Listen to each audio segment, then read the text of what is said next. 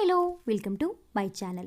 ಇಷ್ಟು ದಿನದಿಂದ ನನ್ನ ಎಲ್ಲ ಕಥೆಗಳನ್ನು ನೀವು ನೋಡ್ತಾ ಇರೋದಕ್ಕಾಗಿ ಹೃದಯಪೂರ್ವಕ ಧನ್ಯವಾದಗಳು ತಮ್ಮೆಲ್ಲರಿಗೂ. ಹಾಗೆಯೇ ಈ ಒಂದು ಕತೆ ಕೂಡ ತುಂಬ ಇಂಟ್ರೆಸ್ಟಿಂಗ್ ಆಗಿದೆ, ಸ್ಕಿಪ್ ಮಾಡದೆ ನೋಡಿ. ಸೇಡಿನಿಂದ ಹುಟ್ಟಿದ ಪ್ರೀತಿ. ಬೆಳಗ್ಗೆ 7 ಗಂಟೆಗೆ ಗಡಿಯಾರದ ಗಂಟೆ ಸದ್ದು ಮಾಡುತ್ತಿದೆ. ನಿದ್ದೆಯಲ್ಲಿಯೇ ಅಯ್ಯೋ, ಭಾನುವಾರ ಮುಗಿದೇ ಹೋಯಿತಾ, ಸೋಮವಾರ ಬಂದಿತಲ್ಲ ಎಂದು ಗುಣುಗುತ್ತಾ ಮತ್ತೆ ದಿಂಬಿಗೆ ತಲೆ ಕೊಡುತ್ತಿದ್ದಂತೆ ರೂಮಿನ ಬಾಗಿಲನ್ನು ಬಡಿಯುತ್ತಾ, ಅಂಜಲಿ ಎದ್ದೇಳು, ಗಂಟೆ 6 ಆಯಿತು, ದೇವಸ್ಥಾನಕ್ಕೆ ಹೋಗಿ ಅಲ್ಲಿಂದ ನೀನು ಅಂಗಡಿಗೆ ಹೋಗಬೇಕು ಎಂದಾಗ, ಅಯ್ಯೋ ಅಮ್ಮ, ನೀನು ಮಾಡೋ ಅರಕೆಗೆ ನಾನು ಬಲಿಯಾಗಬೇಕಾ ಎಂದು ಒಲ್ಲದ ಮನಸ್ಸಲ್ಲಿ ತನ್ನ ಕಣ್ಣುಗಳನ್ನು ಬಿಡುತ್ತಾ ಎದ್ದೇಳಲು ಮನಸ್ಸಿಲ್ಲದೆ ಮತ್ತೆ ಮುಚ್ಚುತ್ತಾ ಅಮ್ಮನ ಕೂಗಿಗೆ ಕೊನೆಗೂ ಎದ್ದು ದೇವರಿಗೆ ಕೈ ಮುಗಿಯುತ್ತಾ, ಎಲ್ಲರನ್ನೂ ಖುಷಿಯಾಗಿರು ದೇವರೇ ಎಂದು ತನ್ನ ದಿನವನ್ನು ಪ್ರಾರಂಭಿಸುತ್ತಿದ್ದಾಳೆ ನಮ್ಮ ಈ ಕಥೆಯ ನಾಯಕಿ ಅಂಜಲಿ. ಅಂಜಲಿ ಆನಂದ್ ಮತ್ತು ಸರೋಜಾ ಅವರ ಮುದ್ದಿನ ಮಗಳು. ಮಧ್ಯಮ ವರ್ಗದ ಜನ. ಡಿಗ್ರಿ ಮುಗಿಸಿ ತಂದೆಯ ಜೊತೆ ತಂದೆ ನೋಡಿಕೊಳ್ಳುತ್ತಿದ್ದ ಒಂದು ಚಿಕ್ಕದಾದ ಬಟ್ಟೆ ಅಂಗಡಿಯನ್ನು ನೋಡಿಕೊಳ್ಳುತ್ತಿರುತ್ತಾಳೆ. ಅಂತ ಹೇಳಿಕೊಳ್ಳುವಷ್ಟು ವ್ಯಾಪಾರ ನಡೆಯದಿದ್ದರೂ ಬರುವ ಆದಾಯದಲ್ಲಿ ತುಂಬ ಖುಷಿಯಾಗಿ ಜೀವನ ಸಾಗಿಸುತ್ತಿದ್ದರು. ಅಂಜಲಿ ಅಪ್ಪ ಅಮ್ಮ ಮತ್ತು ಅಜ್ಜಿಯ ಜೊತೆ ಖುಷಿಯಿಂದ ಇರುತ್ತಾಳೆ. ಅಂಜಲಿ ತನ್ನ ಎಲ್ಲ ವಿಚಾರವನ್ನು ತಂದೆಯ ಬಳಿ ಹೇಳಿಕೊಳ್ಳುವ ಅಭ್ಯಾಸ. ಅಂಜಲಿ ಸ್ವಾಭಿಮಾನಿ ಸಂಬಂಧಕ್ಕೆ, ಭಾವನೆಗಳಿಗೆ ಬೆಲೆ ಕೊಡುವ ಸ್ವಭಾವ. ಆ ರೀತಿಯ ಕುಟುಂಬದಲ್ಲಿ ಅಂಜಲಿ ಬೆಳೆದಿರುತ್ತಾಳೆ. ಅಂಜಲಿ ಒಳ್ಳೆಯವರ ಜೊತೆ ಒಳ್ಳೆಯವಳಾಗಿ, ಮಕ್ಕಳ ಜೊತೆ ಮಗುವಾಗಿ, ಅವಳ ತಪ್ಪಿರದಿದ್ದರೆ ಅದನ್ನು ಖಂಡಿಸುವ ರೀತಿಯ ಹುಡುಗಿ. ತನ್ನವರ ಮೇಲೆ ಪ್ರೀತಿ, ಕಾಳಜಿ ಅವಳಿಗೆ ಸದಾ ಇರುತ್ತದೆ. ಇದು ನಮ್ಮ ಹುಡುಗಿಯ ಪರಿಚಯ. ಆ ದಿನ ದೇವಸ್ಥಾನಕ್ಕೆಂದು ಬರುತ್ತಾಳೆ. ಪೂಜೆ ಮುಗಿಸಿಕೊಂಡು ಮೆಟ್ಟಿಲನ್ನು ಇಳಿಯುತ್ತಾ ಬರುವಾಗ ಅದೇ ದೇವಸ್ಥಾನಕ್ಕೆಂದು ಬರುತ್ತಿದ್ದ ಒಬ್ಬರು ಅಜ್ಜಿ ಸುಸ್ತಿನಿಂದ ಬೀಳುತ್ತಾರೆ. ಅದನ್ನು ನೋಡಿದ ಅಂಜಲಿ ಅವರ ಬಳಿ ಓಡಿ ಬಂದು ಅವರಿಗೆ ನೀರು ಕೊಟ್ಟು, ಅಜ್ಜಿ ಎದ್ದೇಳಿ, ಇಷ್ಟೊಂದು ಮೆಟ್ಲು ಹತ್ತಿರ ನಿಮಗೆ ಆಗುತ್ತಾ, ಬನ್ನಿ ಎಂದು ಪಕ್ಕದಲ್ಲಿಯೇ ನೆರಳಿಗೆ ಕೂರಿಸಿ ಅವರ ಬಳಿ ಮಾತಾಡುತ್ತಾ ಇರುವಾಗ ಅದೇ ಸಮಯಕ್ಕೆ ಒಬ್ಬರ ಆಗಮನ. ಅಲ್ಲಿಗೆ ಗೌತಮ್ ಬರುತ್ತಾನೆ. ಅಜ್ಜಿ, ಎಷ್ಟು ಸಲ ಹೇಳಬೇಕು ನಿಮಗೆ ಆಗಲ್ಲ ಅಂತ, ಆದರೂ ಕೇಳಲ್ಲ. ಈ ದೇವರು ಅದು ಇದು ಅಂತ ನಿಮ್ಮ ಆರೋಗ್ಯ ಹಾಳು ಮಾಡಿಕೊಳ್ತಾ ಇದ್ದೀರಾ ಎಂದು ಗೌತಮ್ ಮಾತನಾಡುತ್ತಲೇ ಇರುತ್ತಾನೆ. ಆದರೆ ಅಜ್ಜಿಗೆ ಮಾತ್ರ ಅವನ ಮಾತಿನ ಕಡೆ ಗಮನ ಇರುವುದಿಲ್ಲ. ಅವರು ಅಂಜಲಿಯನ್ನೇ ನೋಡುತ್ತಾ ಕುಳಿತಿರುತ್ತಾರೆ. ನಂತರ ಗೌತಮ್ನ 2-3 ಕೂಗಿಗೆ ಹೆಚ್ಚೆತ್ತು, ಗೌತಮ್ ಯಾವಾಗ ಬಂದೆ, ಈ ಹುಡುಗಿನೇ ನನ್ನ ಕಾಳಜಿ ತೋರಿಸಿದ್ದು ಎಂದಾಗ ಅಜ್ಜಿಯ ಪಕ್ಕ ಇದ್ದ ಅಂಜಲಿಯನ್ನು ನೋಡಿ ಹೋ ಎಂದು ತನ್ನ ಪರ್ಸಿಂದ ಸ್ವಲ್ಪ ಹಣ ತೆಗೆದು ತಗೋ ಎಂದು ಹೇಳಿ ಅಜ್ಜಿಯನ್ನು ಕರೆದುಕೊಂಡು ತನ್ನ ಕಾರಿನ ಬಳಿ ಹೋಗುತ್ತಾನೆ. ಕಾರಲ್ಲಿ ಕೂತು ಇನ್ನೇನು ಕಾರ್ ಸ್ಟಾರ್ಟ್ ಮಾಡಬೇಕು ಅನ್ನುವಷ್ಟರಲ್ಲಿ ಕಾರಿನ ಕಿಟಕಿಯ ಬಾಗಿಲನ್ನು ಯಾರೋ ಬಡಿಯುತ್ತಾರೆ. ಗ್ಲಾಸ್ ಇಳಿಸಿದಾಗ ಮತ್ತೆ ಅದೇ ಹುಡುಗಿ. ಏಕೆ, ಇನ್ನೂ ದುಡ್ಡು ಸಾಕಾಗ್ಲಿಲ್ವಾ, ಇನ್ನೂ ಹಣ ಬೇಕಿತ್ತಾ ಎಂದು ಹಣ ತೆಗೆದುಕೊಡಲು ಹೋಗುತ್ತಾನೆ. ಅಂಜಲಿ ಗೌತಮ್ನ ಕೈ ಹಿಡಿದು ಅವನು ಕೊಟ್ಟಿದ್ದ ಹಣವನ್ನು ಅವನಿಗೆ ಕೊಟ್ಟು, ನೋಡಿ ಮಿಸ್ಟರ್ ಹಣವಂತ, ಅಲ್ಲಿ ನೋಡಿ, ಅದು ನನ್ನ ತಾತ ನನಗೆ ಅಂತ ಕೊಡಿಸಿರೋ ಸೈಕಲ್. ಅದು ಜೀವ ಇಲ್ಲದೆ ಇರಬಹುದು, ಆದರೆ ನಾನು ಜೀವ ಇದೆ ಅಂತಾನೇ ತಿಳ್ಕೊಂಡಿದ್ದೀನಿ. ದೇವಸ್ಥಾನಕ್ಕೆ ಹೋಗುವಾಗ ನೆರಳಿತ್ತು. ನಾನು ಬರೋವಷ್ಟರಲ್ಲಿ ಬಿಸಿಲು ಬಂದು ಎಲ್ಲಿ ಬಿಸಿಲು ತಾಗುತ್ತೆ ಅಂತ ಯೋಚನೆಯಲ್ಲೇ ಹೋದೆ. ಆದರೆ ನಿಮ್ಮ ಕಾರಿನಿಂದ ಅದಕ್ಕೆ ನೆರಳು ಸಿಕ್ಕಿದೆ. ಸೊ ತಗೊಳ್ಳಿ, ಇದು ನಿಮ್ಮ ಕಾರು ನನ್ನ ಸೈಕಲ್ಗೆ ಮಾಡಿರೋ ಸಹಾಯಕ್ಕೆ ಎಂದು ಹೇಳಿ ಹೊರಡುತ್ತಾಳೆ. ಹೋಗುತ್ತಿದ್ದವಳು ಹಿಂದಕ್ಕೆ ಮತ್ತೆ ಬಂದು ಸಹಾಯಕ್ಕೆ, ಕಾಳಜಿಗೆ ಬೆಲೆ ಕಟ್ಟೋ ಮನುಷ್ಯನ ಇದೇ ಮೊದಲು ನೋಡಿದ್ದು. ನಿಮ್ಮಂಥ ಶ್ರೀಮಂತರಿಗೆ ಏನು ಗೊತ್ತು ಮಾನವೀಯತೆ ಬಗ್ಗೆ, ನಿಮಗೊಂದು ದೊಡ್ಡ ನಮಸ್ಕಾರ ಎಂದು ಹೇಳಿ ಅಲ್ಲಿಂದ ಹೊರಡುತ್ತಾಳೆ. ಗೌತಮ್ ಸಿಟ್ಟಿನಿಂದ ಕಾರಿನಿಂದ ಕೆಳಗಿಳಿಯಲು ಯತ್ನಿಸಿದಾಗ ಅಜ್ಜಿ ತಡೆಯುತ್ತಾರೆ. ಸಿಟ್ಟಿನಿಂದಲೇ ಅಲ್ಲಿಂದ ಹೊರಡುತ್ತಾರೆ. ಗೌತಮ್ ಸರಸ್ವತಿ ಗಾರ್ಮೆಂಟ್ಸ್ನ ಯಜಮಾನ. ಅರವಿಂದ್ ಮತ್ತು ಸರಸ್ವತಿಯವರ ಒಬ್ಬನೇ ಮಗ. ಚಿಕ್ಕಂದಿನಲ್ಲಿಯೇ ತಾಯಿಯನ್ನು ಕಳೆದುಕೊಂಡಿರುತ್ತಾನೆ. ಅಮ್ಮನ ಪ್ರೀತಿಯಿಂದಲೂ ದೂರ ಆಗಿರುತ್ತಾನೆ. ತಂದೆ ಅರವಿಂದ್ ಇವನಿಗಾಗಿ ಇನ್ನೊಂದು ಮದುವೆ ಮಾಡಿಕೊಳ್ಳುತ್ತಾರೆ. ಅದು ಗೌತಮನಿಗೆ ಇಷ್ಟವಾಗದೆ ಅವರಿಬ್ಬರನ್ನೂ ದ್ವೇಷಿಸಲು ಪ್ರಾರಂಭಿಸುತ್ತಾನೆ. ಕುಮುದಾ ಅವರು ಎಷ್ಟು ಪ್ರೀತಿ ತೋರಿಸಿದರೋ ತನ್ನ ಅಮ್ಮನ ಸ್ಥಾನದಲ್ಲಿ ಬೇರೆಯವರನ್ನು ನೋಡಲು ಅವನು ಇಷ್ಟಪಡುತ್ತಿರಲಿಲ್ಲ. ಕುಮುದಾ ಅವರಿಗೆ ಇದು ತುಂಬ ನೋವನ್ನು ಉಂಟುಮಾಡುತ್ತಿತ್ತು. ತನ್ನ ಅಜ್ಜಿಯ ಬಳಿಯೇ ಬೆಳೆಯುತ್ತಾನೆ. ಅರವಿಂದ್ ಮತ್ತು 2ನೇ ಪತ್ನಿ ಕುಮುದಾ ಅವರಿಗೆ ಶಾಲಿನಿ ಎಂಬ ಮಗಳಿರುತ್ತಾಳೆ. ಈ 3 ಜನರನ್ನು ಕಂಡರೂ ಅವನಿಗೆ ಆಗುತ್ತಿರಲಿಲ್ಲ. ಗೌತಮನಿಗೆ ಸಂಬಂಧಗಳ ಹಾಗೂ ಮಾನವೀಯತೆಯ ಪ್ರೀತಿಯ ಅರ್ಥ ಅವನಿಗೆ ತಿಳಿದೇ ಇರುವುದಿಲ್ಲ. ಅವನಿಗೆ ವ್ಯಾಪಾರ, ವ್ಯವಹಾರ, ಹಣ, ಹೆಸರು, ಪ್ರತಿಷ್ಠೆ ಬಿಟ್ಟು ಬೇರೆ ಜಗತ್ತೇ ಇರುವುದಿಲ್ಲ. ಶುದ್ಧ ಕೋಪಿಷ್ಟ. ಪ್ರತಿಷ್ಠೆಗಾಗಿ ಏನು ಮಾಡಲು ಸಿದ್ಧನಿರುತ್ತಾನೆ. ಇದು ಗೌತಮ್ನ ಕತೆ. ಗೌತಮ್ ಅಜ್ಜಿಯನ್ನು ಮನೆಗೆ ಬಿಟ್ಟು ಆಫೀಸ್ಗೆ ಬರುತ್ತಾನೆ. ಅವನು ಬಂದಿದ್ದು ತಿಳಿದು ಆಫೀಸ್ನಲ್ಲಿ ಎಲ್ಲರೂ ತಮ್ಮ ತಮ್ಮ ಕೆಲಸಗಳಲ್ಲಿ ತೊಡಗುತ್ತಾರೆ. ಗೌತಮ್ನನ್ನು ಕಂಡರೆ ಎಲ್ಲರಿಗೂ ಭಯದಿಂದ ಕೆಲಸ ಮಾಡುತ್ತಿರುತ್ತಾರೆ. ಅವನು ಕ್ಯಾಬಿನ್ಗೆ ಬಂದು ಅವತ್ತು ನಡೆದ ವಿಚಾರ ತಿಳಿದು ಸಿಲ್ಲಿ ಎಂದು ಸುಮ್ಮನಾಗುತ್ತಾನೆ. ಅದೇ ಸಮಯಕ್ಕೆ ಅವನ ಸ್ನೇಹಿತ ಸಂತೋಷ್ ಅಲ್ಲಿಗೆ ಬರುತ್ತಾನೆ. ಅವನು ಗೌತಮ್ನ ಬಳಿಯೇ ಕೆಲಸ ಮಾಡುತ್ತಿರುತ್ತಾನೆ. ಗೌತಮನಿಗೆ ನ್ಯೂಸ್ ಪೇಪರ್ ಕೊಟ್ಟು, ನೋಡು ಗೌತಮ್, ಗಾರ್ಮೆಂಟ್ಸ್ ಕಂಪನಿಗಳ ಸಂಘದ ಅಧ್ಯಕ್ಷರ ಮುಂದಿನ ಪೈಪೋಟಿಯಲ್ಲಿ ಅಜಯ್ ಕುಮಾರ್ ಗೆಲ್ಲುವ ಸಾಧ್ಯತೆ ಅಂತ ಬರೆದಿದ್ದಾರೆ ಎಂದು ಹೇಳುತ್ತಾನೆ. ತಕ್ಷಣ ಆ ಪೇಪರ್ ಬಿಸಾಕುತ್ತಾನೆ. ಆಗ ಸಂತೋಷ್, ಗೌತಮ್ ಸಮಾಧಾನ ಕಣೋ, ಇನ್ನೂ ಅಂತೆ ಅಷ್ಟೇ, ಇನ್ನೂ ಸಮಯ ಇದೆ. ಅಜಯ್ ನಾಟಕವಾಡಿ ಎಲ್ಲರ ಮನಸ್ಸನ್ನು ಗೆಲ್ತಾ ಇದ್ದಾನೆ.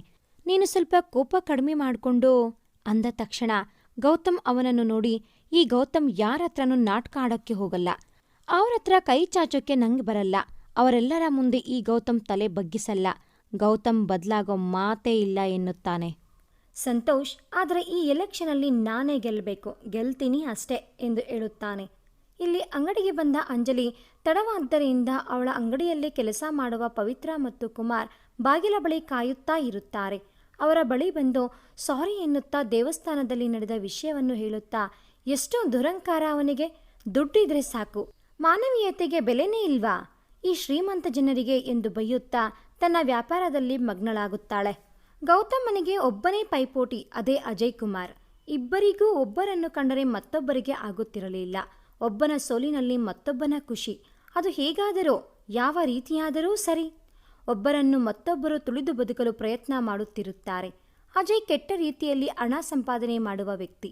ಹಣವಿದ್ದರೆ ಎಲ್ಲದೂ ನನ್ನದೇ ಎಂಬ ಕಲ್ಪನೆ.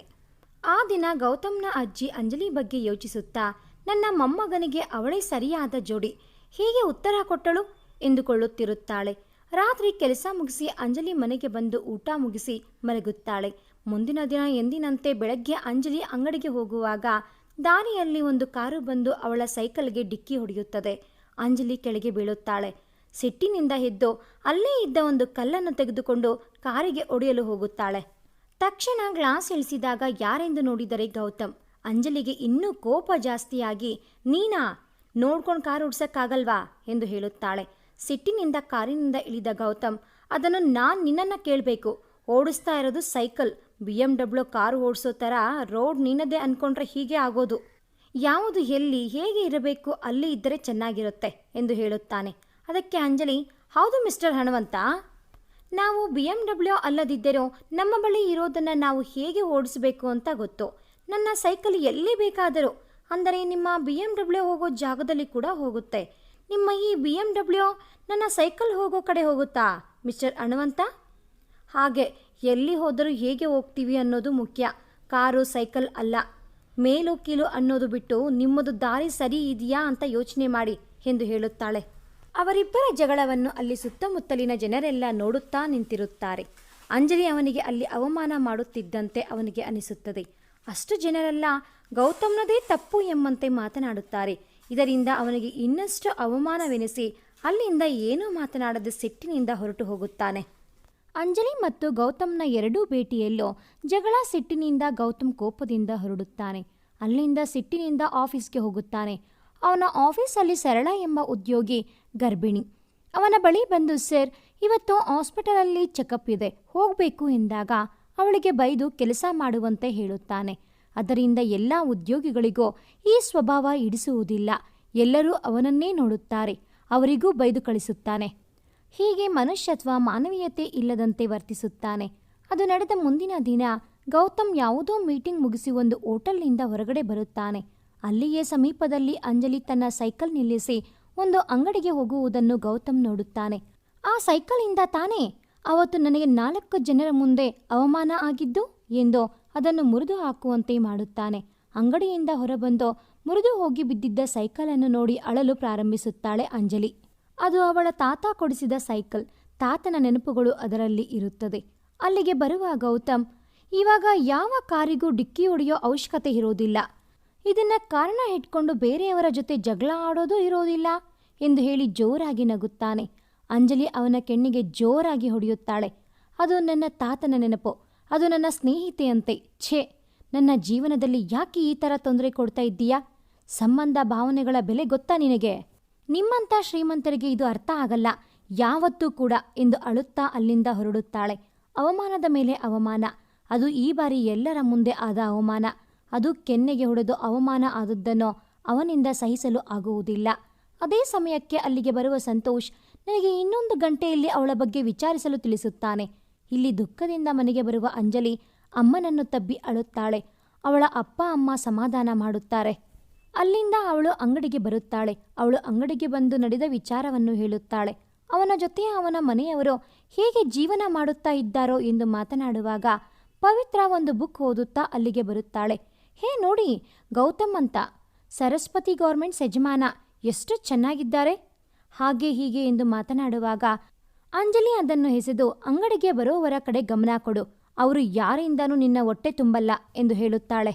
ಅದಕ್ಕೆ ಪವಿತ್ರ, ನೀನಂತೂ ನೋಡಲ್ಲ, ನೋಡೋರ್ನ ಕಂಡ್ರೂ ಆಗಲ್ಲ, ಅದೆಂಥ ಹುಡುಗ ಸಿಗ್ತಾನೋ ಏನೋ ಎಂದು ಗುಣುಗುತ್ತಾ ಹೊರಡುತ್ತಾಳೆ. ಅಂಜಲಿಗೆ ಸೈಕಲ್ ಕಡೆಯೇ ಗಮನ. ಇಲ್ಲಿ ಗೌತಮ್ ಆಫೀಸ್ಗೆ ಬಂದರೂ ಅವನಿಗೆ ಆದ ಅವಮಾನ, ಆ ಘಟನೆ ಅವನ ಕಣ್ಣ ಮುಂದೆಯೇ ಬರುತ್ತಿರುತ್ತದೆ. ಅದೇ ಸಮಯಕ್ಕೆ ಟಿವಿಯಲ್ಲಿ ಕೂಡ ನ್ಯೂಸಲ್ಲಿ ಅವಳು ಅವನಿಗೆ ಹೊಡೆದದ್ದು ಸುದ್ದಿಯಾಗಿರುತ್ತದೆ. ಅಲ್ಲಿಗೆ ಬಂದ ಸಂತೋಷ್, ಗೌತಮ್ ಏನೇ ಹೇಳು, ನಿನ್ನ ನೋಡಿ ಎದುರುಕೊಂಡು ನಿನ್ನ ಮುಂದೆ ಮಾತಾಡೋಕೆ ಭಯ ಪಡೋ ಅವರನ್ನು ನೋಡಿದ್ದೆ, ಆದರೆ ಇವತ್ತು ನಿನ್ನ ಮುಂದೆ ಭಯ ಇಲ್ಲದೆ ಅದು ಒಂದು ಹುಡುಗಿ ಎಂದ ತಕ್ಷಣ ಕೋಪದಿಂದ ನಿಲ್ಲಿಸು ಸಾಕು, ನಾನು ಹೇಳಿದ್ದೇನು ಮಾಡಿದೆ ಹೇಳು ಎಂದು ಕೇಳುತ್ತಾನೆ. ಸಂತೋಷ್, ಗೊತ್ತಾಯಿತು, ಹೆಸರು ಅಂಜಲಿ, ಅವರ ತಂದೆಯ ಬಟ್ಟೆ ಅಂಗಡಿಯನ್ನು ನೋಡಿಕೊಂಡು ಜೀವನ ನಡೆಸುತ್ತಾರೆ. ತುಂಬ ಸ್ವಾಭಿಮಾನಿ, ಸಂತೋಷವಾದ ಕುಟುಂಬ ಸಂಬಂಧಕ್ಕೆ ಭಾವನೆಗಳಿಗೆ ಬೆಲೆ ಜಾಸ್ತಿ, ಮಾನ ಮರ್ಯಾದೆಗೆ ಅಂಜುವ ಜನ ಎಂದ ತಕ್ಷಣ ಗೌತಮ್ ಸಂತೋಷನಿಗೆ ಸಾಕು, ಇಷ್ಟು ನನ್ನ ಕೆನ್ನೆಗೆ, ಅದು ಈ ಗೌತಮ್ನ ಕೆನ್ನೆಗೆ ಹೊಡೆದು ಅವಮಾನ ಮಾಡಿದಳು ಅಲ್ವಾ, ಆ ಏಟಿನ ರುಚಿನ ಯಾವ ಥರ ಹೇಗೆ ತಿಳಿಸುತ್ತೇನೆ ಅವಳಿಗೆ ಅಂತ ನಾಳೆಯಿಂದ ನೋಡ್ತಾ ಇರು. ಸಂಬಂಧ ಭಾವನೆಗಳು ಅನ್ನೋ ಅವಳಿಗೆ ಅದರ ಅರ್ಥನೇ ಮರೆತು ಹೋಗಬೇಕು. ಹಾಗೆ ಪಾಠ ಕಲಿಸ್ಲಿಲ್ಲ ಅಂದರೆ ನನ್ನ ಹೆಸರು ಗೌತಮ್ನೇ ಅಲ್ಲ ಎಂದು ಅವನ ಮುಂದೆ ಇದ್ದ ಗ್ಲಾಸನ್ನು ಹೊಡೆದು ಹಾಕುತ್ತಾನೆ. ಅದಕ್ಕೆ ಸಂತೋಷ್, ಇದು ಆಗಲ್ಲ ಅನ್ಸುತ್ತೆ, ಸ್ವಲ್ಪ ಯೋಚನೆ ಮಾಡು ಅಂದಾಗ, ಅದು ಎಷ್ಟೇ ಕಷ್ಟ ಆದರೂ ನಾನು ಅಂದ್ಕೊಂಡಿದ್ದು ಸಾಧಿಸಿಯೇ ಸಾಧಿಸುತ್ತೇನೆ ಎನ್ನುತ್ತಾನೆ. ನೆಕ್ಸ್ಟ್ ಡೇ ಅಂಜಲಿ ದೇವಸ್ಥಾನಕ್ಕೆ ಬಂದಿರುತ್ತಾಳೆ. ಪೂಜೆ ಮುಗಿಸಿ ಹೊರಬರುವ ಅಂಜಲಿಗೆ ಗೌತಮ್ ಎದುರಾಗುತ್ತಾನೆ. ಅವನನ್ನು ನೋಡಿ ನೋಡದ ಹಾಗೆ ಹೋಗುತ್ತಾಳೆ ಅಂಜಲಿ. ಮತ್ತೆ ಅವಳ ಮುಂದೆ ಹೋಗುತ್ತಾನೆ. ಅಂಜಲಿ, ನನ್ನ ಹಿಂದೆ ಯಾಕೆ ಬರ್ತಾ ಇದ್ದೀರಾ? ಇನ್ನು ಏನು ಮಾಡಬೇಕು ಅಂತ ಬಂದಿದ್ದೀರಾ ಎನ್ನುತ್ತಾಳೆ. ಅದಕ್ಕೆ ಗೌತಮ್, ನೀವು ಏನು ಬೈಬೇಕು ಅಂದ್ಕೊಂಡಿದ್ದೀರೋ ಬೈದು ಕೋಪ ಎಲ್ಲ ತೀರಿಸ್ಕೊಡಿ, ನಾನು ಮಾಡಿದ್ದು ಎಂಥ ತಪ್ಪು ಅಂತ ನನಗೆ ಅರ್ಥವಾಯಿತು, ಕ್ಷಮಿಸಿಬಿಡಿ ಎಂದಾಗ, ಇದೆಲ್ಲ ನನಗೆ ಯಾಕೆ ಕೇಳ್ತಾ ಇದ್ದೀರಾ, ದಯವಿಟ್ಟು ಇಲ್ಲಿಂದ ಹೊರಟು ಹೋಗಿ ಎಂದು ಅಲ್ಲಿಂದ ಹೊರಡುತ್ತಾಳೆ. ಅಂಜಲಿ ಅಲ್ಲಿಂದ ಹೋದ ತಕ್ಷಣ, ಇವತ್ತು ಹೋಗ್ತಾ ಇದ್ದೀಯಾ, ನಾಳೆ ಒಪ್ಕೊಳ್ಳೇಬೇಕು ಎಂದುಕೊಳ್ಳುತ್ತಾನೆ. ದೇವಸ್ಥಾನದಲ್ಲಿ ಇವರಿಬ್ಬರೂ ಮಾತನಾಡುತ್ತಿದ್ದನ್ನು ಗೌತಮ್ನ ಅಜ್ಜಿ ಗಮನಿಸುತ್ತಾರೆ. ನಾನು ಮೊದಲ ದಿನ ನೋಡಿದಾಗಲೇ ಅಂದುಕೊಂಡೆ, ನನ್ನ ಮೊಮ್ಮಗನಿಗೆ ತಕ್ಕ ಜೋಡಿ ಅಂತ. ಅವನ ಬಾಯಿಯಿಂದ ಕ್ಷಮೆ ಅನ್ನೋ ಪದ ಬರೋದೇ ಇಲ್ಲ. ಈ ಹುಡುಗಿ ಹತ್ತಿರ ಕ್ಷಮೆ ಕೇಳಿದ್ದಾನೆ. ದೇವರೇ, ನನ್ನ ಮಾತನ್ನು ನಿಜ ಮಾಡು ಎಂದು ಬೇಡಿಕೊಳ್ಳುತ್ತಾಳೆ. ಆಫೀಸ್ಗೆ ಹೋಗುವ ಗೌತಮ್ ಅವನಿಗೆ ಇಷ್ಟ ಇಲ್ಲದಿದ್ದರೂ ಅವಳ ಬಳಿ ಬಂದು ಕ್ಷಮೆ ಕೇಳಿದ್ದಕ್ಕೆ ಅವನ ಬಗ್ಗೆ ಅವನಿಗೇ ಅಸಹ್ಯ ಮಾಡಿಕೊಳ್ಳುತ್ತಿರುತ್ತಾನೆ. ಅದರಿಂದಾಗಿ ಅಂಜಲಿ ಮೇಲೆ ಇನ್ನೂ ಕೋಪ ಜಾಸ್ತಿ ಆಗುತ್ತಿರುತ್ತದೆ. ಅಂಗಡಿಯ ಕೆಲಸ ಮುಗಿಸಿ ಮನೆಗೆ ಬರುವ ಅಂಜಲಿ ಬೇಸರದಲ್ಲಿರುವುದನ್ನು ಕಂಡು ಅವಳ ತಂದೆ ಏನಾಯಿತು ಎಂದು ಕೇಳಿದಾಗ, ತಂದೆಯ ಬಳಿ ಏನೂ ಹೇಳದೆ ಯಾವಾಗಲೂ ಎಲ್ಲವನ್ನೂ ಹೇಳಿಕೊಳ್ಳುತ್ತಿದ್ದ ಮಗಳು ಆ ದಿನ ಏನೂ ಇಲ್ಲ, ಕೆಲಸ ಜಾಸ್ತಿ ಇದೆ ಎಂದು ಮಲಗಲು ಹೋಗುತ್ತಾಳೆ. ಬೆಳಗ್ಗೆ ಎಂದಿನಂತೆ ಅಂಗಡಿಯ ಕಡೆಗೆ ಹೊರಡುತ್ತಾಳೆ. ಸೈಕಲ್ ಮುರಿದು ಹೋಗಿದ್ದರಿಂದ ಆ ದಿನ ಬಸ್ಸಿನಲ್ಲಿ ಹೋಗಲು ಬಸ್ಸಿಗಾಗಿ ಕಾಯುತ್ತಾ ನಿಂತಿರುತ್ತಾಳೆ. ಅದೇ ದಾರಿಯಲ್ಲಿ ಗೌತಮ್ ಬರುತ್ತಾನೆ. ಅಂಜಲಿ ಬಳಿ ಹೋಗಿ, ಬನ್ನಿ, ಎಲ್ಲಿ ಹೋಗಬೇಕು, ನಾನು ಬಿಡುತ್ತೇನೆ, ಇನ್ನೂ ಕೋಪ ಹೋಗಿಲ್ವಾ, ಸಾರಿ ರೀ, ಬನ್ನಿ ಎಂದಾಗ ಅಂಜಲಿ ಕೋಪದಿಂದ, ದಯವಿಟ್ಟು ಇಲ್ಲಿಂದ ಹೊರಟೋಗಿ, ನನಗೆ ತೊಂದರೆ ಕೊಡಬೇಡಿ, ನಿಮ್ಮ ಮುಖ ನೋಡೋಕ್ಕೂ ಇಷ್ಟ ಇಲ್ಲ ಎಂದು ಹೇಳಿ ಅಲ್ಲಿ ಬರುವ ಬಸ್ ಹತ್ತಿ ಹೋಗುತ್ತಾಳೆ. ಅಂಗಡಿಯ ತಲುಪುವ ಅಂಜಲಿಗೆ ಒಂದು ಆಶ್ಚರ್ಯ ಕಾದಿರುತ್ತದೆ. ಅವಳಿಗಾಗಿ ಹೊಸ ಸೈಕಲ್ ಅವಳ ಅಂಗಡಿಯ ಮುಂದೆ ನಿಂತಿರುತ್ತದೆ. ಅದನ್ನು ಕಂಡು ಎಲ್ಲರನ್ನೂ ಯಾರದೆಂದು ಕೇಳುತ್ತಾಳೆ. ಎಲ್ಲರೂ ಗೊತ್ತಿಲ್ಲ ಎಂದೇ ಹೇಳುತ್ತಾರೆ. ಸರಿ ಎಂದು ಅಂಗಡಿಯ ಒಳಗೆ ಹೋಗುತ್ತಾಳೆ. ಅಷ್ಟರಲ್ಲಿ ಪವಿತ್ರ, ಅಂಜಲಿ ಅಲ್ಲಿಗೆ ಬಾ, ಯಾರೋ ಬಂದಿದ್ದಾರೆ ನೋಡು ಎಂದಾಗ ಯಾರು ಎಂದು ಹೊರಗೆ ಬಂದು ನೋಡುತ್ತಾಳೆ. ಅಲ್ಲಿ ಗೌತಮ್ ಸೈಕಲ್ ಬಳಿ ನಿಂತಿರುತ್ತಾನೆ. ಅವನ ಬಳಿ ಬಂದು, ರೀ, ಏನ್ರಿ ನಿಮ್ಮ ಪ್ರಾಬ್ಲಮ್ ಎಂದಾಗ ಗೌತಮ್, ನನ್ನ ತಪ್ಪು ತಿದ್ದಿಕೊಳ್ಳಲು ಒಂದು ಅವಕಾಶ ಕೊಡಿ ಎನ್ನುತ್ತಾನೆ. ಅದಕ್ಕೆ ಅಂಜಲಿ, ಆ ಸೈಕಲ್ ಜೊತೆ ನೆನಪುಗಳು ಇದ್ದಿದ್ದೋ ನನ್ನ ತಾತ ಕೊಟ್ಟ ಪ್ರೀತಿ ಅದು. ಬೇರೆ ಸೈಕಲ್ ಆ ಜಾಗ ತುಂಬೋಕೆ ಸಾಧ್ಯ ಇಲ್ಲ. ನಿಮಗೆ ಹೇಗೆ ಗೊತ್ತಾಗಬೇಕು? ಪ್ಲೀಸ್ ಇದನ್ನ ತಗೊಂಡು ಹೊರಡಿ ಎಂದು ಅಲ್ಲಿಂದ ಅಂಗಡಿಗೆ ಬರುತ್ತಾಳೆ. ಇದೆಲ್ಲ ನೋಡುತ್ತಿದ್ದ ಪವಿತ್ರ, ಅಂಜಲಿ ನಿನಗೆ ಹೇಗೆ ಗೊತ್ತು ಇವರು ಎಂದಾಗ, ನನಗೆ ಬೇತಾಳದಂತೆ ಅಂಟಿಕೊಂಡಿರೋ, ನಾನು ದಿನಾ ಬಂದು ಹೇಳುತ್ತಿದ್ದದ್ದು ಇವರ ಬಗ್ಗೆ ಎನ್ನುತ್ತಾಳೆ. ಏನು ನಿನಗೆ ಗೊತ್ತಾ ಅವನು? ಏನೋ ಗೊತ್ತಿರೋ ನೆಂಟ್ರ ಅನ್ನೋ ಥರ ಮಾತಾಡ್ತಾ ಇದ್ದೀಯಾ ಎಂದಾಗ, ಪವಿತ್ರ ನೆಂಟರಾಗಿದ್ರೆ ಇಲ್ಲಿ ಯಾಕೆ ಕೆಲಸ ಮಾಡಬೇಕಿತ್ತು? ನಾನು ಒಂದಿನ ಗೌತಮ್ ಅನ್ನೋವರ ಬಗ್ಗೆ ಹೇಳಿದ್ದೆ ಗೊತ್ತಾ? ಆ ದೊಡ್ಡ ಗಾರ್ಮೆಂಟ್ಸ್ ಗೌತಮ್ ಇವರೇ ಕಣೆ ಎಂದಾಗ ಒಮ್ಮೆ ಅವಳ ಕಡೆ ತಿರುಗಿ ಸುಮ್ಮನಾಗುತ್ತಾಳೆ. ಇವರ ಭೇಟಿ ಮಾಡಲು ಕಾಯುತ್ತಾ ಇರುತ್ತಾರೆ. ಎಲ್ಲರನ್ನೂ ಭೇಟಿ ಮಾಡೋಕೆ ಸಿಗೋದೇ ಕಷ್ಟ. ಅಂತ ಗೌತಮ್ ನಿನ್ನ ಭೇಟಿ ಮಾಡೋಕೆ ಬಂದಿದ್ದಾರೆ. ನಿನ್ನ ಬಳಿ ಕ್ಷಮೆ ಕೇಳುತ್ತಾ ಇದ್ದಾರೆ. ನೀನು ಸ್ವಲ್ಪ ಜಾಸ್ತಿ ಆಡ್ತಾ ಇದ್ದೀಯಾ, ಯೋಚನೆ ಮಾಡು ಎಂದು ಹೇಳುತ್ತಾಳೆ. ಅಂಜಲಿ ಅವಳ ಮುಖ ನೋಡಿ ಸುಮ್ಮನಾಗುತ್ತಾಳೆ. ಅಲ್ಲಿಂದ ಆಫೀಸ್ಗೆ ಬರುವ ಗೌತಮ್ ಕ್ಯಾಬಿನ್ಗೆ ಬಂದು ಅಲ್ಲಿದ್ದ ಎಲ್ಲ ವಸ್ತುಗಳನ್ನು ಬಿಸಾಕುತ್ತಿರುತ್ತಾನೆ. ಅಲ್ಲಿಗೆ ಬಂದ ಸಂತೋಷ್, ಗೌತಮ್ ಯಾಕೆ, ಏನಾಯ್ತು ಎಂದಾಗ, ನಾನು ಎಷ್ಟೇ ಪ್ರಯತ್ನ ಮಾಡಿದರೂ ಅವಳು ನನ್ನ ದಾರಿಗೆ ಬರ್ತಾ ಇಲ್ಲ. ಇದು ಹೀಗೆ ಆದರೆ ನನ್ನ ಗುರಿ ಮುಟ್ಟಲು ಕಷ್ಟ ಆಗುತ್ತೆ. ಅದು ಹಾಗೆ ಆಗಬಾರದು, ನಾನು ಸೋಲಬಾರದು ಎಂದಾಗ ಸಂತೋಷ್, ನಿನ್ನ ಹಿಂದೆ ತುಂಬ ಜನ ಹುಡುಗಿಯರು ಬೀಳುತ್ತಾರೆ. ನಿನ್ನ ನೋಡೋಕೆ ಸಾಲಲ್ಲೇ ಇರುತ್ತಾರೆ. ಆದರೆ ಈ ಹುಡುಗಿ ನೀನೇ ಹೋದರೋ ನಿನ್ನ ಜೊತೆ ಸರಿಯಾಗಿ ಮಾತು ಆಡಲ್ಲ. ಇವಳು ಎಲ್ಲರಿಗಿಂತಲೂ ವಿಭಿನ್ನ ಗೌತಮ್. ಹೀಗೆ ಹೇಳುತ್ತೇನೆ ಅಂತ ತಪ್ಪು ತಿಳಿಬೇಡ. ಅವಳು ಒಳ್ಳೆ ಹುಡುಗಿ, ಗೌರವದಿಂದ ಬದುಕುತ್ತಿರುವ ಕುಟುಂಬ. ಇದು ಸರಿಯಲ್ಲ ಅನಿಸುತ್ತಿದೆ ಎಂದಾಗ ಗೌತಮ್ ಕೋಪದಿಂದ, ಸಾಕು, ಅವಳು ಮಾಡಿರೋ ತಪ್ಪಿಗೆ ಶಿಕ್ಷೆ ಆಗಲೇಬೇಕು, ಹಾಗೇ ಆಗುತ್ತೆ ಎನ್ನುತ್ತಾನೆ. ಇನ್ನೊಂದು ಕಡೆ ಅಜಯ್ ಗೌತಮ್ನ ಕಾರಿನ ಡ್ರೈವರ್ ಆಗಿ ಅವನ ಕಡೆಯವನೊಬ್ಬನನ್ನು ನೇಮಿಸಿರುತ್ತಾನೆ. ಇದರಿಂದಾಗಿ ಎಲ್ಲ ವಿಚಾರಗಳು ತಿಳಿಯುತ್ತಿರುತ್ತವೆ. ಗೌತಮ್ನ ಕೆನ್ನೆಗೆ ಹೊಡೆದ ಹುಡುಗಿಯ ಹಿಂದೆ ಬಿದ್ದಿದ್ದಾನೆ ಎಂದು ಗೊತ್ತಾಗಿ ಅವನು ಏನೋ ಪ್ಲಾನ್ ಮಾಡಿದ್ದಾನೆ, ಅದನ್ನು ತಿಳಿದುಕೊಳ್ಳಬೇಕು ಎಂದು ಯೋಚಿಸುತ್ತಾನೆ. ಕೆಲಸ ಮುಗಿಸಿ ಮನೆಗೆ ಬರುವ ಅಂಜಲಿ ಊಟ ಕೂಡ ಮಾಡದೆ ತನ್ನ ರೂಮಿಗೆ ಹೋಗುತ್ತಾಳೆ. ಅವಳ ತಲೆಯಲ್ಲಿ ಗೌತಮ್ ಅವಳ ಜೊತೆ ಹಿಂದೆ ನಡೆದುಕೊಂಡ ರೀತಿ, ಈಗ ನಡೆದುಕೊಳ್ಳುತ್ತಿರುವ ರೀತಿ, ಪವಿತ್ರನ ಮಾತುಗಳು, ಇವುಗಳೇ ಅವಳ ತಲೆಯಲ್ಲಿ ಓಡಾಡುತ್ತಿರುತ್ತವೆ. ಮಗಳನ್ನ 2 ದಿನಗಳಿಂದ ಗಮನಿಸಿದ ಅಂಜಲಿ ತಂದೆ ಅವಳ ಬಳಿ ಬಂದು, ಯಾಕೋ ಪುಟ್ಟ, ಏನಾಯಿತು ಎಂದಾಗ ತಂದೆಯ ತೊಡೆಯ ಮೇಲೆ ಮಲಗಿ ಗೌತಮ್ ಮತ್ತು ಅವಳ ನಡುವೆ ನಡೆದ ಎಲ್ಲ ಘಟನೆ ಹೇಳುತ್ತಾಳೆ. ಅದಕ್ಕೆ ಆನಂದ್ ಅವರು ಅವಳನ್ನು ಸಮಾಧಾನ ಮಾಡಿ, ಅಯ್ಯೋ ಹುಚ್ಚಿ, ಇಷ್ಟಕ್ಕೆ ಹೀಗಿದ್ದೀಯಾ? ಅಂಜಲಿ, ತಪ್ಪಿಗಿಂತ ಅದನ್ನು ಅರ್ಥ ಮಾಡಿಕೊಂಡು ಕ್ಷಮೆ ಕೇಳುವುದು ಮುಖ್ಯ. ಅವನಿಗೆ ಅದರ ಅರಿವಾಗಿದೆ. ಅಂಥದ್ರಲ್ಲೂ ಅವನು ಅಂತಸ್ತಿನ ಮಟ್ಟ ನೋಡದೆ ತಪ್ಪಿನ ಅರಿವಾಗಿ ಕ್ಷಮೆ ಕೇಳಿದ್ದಾನೆ ಅಂದರೆ ಅವನು ಬದಲಾಗಿದ್ದಾನೆ ಅಂತ ಅನಿಸುತ್ತೆ. ಕ್ಷಮಿಸಿಬಿಡು ಮಗಳೇ, ಅವನು ಏನೂ ಕೇಳಿಲ್ಲ ಕ್ಷಮೆ, ಅವನು ಏನೂ ಕೇಳ್ತಿಲ್ಲ ಕ್ಷಮೆ, ಅದು ಅವನ ತಪ್ಪಿಗೆ ಎಂದು ಹೇಳುತ್ತಾರೆ. ಅಂಜಲಿ ಹಾಗೆ ನಿದ್ರೆಗೆ ಜಾರುತ್ತಾಳೆ.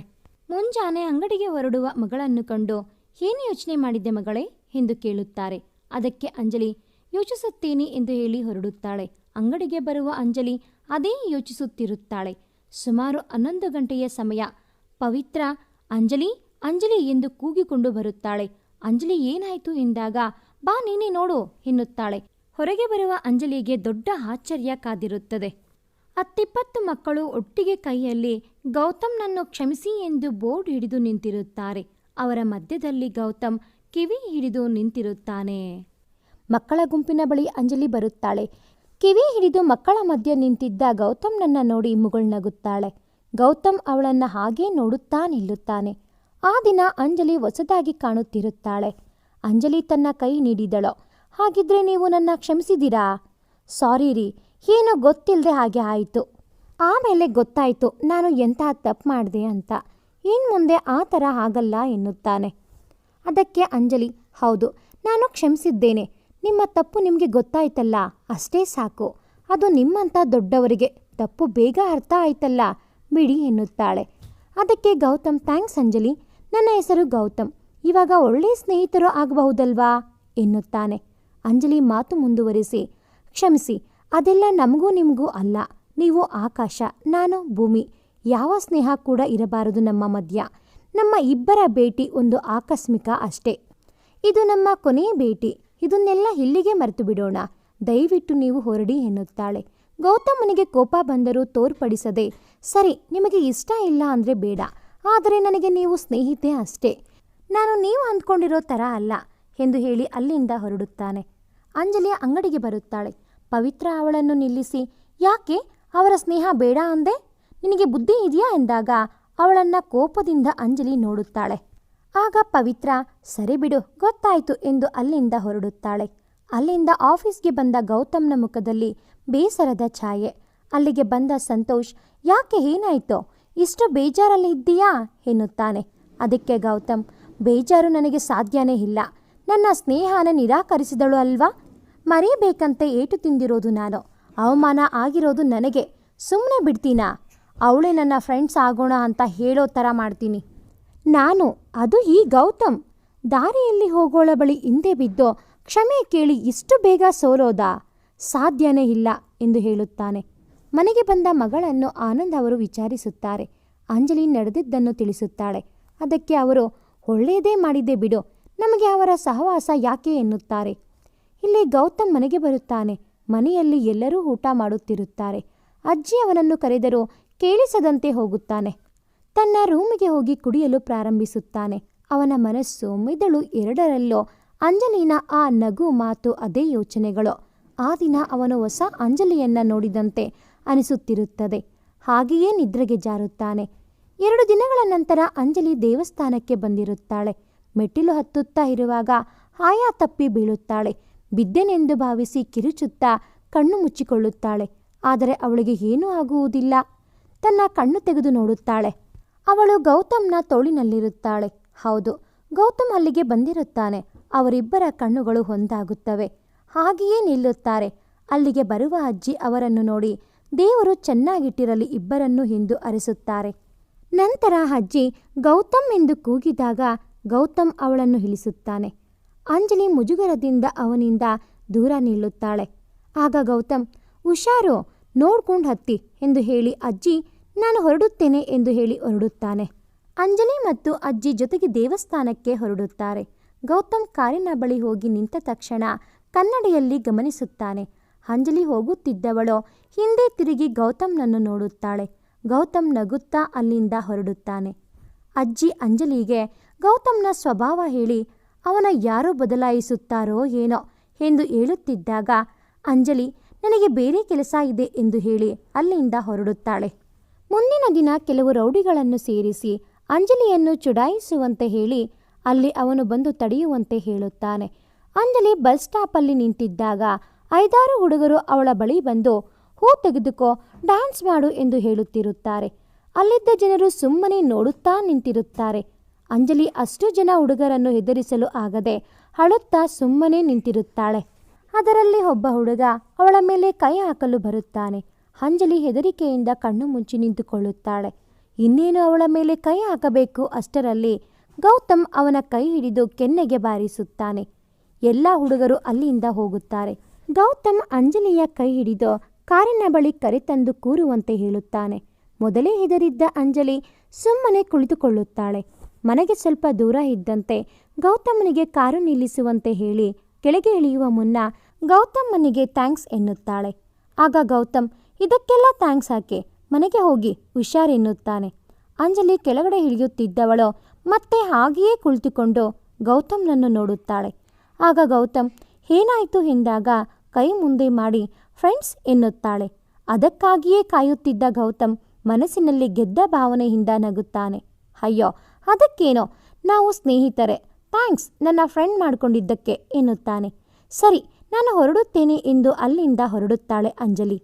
ಅವಳು ಹೋದ ನಂತರ ಅಂಜಲಿ, ಈವಾಗ ಶುರು ಆಯಿತು ನಿನ್ನ ಕೆಟ್ಟ ಸಮಯ ಎಂದು ಅಲ್ಲಿಂದ ಹೋಗುತ್ತಾನೆ. 2 ದಿನ ಕಳೆದಿರುತ್ತದೆ. ಗೌತಮ್ ಅಂಜಲಿಯ ಅಂಗಡಿಯ ಬಳಿ ಬಂದು ಮತ್ತೆ ಸೈಕಲ್ ತೆಗೆದುಕೊಳ್ಳುವಂತೆ ಬಲವಂತ ಪಡಿಸುತ್ತಾನೆ. ಅಂಜಲಿ ಸರಿ ಎಂದು ಹೇಳಿ, ಆದರೆ ನೀವು ನನ್ನ ಜೊತೆ ಸೈಕಲಲ್ಲಿ ನಾನು ಹೋಗೋ ಕಡೆ ಬರಬೇಕು ಎನ್ನುತ್ತಾಳೆ. ತುಂಬ ಹೊತ್ತು ಯೋಚಿಸಿ ಇಷ್ಟ ಇಲ್ಲದಿದ್ದರೂ ಆಯಿತು ಎಂದು ಒಪ್ಪಿಕೊಳ್ಳುತ್ತಾನೆ. ಅಂಜಲಿ ಅವನನ್ನು ಚಿಕ್ಕ ಚಿಕ್ಕ ಗಲ್ಲಿಗಳೆಲ್ಲ ಸುತ್ತಿಸುತ್ತಾಳೆ. ಗೌತಮನಿಗೆ ಅದು ಇಷ್ಟ ಆಗದಿದ್ದರೂ ಅವಳ ಜೊತೆ ಇರುತ್ತಾನೆ. ಒಂದು ಕಡೆ ಸೈಕಲ್ ನಿಲ್ಲಿಸಿ, ಗೌತಮ್, ಜೀವನ ಕೂಡ ಹೀಗೆ ಚಿಕ್ಕ ಪುಟ್ಟ ದಾರಿಯಲ್ಲಿ ಕೂಡ ಹೋಗೋದನ್ನು ಅಭ್ಯಾಸ ಮಾಡಬೇಕು. ಎಲ್ಲ ಕಡೆ ಹೊಂದಿಕೊಳ್ಳೋದನ್ನು ನಾವಾಗಿ ಕಲಿಯಬೇಕು, ಅಹಂಕಾರ ಬಿಟ್ಟು ಎಂದು ಹೇಳಿ ಸರಿ ಹೋಗೋಣ ಎಂದು ಹೊರಡುತ್ತಾಳೆ.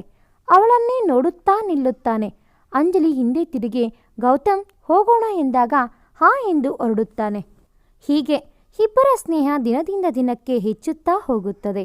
ಗೌತಮ್ ಅಂಜಲಿಗೆ ಇನ್ನಷ್ಟು ಹತ್ತಿರವಾಗಬೇಕೆಂದು ಪ್ರಯತ್ನ ಪಡುತ್ತಲೇ ಇರುತ್ತಾನೆ. ಅದಕ್ಕೆ ಅವನು ಇನ್ನೊಂದು ಮಾರ್ಗ ಕಂಡುಕೊಳ್ಳುತ್ತಾನೆ. ಅವನ ಗಾರ್ಮೆಂಟ್ಸಲ್ಲಿ ತಯಾರಾಗುವ ಇತ್ತೀಚಿನ ಡಿಸೈನ್ ಬಟ್ಟೆಗಳನ್ನು ಅಂಜಲಿ ಅಂಗಡಿಗೆ ಕೊಡಲು ನಿರ್ಧರಿಸುತ್ತಾನೆ. ಅದನ್ನು ಅಂಜಲಿ ಬಳಿ ಕೂಡ ಹೇಳುತ್ತಾನೆ. ಅದಕ್ಕೆ ಅಂಜಲಿ ಒಪ್ಪುವುದಿಲ್ಲ. ಬೇಡ, ನನ್ನ ಬಳಿ ಅಷ್ಟು ಬಂಡವಾಳ ಹಾಕಲು ಆಗುವುದಿಲ್ಲ ಎಂದು ಹೇಳುತ್ತಾಳೆ. ಅದಕ್ಕೆ ಗೌತಮ್, ನಾನು ಇರಬೇಕಿದ್ರೆ ನೀನು ಯಾಕೆ ಯೋಚಿಸ್ತೀಯಾ ಎನ್ನುತ್ತಾನೆ. ಅದಕ್ಕೆ ಅಂಜಲಿ, ಕ್ಷಮಿಸು, ಸ್ನೇಹ ಸಿಕ್ಕಿದೆ ಅಂತ ಅದನ್ನು ಈ ಥರ ಉಪಯೋಗಿಸಿಕೊಳ್ಳೋದು ಸರಿಯಲ್ಲ. ನಾನು ಒಪ್ಪೋದೂ ಇಲ್ಲ. ಸ್ನೇಹವಾಗಿ ಇದ್ರೆ ಸಾಕು ಎನ್ನುತ್ತಾಳೆ. ಅದಕ್ಕೆ ಗೌತಮ್, ಇನ್ನೊಂದು ಉಪಾಯ ಮಾಡಿ, ಸರಿ ಫ್ರೀ ಬೇಡ, ಸಾಲ ಅನ್ಕೊಂಡು ತಗೋ, ಆಮೇಲೆ ಕೊಟ್ಟರೆ ಆಯಿತು ಎಂದು ಹೇಳುತ್ತಾನೆ. ಅದಕ್ಕೆ ಅಂಜಲಿ, ಸರಿ, ಅಂಗಡಿ ಡಾಕ್ಯುಮೆಂಟ್ಸ್ ನಿನ್ನ ಬಳಿ ಇರಲಿ, ಹಾಗಿದ್ರೆ ನಾನು ತಗೋತೀನಿ ಎನ್ನುತ್ತಾಳೆ. ಗೌತಮ್ ಇನ್ನೂ ಒಳ್ಳೆಯದೇ ಆಯಿತು ಎಂದುಕೊಳ್ಳುತ್ತಾನೆ. ಇದೆಲ್ಲ ನಡೆದು ಅವನ ಬಳಿ ಬಟ್ಟೆ ಖರೀದಿಸಿ ಮಾರಾಟವೂ ಚೆನ್ನಾಗಿರುತ್ತದೆ. ಅಂಜಲಿ ಗೌತಮ್ ತನಗಾಗಿ ಒಳಿತನ್ನೇ ಮಾಡುತ್ತಿದ್ದಾನೆಂದು ನಂಬುತ್ತಾಳೆ. ಹೀಗೆ ಇರುವಾಗ ಒಂದು ದಿನ ಆಫೀಸ್ಗೆ ಹೋಗುತ್ತಿದ್ದ ಗೌತಮ್ ದಾರಿಯಲ್ಲಿ ಅಂಜಲಿನ ನೋಡಿ ಕಾರ್ ನಿಲ್ಲಿಸಿ ಅಲ್ಲಿ ಹೋಗುತ್ತಾನೆ. ಅಂಜಲಿ ಒಬ್ಬ ಗರ್ಭಿಣಿಗೆ ಸಹಾಯ ಮಾಡುತ್ತಿರುತ್ತಾಳೆ. ಅವರನ್ನು ಆಟೋ ಹತ್ತಿಸಿ, ಈ ಸಮಯದಲ್ಲಿಯೂ ಕೆಲಸಕ್ಕೆ ಹೋಗಬೇಕಾ? ರಜೆ ಹಾಕಿ, ಹುಷಾರು, ನೀವು ಒಬ್ಬರಲ್ಲ ಇಬ್ಬರು ಎಂದು ಹೇಳಿ ಕಳಿಸುತ್ತಾಳೆ. ಅಲ್ಲೇ ನಿಂತಿದ್ದ ಗೌತಮ್ ಇದನ್ನು ಕೇಳಿಸಿಕೊಳ್ಳುತ್ತಾನೆ. ಅಂಜಲಿ ಅವನನ್ನು ನೋಡಿ, ಗೌತಮ್ ನೀನು ಇಲ್ಲಿ ಎನ್ನುತ್ತಾಳೆ. ಅದಕ್ಕೆ ಗೌತಮ್, ನಿನ್ನ ನೋಡಿ ಬಂದೆ ಎನ್ನುತ್ತಾನೆ. ಹಾ ನೋಡು, ಅವರು ಈ ಸಮಯದಲ್ಲಿ ಅದು ಕೆಲಸಕ್ಕೆ ಹೋಗುತ್ತಾ ಇದ್ದರೋ, ತಲೆ ಸುತ್ತಿ ಬಿದ್ದರು ಪಾಪ. 2 ಜೀವಗಳ ಪ್ರಶ್ನೆ. ಒಂದು ಜೀವಕ್ಕೆ ಏನಾದರೂ ಆದರೆ ಇನ್ನೊಂದು ಜೀವಕ್ಕೆ ನೋವು. ಒಬ್ಬರನ್ನು ಬಿಟ್ಟು ಇನ್ನೊಬ್ಬರು ಇರಲ್ಲ. ಗೌತಮ್, ನಿನಗೆ ಗೊತ್ತಾ, ನಮ್ಮ ಅಮ್ಮ ಹೇಳುತ್ತಾ ಇದ್ದರು, ಆವಾಗ ತಾನೇ ಹುಟ್ಟೋ ಮಗುನ ಮುಟ್ಟಿದ್ರೆ ಏನೋ ಒಂಥರ ರೋಮಾಂಚನ ಅಂತೆ. ಆ ಪುಟ್ಟ ಪುಟ್ಟ ಕಾಲು ಕೈ, ಹಬ್ಬ, ನನಗೆ ಈವಾಗಲೇ ಒಂಥರ ಫೀಲ್ ಆಗ್ತಾ ಇದೆ. ಇನ್ನು ಹಿಡ್ಕೊಂಡ್ರೆ ಎಷ್ಟು ಚೆನ್ನಾಗಿರುತ್ತೆ ಅಲ್ವಾ ಎಂದು ಮಾತನಾಡುತ್ತಾ ಅವಳಿಗೆ ಗೊತ್ತಿಲ್ಲದೆ, ನಿನ್ನ ಮಗುನ ನಾನು ಮೊದಲು ಎತ್ತಿಕೊಳ್ಳಬೇಕು ಸರಿನಾ ಎನ್ನುತ್ತಾಳೆ. ಅದಕ್ಕೆ ಏನು ಎಂದು ಕೇಳುತ್ತಾನೆ. ಅದಕ್ಕೆ ಏನೂ ಇಲ್ಲ, ನಾನು ಹೊರಡುತ್ತೇನೆ ಎಂದು ಅಲ್ಲಿಂದ ಹೋಗುತ್ತಾಳೆ. ಗೌತಮ್ ಅವಳ ಜೊತೆ ಇದ್ದ ಸಮಯದಲ್ಲಿ ತನ್ನ ಸೇಡನ್ನೇ ಮರೆತಿರುತ್ತಾನೆ. ಅಂಜಲಿ ಹೋಗುತ್ತಾ, ನಾನು ಯಾಕೆ ಹಾಗೆ ಮಾತಾಡಿದೆ ಛೆ ಎಂದು ನಗುತ್ತಾ ಹೋಗುತ್ತಾಳೆ. ಅಲ್ಲಿಂದ ಆಫೀಸ್ಗೆ ಬಂದ ಗೌತಮ್ ಮುಖ್ಯವಾದ ಮೀಟಿಂಗಲ್ಲಿ ಬ್ಯುಸಿ ಆಗುತ್ತಾನೆ. ಅರ್ಧ ಗಂಟೆ ಕಳೆಯುತ್ತಿದ್ದಂತೆ ಯಾರೋ ಒಬ್ಬ ಬಂದು, ಸರ್, ಸರಳಾಗೆ ಪೇನ್ ಶುರುವಾಗಿದೆ ಎನ್ನುತ್ತಾನೆ. ಮಧ್ಯದಲ್ಲಿ ಬಂದು ತೊಂದರೆ ಮಾಡಿದನೆಂದು, ಹೇ ಹಿಡಿಯೇಟ್, ಗೊತ್ತಾಗಲ್ವಾ ಇಂಪಾರ್ಟೆಂಟ್ ಮೀಟಿಂಗ್ ಇದೆ ಅಂತ? ಅದು ಇಂಪಾರ್ಟೆಂಟ್ ಏನಿವಾಗ, ಹೋಗು ಇಲ್ಲಿಂದ ಎಂದವನು.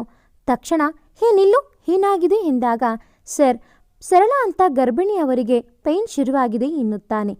ತಕ್ಷಣ ಅಂಜಲಿ ಹೇಳಿದ ಮಾತು ನೆನೆಯುತ್ತಾನೆ. ಪಾಪ, 2 ಜೀವಗಳ ಪ್ರಶ್ನೆ. ಒಂದು ಜೀವಕ್ಕೆ ಏನಾದರೂ ಆದರೆ ಇನ್ನೊಂದು ಜೀವಕ್ಕೆ ನೋವು. ಒಬ್ಬರನ್ನು ಬಿಟ್ಟು ಇನ್ನೊಬ್ಬರು ಇರಲ್ಲ ಎಂಬ ಮಾತು ನೆನೆಸಿಕೊಂಡು ಅಲ್ಲಿಂದ ಓಡಿ ಬರುತ್ತಾನೆ. ಅವನು ಹಾಗೆ ಹೋಗಿದ್ದನ್ನು ನೋಡಿ ಎಲ್ಲರೂ ಅವನನ್ನು ಹಿಂಬಾಲಿಸುತ್ತಾರೆ. ಅಲ್ಲಿ ಅವಳ ಸುತ್ತ ಎಲ್ಲರೂ ನಿಂತಿರುತ್ತಾರೆ. ಅಲ್ಲಿಗೆ ಬರುವ ಗೌತಮ್, ಏನು ನೋಡುತ್ತಾ ಇದ್ದೀರಿ, ಬನ್ನಿ ಹಾಸ್ಪಿಟಲ್ಗೆ ಹೋಗಬೇಕು ಎಂದಾಗ ಅಲ್ಲಿ ಇದ್ದ ಜನ ಗೌತಮ್ನನ್ನು ನೋಡಿ ಹಿಂದಿನ ಸಲ ಅವನು ಹೇಳಿದ್ದ ಮಾತು ನೆನೆದು ಎಲ್ಲರೂ ಆಶ್ಚರ್ಯದಿಂದ ನೋಡುತ್ತಾರೆ. ಅವನಿಗೆ ಸಹಾಯ ಮಾಡುತ್ತಾರೆ. ಅವನ ಕಾರಿನಲ್ಲಿ ಹಾಸ್ಪಿಟಲ್ಗೆ ಕರೆದುಕೊಂಡು ಬರುತ್ತಾನೆ. ಅವನೇ ಅಡ್ಮಿಟ್ ಮಾಡಿಸುತ್ತಾನೆ. ಅವನ ಜೊತೆಯೇ ಬಂದಿದ್ದ ಸಂತೋಷ್ಗೆ ಗೌತಮ್ ಬದಲಾಗಿದ್ದಾನೆ ಅನಿಸುತ್ತದೆ. ಅವನ ಚಡಪಡಿಕೆ ಹಾಗೆ ಇರುತ್ತದೆ. ಸ್ವಲ್ಪ ಸಮಯದ ನಂತರ ಡಾಕ್ಟರ್ ಮಗು ತಂದು ಗೌತಮ್ನ ಕೈಗೆ ಕೊಡುತ್ತಾರೆ. ಹೆದರುತ್ತಾ ಆ ಮಗುವನ್ನು ಹಿಡಿಯುತ್ತಾನೆ. ಅಂಜಲಿಯ ಮಾತಿನಂತೆ ಅವನಿಗೆ ಹೊಸ ಅನುಭವ. ಆ ಪುಟ್ಟ ಪುಟ್ಟ ಕೈಕಾಲುಗಳು. ಅವನಿಗೇ ಗೊತ್ತಿಲ್ಲದೆ ಅವನ ಕಣ್ಣಲ್ಲಿ ನೀರು. ಮಗು ತಂದು ತಾಯಿ ಬಳಿ ಕೊಟ್ಟು ಹೊರಡುತ್ತಾನೆ. ಕಾರಿನಲ್ಲಿ ಬರುತ್ತಾ ಅದನ್ನೇ ನೆನೆಯುತ್ತಿರುತ್ತಾನೆ. ಅಂಜಲಿ ಮಾತು ಎಷ್ಟು ಸತ್ಯ ಎಂದು. ಅದೇ ಸಮಯಕ್ಕೆ ರೋಡ್ ಪಕ್ಕದಲ್ಲಿ ಹುಡುಗ ಹುಡುಗಿ ಜಗಳ ಆಡುತ್ತಿದ್ದದ್ದನ್ನು ಗಮನಿಸಿ ಅವನು ಅಂಜಲಿ ಬಳಿ ಯಾಕಾಗಿ ಸ್ನೇಹ ಮಾಡಿದ್ದಾನೆ ಎಂದು ನೆನಪು ಮಾಡಿಕೊಳ್ಳುತ್ತಾನೆ. ತಕ್ಷಣ, ಹೌದು, ನನ್ನ ಸೇಡು ಮುಖ್ಯ, ಬೇರೆ ಕಡೆ ಯೋಚನೆ ಮಾಡೋಕ್ಕೆ ಹೋಗಬಾರದು ನಾನು. ನನಗೆ ಆದ ಅವಮಾನಕ್ಕೆ ನಾನು ಸರಿಯಾಗಿ ಪಾಠ ಕಲಿಸಬೇಕು ಅವಳಿಗೆ ಎಂದು ಅಂದುಕೊಳ್ಳುತ್ತಾನೆ. ಗೌತಮ್ ಬದಲಾಗುತ್ತಿದ್ದರೂ ಅದು ಅವನಿಗೆ ತಿಳಿಯದೆ ಅಂಜಲಿ ಮೇಲೆ ಸೇಡು ತೀರಿಸಿಕೊಳ್ಳಲೇಬೇಕು ಎಂದು ನಿರ್ಧರಿಸುತ್ತಾನೆ. ಒಂದು ದಿನ ಅಂಜಲಿ ಬಸ್ಸಿಗಾಗಿ ಕಾಯುತ್ತಾ ನಿಂತಿದ್ದಾಗ ಅಲ್ಲಿಗೆ ಗೌತಮ್ ಬರುತ್ತಾನೆ. ಆ ದಿನ ಅಂಜಲಿ ಸೀರೆ ಹುಟ್ಟಿರುತ್ತಾಳೆ. ಗೌತಮ್ನು ಅವಳ ಆ ಸೌಂದರ್ಯಕ್ಕೆ ಕಳೆದು ಹೋಗುತ್ತಾನೆ. ಅವಳನ್ನು ನೋಡುತ್ತಲೇ ಇರಬೇಕು ಅನ್ನಿಸುವಷ್ಟು ಮುದ್ದಾಗಿ ಗೌತಮನಿಗೆ ಕಾಣಿಸುತ್ತಾಳೆ. ಅಂಜಲಿಯನ್ನು ಈ ದಿನ ಹೊರಗಡೆ ಹೋಗೋಣ ಎಂದು ಕರೆದು ನನ್ನ ಜೊತೆ ಸಮಯ ಕಳೆಯುತ್ತೀಯಾ ಎಂದು ಕೇಳುತ್ತಾನೆ. ಅದಕ್ಕೆ ಅಂಜಲಿ, ಸರಿ, ಆದರೆ ಕಾರಲ್ಲಿ ಬೇಡ, ಬಸ್ಸಲ್ಲಿ ಹೋಗೋಣ, ಅದು ನಾನು ಇಷ್ಟಪಡೋ ಜಾಗಕ್ಕೆ ಎನ್ನುತ್ತಾಳೆ. ಅವನಿಗೆ ಬಸ್ ಅಂದ ತಕ್ಷಣವೇ ಬೇಡ ಎಂದು ಹೇಳುವ ಮನಸ್ಸು ಆದರೂ ಅವಳನ್ನು ಒಲಿಸಿಕೊಳ್ಳಲೇಬೇಕು ಎಂದು ಆಯ್ತು ಎಂದು ಒಪ್ಪಿಕೊಳ್ಳುತ್ತಾನೆ. ಇಬ್ಬರು ಬಸ್ಸಲ್ಲಿ ಹೊರಡುತ್ತಾರೆ. ಗೌತಮನಿಗೆ ಅದರಲ್ಲಿ ಉಸಿರುಗಟ್ಟುವ ಹಾಗೆ ಅನಿಸುತ್ತಿರುತ್ತದೆ. ಆದರೆ ಬಸ್ ತುಂಬ ರಶ್ ಇದ್ದ ಕಾರಣ ಯಾರೋ ಒಬ್ಬ ಹುಡುಗ ಬೇಕೆಂದೇ ಅಂಜಲಿಯನ್ನು ಟಚ್ ಮಾಡುತ್ತಿರುತ್ತಾನೆ. ಗೌತಮ್ ಅದನ್ನು ಗಮನಿಸಿ ಅವಳ ಸುತ್ತ ತನ್ನ ಕೈಯಿಂದ ಸುತ್ತುವರಿಯುತ್ತಾನೆ. ಅದನ್ನು ಗಮನಿಸಿ ಅಂಜಲಿ ನಾಚಿಕೆಯಿಂದ ಮುಗುಳ್ನಗುತ್ತಾಳೆ. ಅದೇ ಸಮಯಕ್ಕೆ ಡ್ರೈವರ್ ಸಡನ್ ಆಗಿ ಬ್ರೇಕ್ ಹಾಕುತ್ತಾನೆ. ತಕ್ಷಣ ಅಂಜಲಿ ಗೌತಮ್ನ ಎದೆಗೆ ಒರಗುತ್ತಾಳೆ. ಆ ಸ್ಪರ್ಶ ಇಬ್ಬರನ್ನು ಸ್ವಲ್ಪ ಸಮಯ ಹಾಗೆ ನಿಲ್ಲುವಂತೆ ಮಾಡುತ್ತದೆ. ಹಾರನ್ ಸೌಂಡ್ ಕೇಳಿ ಅಂಜಲಿ ನಾಚಿಕೆಯಿಂದ ದೂರ ನಿಲ್ಲುತ್ತಾಳೆ. ಅಲ್ಲಿಯೇ ಇಬ್ಬರೂ ಇಳಿದುಕೊಳ್ಳುತ್ತಾರೆ. ಅಂಜಲಿ ಒಂದು ಟೀ ಅಂಗಡಿಗೆ ಕರೆದುಕೊಂಡು ಹೋಗುತ್ತಾಳೆ. ಅಲ್ಲಿ ಹೋಗಲು ಗೌತಮನಿಗೆ ಹಿಂಸೆ ಅನ್ನಿಸಿದರೋ ಚಿಕ್ಕ ಹೋಟೆಲ್, ರಾಜನಂತೆ ಇದ್ದವನಿಗೆ ಇದೆಲ್ಲ ಸಹಿಸಲು ಆಗದಿದ್ದರೋ ಅವನು ಗೆಲುವಿಗಾಗಿ ಅಲ್ಲಿಗೆ ಹೋಗುತ್ತಾನೆ. ಅಂಜಲಿ ಟೀ ಕುಡಿಯುತ್ತಾ, ಗೌತಮ್, ನಿಮಗೆ ವಿಷಯ ಗೊತ್ತಾ? ಈ ಹೋಟೆಲ್ ಯಜಮಾನರಿಗೆ ದೊಡ್ಡ ಹೋಟೆಲ್ ಇದೆ. ದೊಡ್ಡ ಹೋಟೆಲ್ ಇದ್ದರೂ ಚಿಕ್ಕ ಹೋಟೆಲ್ ಯಾಕೆ ನಡೆಸುತ್ತಿದ್ದಾರೆ ಗೊತ್ತಾ? ಇವರು ಕಷ್ಟಪಟ್ಟು ಅದನ್ನು ಕಟ್ಟಿದರು. ಆದರೆ ಅವರ ಮಗ ಎಲ್ಲ ಅವನೇ ಮಾಡಿರೋ ಥರ ಬೀಗುತ್ತಾ ಇರುತ್ತಾನೆ. ಅದಕ್ಕೆ ಇವರು ಎಲ್ಲರ ಥರಾನೇ ಅವನಿಗೆ ಒಳ್ಳೆಯದಾಗಲಿ ಅಂತ ಇವರು ಹೀಗೆ ಜೀವನ ಮಾಡುತ್ತಾ ಇದ್ದಾರೆ. ಗೌತಮ್, ತಂದೆ ತಾಯಿ ಹಾಗೆ, ಅವರು ಮಾಡೋದೆಲ್ಲ ಮಕ್ಕಳ ಒಳ್ಳೆಯದಕ್ಕೆ, ನಾವೇ ತಪ್ಪಾಗಿ ತಿಳ್ಕೊಳ್ಳೋದು ಎಂದಾಗ ಗೌತಮನಿಗೆ ತಾನೂ ಹಾಗೆ ಮಾಡುತ್ತಿದ್ದೇನೆ ಅನಿಸಿದರೂ ಏನೂ ಹೇಳದೆ ಸುಮ್ಮನೆ ಆಗುತ್ತಾನೆ. ಅಂಜಲಿ ಅಲ್ಲಿಂದ ಕೆಲವು ಅಂಗಡಿ ಸುತ್ತಿ ಅಲ್ಲಿಂದ ಪಾನಿಪುರಿ ತಿನ್ನಲು ಹೋಗುತ್ತಾರೆ. ಮೊದಲ ಸಲ ಗೌತಮ್ ಅದನ್ನು ತಿನ್ನಲಾಗದೆ ಕಷ್ಟಪಟ್ಟು ತಿನ್ನುತ್ತಿದ್ದರೂ ಕೊನೆಗೆ ಅಂಜಲಿ ತಿನ್ನುತ್ತಿದ್ದ ರೀತಿಯಿಂದ ಅವನಿಗೂ ಇಷ್ಟ ಆಗುತ್ತದೆ. ತಿಂದು ಹಾಗೇ ನಡೆದುಕೊಂಡು ಬರುವಾಗ ಅಂಜಲಿ ಅಲ್ಲಿಯೇ ಇದ್ದ ಒಬ್ಬ ಭಿಕ್ಷೆ ಬೇಡುತ್ತಿದ್ದ ಅಜ್ಜಿಯನ್ನು ನೋಡಿ, ಗೌತಮ್, ನನಗೆ ಸಹಾಯ ಬೇಕು ಅಂದರೆ ಏನು ಮಾಡ್ತೀಯಾ ಎಂದು ಕೇಳಿದಾಗ, ಎಷ್ಟು ದುಡ್ಡು ಬೇಕು ಕೇಳು, ಕೊಡ್ತೀನಿ ಎನ್ನುತ್ತಾನೆ. ಆಗ ಅಂಜಲಿ, ನನಗೆ 1000 ಕೊಡ್ತೀಯಾ ಎನ್ನುತ್ತಾಳೆ. ಆಗ ಅವನು ಪಾಕೆಟಿಂದ ತೆಗೆದುಕೊಡಲು ಬರುತ್ತಾನೆ. ಆಗ ಅಂಜಲಿ, ನನಗಲ್ಲ, ಅವರಿಗೆ ಎಂದು ಅಜ್ಜಿ ಕಡೆ ಕೈ ತೋರಿಸುತ್ತಾಳೆ. ಗೌತಮ್ ಅವಳ ಮುಖ ನೋಡುತ್ತಾನೆ. ಅದಕ್ಕೆ ಅಂಜಲಿ, ಯಾಕೆ ಹಾಗೆ ನೋಡ್ತಾ ಇದ್ದೀಯಾ ಗೌತಮ್? ನಾವು ಎಷ್ಟು ಸಂಪಾದನೆ ಮಾಡಿದ್ದೀವಿ ಅನ್ನೋದಲ್ಲ, ಅದರಿಂದ ಯಾರಿಗಾದರೂ ಕಷ್ಟದಲ್ಲಿ ಸಹಾಯ ಮಾಡೋದ್ರಿಂದ ಅದಕ್ಕೆ ಒಂದು ಬೆಲೆ ಸಿಗುತ್ತೆ ಎಂದು ಅಜ್ಜಿಯ ಬಳಿ ಬಂದು 1000 ರೂಪಾಯಿ ಜೊತೆ ಅವಳ ಬಳಿ ಇದ್ದ 100 ರೂಪಾಯಿ ಕೊಡುತ್ತಾಳೆ.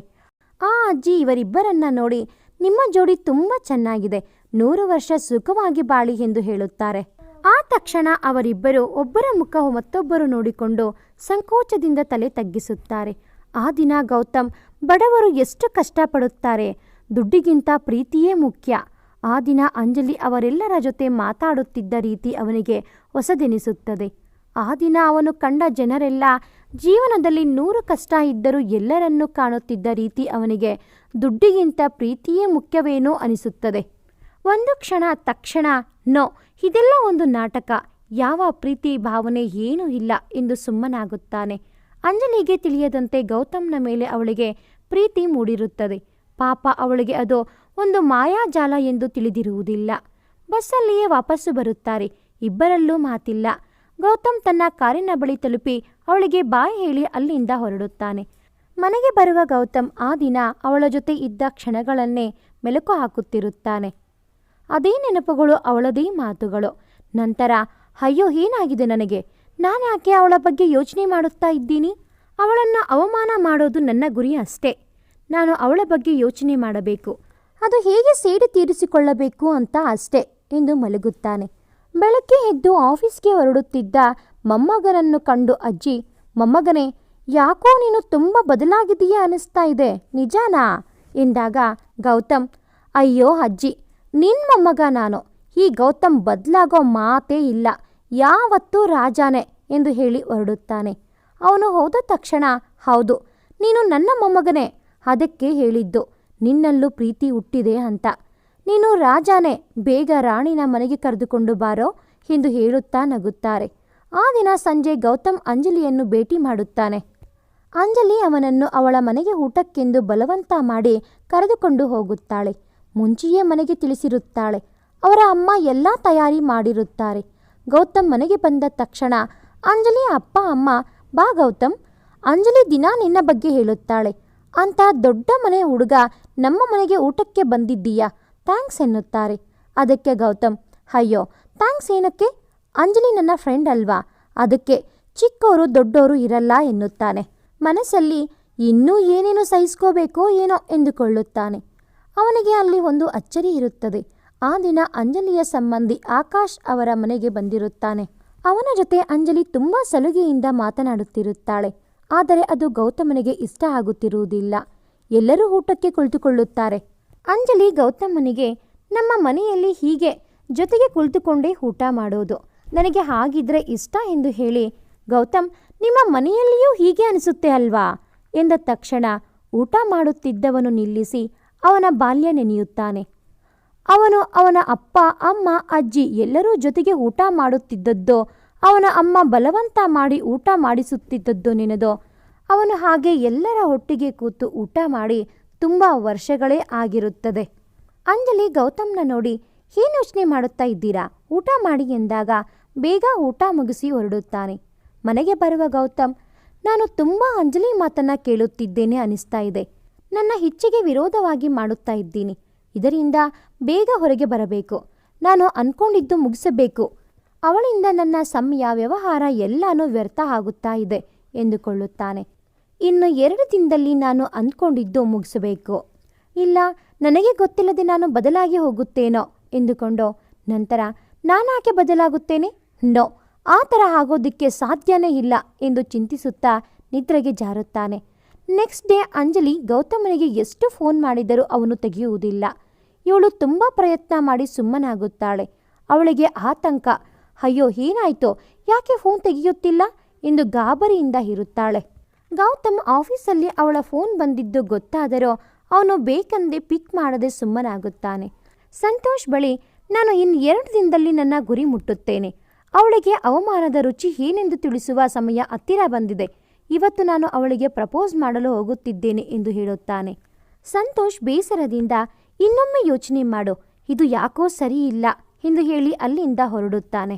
ಗೌತಮ್ ಇತ್ತೀಚೆಗೆ ತುಂಬ ಬದಲಾಗಿರುತ್ತಾನೆ. ಮುಂಚೆ ಉದ್ಯೋಗಿಗಳ ಜೊತೆ ಹೇಗೆ ಹೊರಟನಂತೆ ವರ್ತಿಸುತ್ತಿದ್ದೆನೋ, ಇವಾಗ ಎಲ್ಲರ ಜೊತೆ ಶಾಂತ ರೀತಿಯಲ್ಲಿ ಅವರ ಕಷ್ಟಗಳಿಗೆ ಸ್ಪಂದಿಸಿರುತ್ತಾನೆ. ಆದರೆ ಅದು ಅವನ ಅರಿವಿಗೆ ಬಂದಿರುವುದಿಲ್ಲ. ಈ ಬದಲಾವಣೆ ಕಂಡು ಎಲ್ಲರೂ ಆಶ್ಚರ್ಯವಾಗಿರುತ್ತಾರೆ. ಅವನ ಬದಲಾವಣೆ ಎಲ್ಲರಿಗೂ ಖುಷಿ ತಂದಿರುತ್ತದೆ. ಆ ದಿನ ಸಂಜೆ ಅಂಜಲಿ ಮನೆಗೆ ಹೋಗಲೆಂದು ಸೈಕಲ್ ಅಲ್ಲಿ ಬರುತ್ತಿದ್ದಾಗ ಒಂದು ಕಾರ್ ಬಂದು ಅವಳ ಮುಂದೆ ನಿಲ್ಲುತ್ತದೆ. ಅವಳು ಯಾರೆಂದು ನೋಡುತ್ತಾ ನಿಂತಿರುತ್ತಾಳೆ. ಅದರಿಂದ ಗೌತಮ್ ಇಳಿದು ಬಂದು ಅವಳ ಮುಂದೆ ಮಂಡಿ ಊರಿ, ಅಂಜಲಿ, ನೀನು ನನ್ನ ಬಾಳಲ್ಲಿ ಬರುವ ಮುಂಚೆ ನನ್ನ ಮುಖದಲ್ಲಿ ನಗು ಯಾರೂ ನೋಡಿರಲಿಲ್ಲ. ಹೌದು, ಕಷ್ಟ ಅನ್ನೋ ವರ್ಡ್ ಹೇಗೆ ಅನ್ನೋದು ನಾನು ತಿಳಿದಿರಲಿಲ್ಲ. ಈ ಕೋಪದ ಗೌತಮ್ನನ್ನು ನೀನು ಶಾಂತಮೂರ್ತಿಯಾಗಿ ಮಾಡಿದ್ದೀಯಾ. ನನಗೆ ಗೊತ್ತಿಲ್ಲದೆ ನಾನು ಬದಲಾಗಿ ಹೋಗಿದ್ದೇನೆ. ನನಗೆ ಗೊತ್ತಿಲ್ಲ ಯಾವಾಗ, ಎಲ್ಲಿ, ಹೇಗೆ ಈ ಪ್ರೀತಿ ಅನ್ನೋದು ನನ್ನಲ್ಲಿ ಕೂಡ ಹುಟ್ಟಿದೆ ಅಂತ, ಅದು ನಿನ್ನ ಮೇಲೆ ಅಂತ.